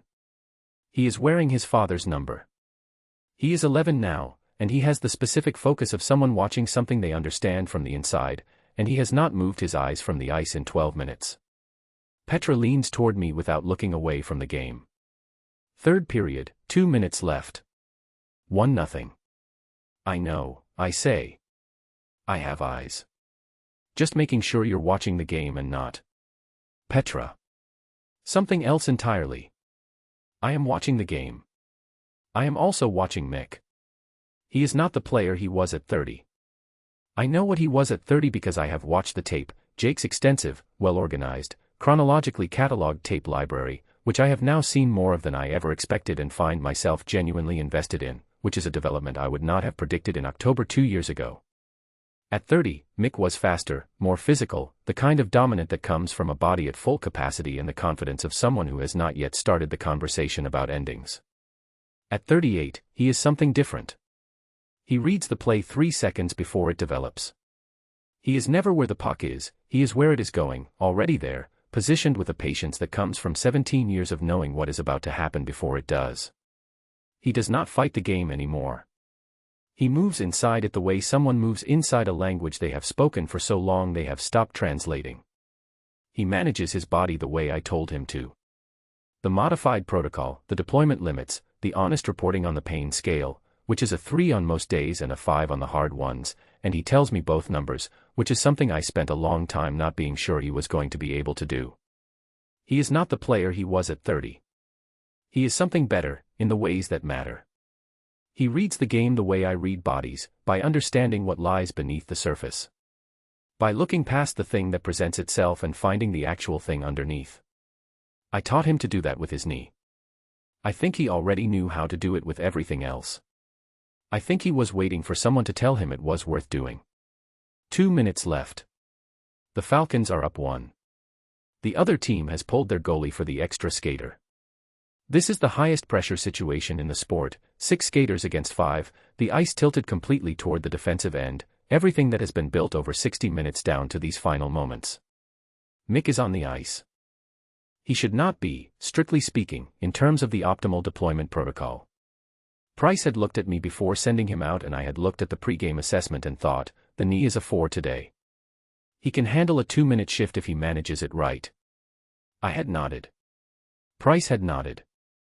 Mick had gone over the boards without looking at either of us, because he knew, the same way he'd known for a year now that I would only send him out if I was certain, and he trusted that certainty the way I trusted his honest reporting, which was the whole contract between us on the ice.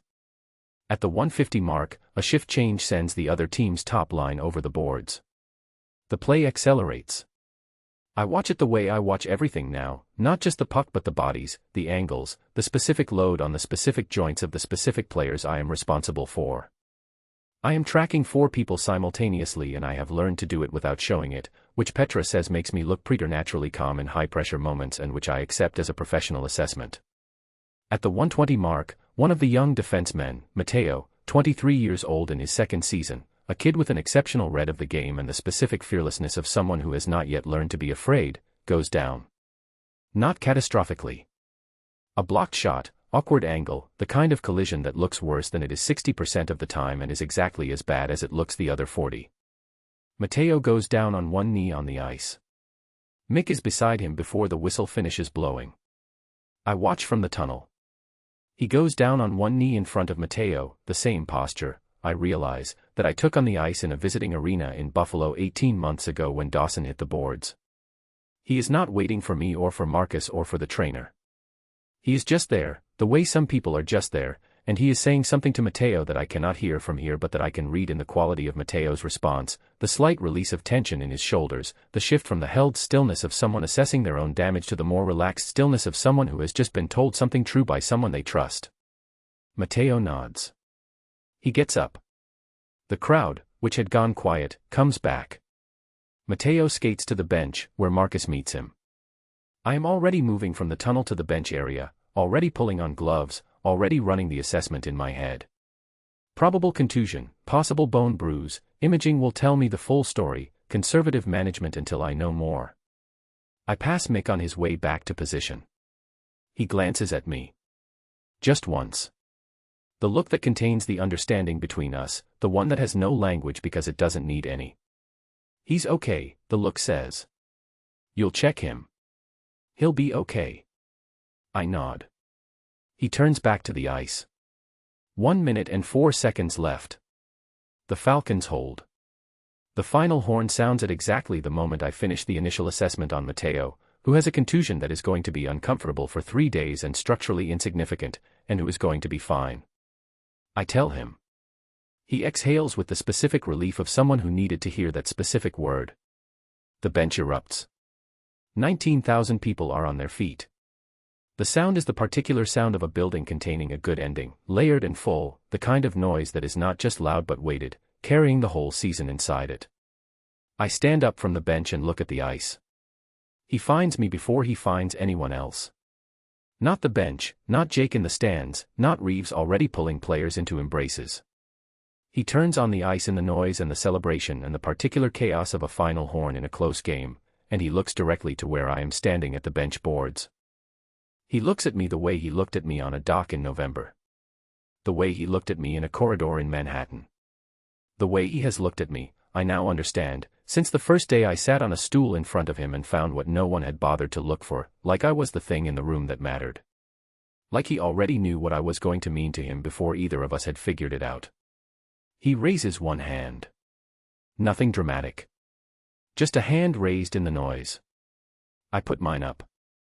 In the stands, 3 rows up, Jake is on his feet with the rest of the building, wearing his father's number, already turning toward the tunnel because he knows exactly where his father is going to be in 4 minutes and he intends to be there first. Strategic. Always. Later, after the locker room, after the interviews, after the particular organizational chaos of a playoff win, the 3 of us sit in the facility corridor on a bench outside the medical suite, the same corridor I walked every day for 2 years with legal pads and locked drawers and the weight of what needed to be done. Jake is between us, eating something from the vending machine that is definitely not on any nutrition protocol, and neither of us is saying anything about it because some things are for tonight and not for protocols. He fell asleep on Mick's shoulder at the 45-minute mark of the postgame. The corridor is quiet. Mick is looking at the ceiling with the particular look of a man who has arrived somewhere he did not know he was heading and is taking a moment to understand where he is. I know that look. I catalogued it the first day. I lean my head back against the wall. 14 months ago, I was sitting in a facility in Midtown Manhattan against a corridor wall with my eyes closed, the testimony finished, wondering if what I had built was enough. Wondering if the cost was the right cost. Wondering about a dock in November and a granola bar wrapper and the specific weight of a word like beginning. It was enough. The cost was right. The dock was the beginning of something that grew in the specific way good things grow, not fast, not dramatic, not in a way you can point to and say there, that was the moment. Just steadily, the way a season builds, one honest conversation at a time, one protocol followed, one truth told in a room where the easier thing was to stay quiet. This is what that grew into. A corridor.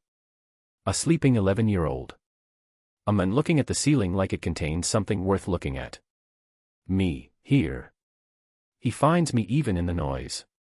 I have been thinking about this for a year, not as a romantic thing, or not only as a romantic thing, but as a true thing, which is different. In an arena with 19,000 people and a final horn and everything that follows a close game, he turned and found me before he found anyone else. Not because I am the most important thing in the room. The room has his son in it.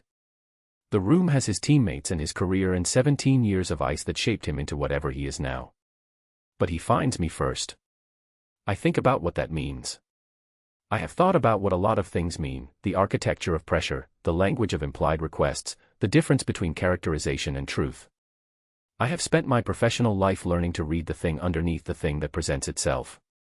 This is what I find, when I read it. He is a man who has spent most of his life being seen as a body, and who found a person who looked past the body to the man, and who decided, without calculation, without protecting himself from the risk of it, to find her first. That's the whole story, really. He finds me.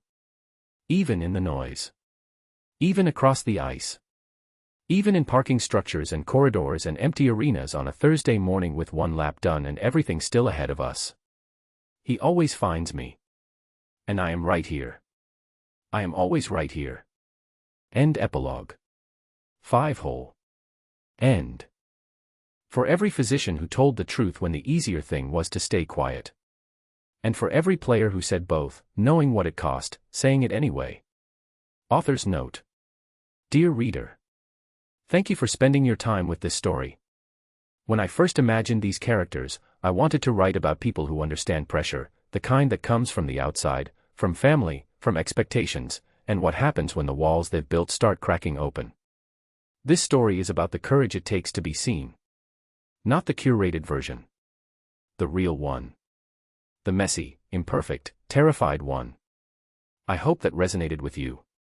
If this book made you feel something, I'd be grateful if you left a review. Reviews help readers find stories like this, and every one means the world to me. With gratitude. Blythe Harrington. Acknowledgements. Every book begins with a quiet question. I'm grateful to everyone who helped me find the answer. To my readers, you took a chance on this story, and I couldn't be more thankful. Your messages, your reviews, your enthusiasm, they fuel every late-night writing session. To anyone who has ever built something from nothing, a career, a relationship, a second chance, this one's for you. And to the cold coffee that got me through every draft, you were terrible, and I wouldn't change a thing. About the author. Blythe Harrington writes emotionally charged contemporary romance that lives in the space between heartbreak and hope. She believes the best love stories start with two people who are certain they want nothing to do with each other. When not writing, she can be found drinking coffee that went cold hours ago and arguing about sports with strangers on the internet. She lives with two cats who judge her word count daily.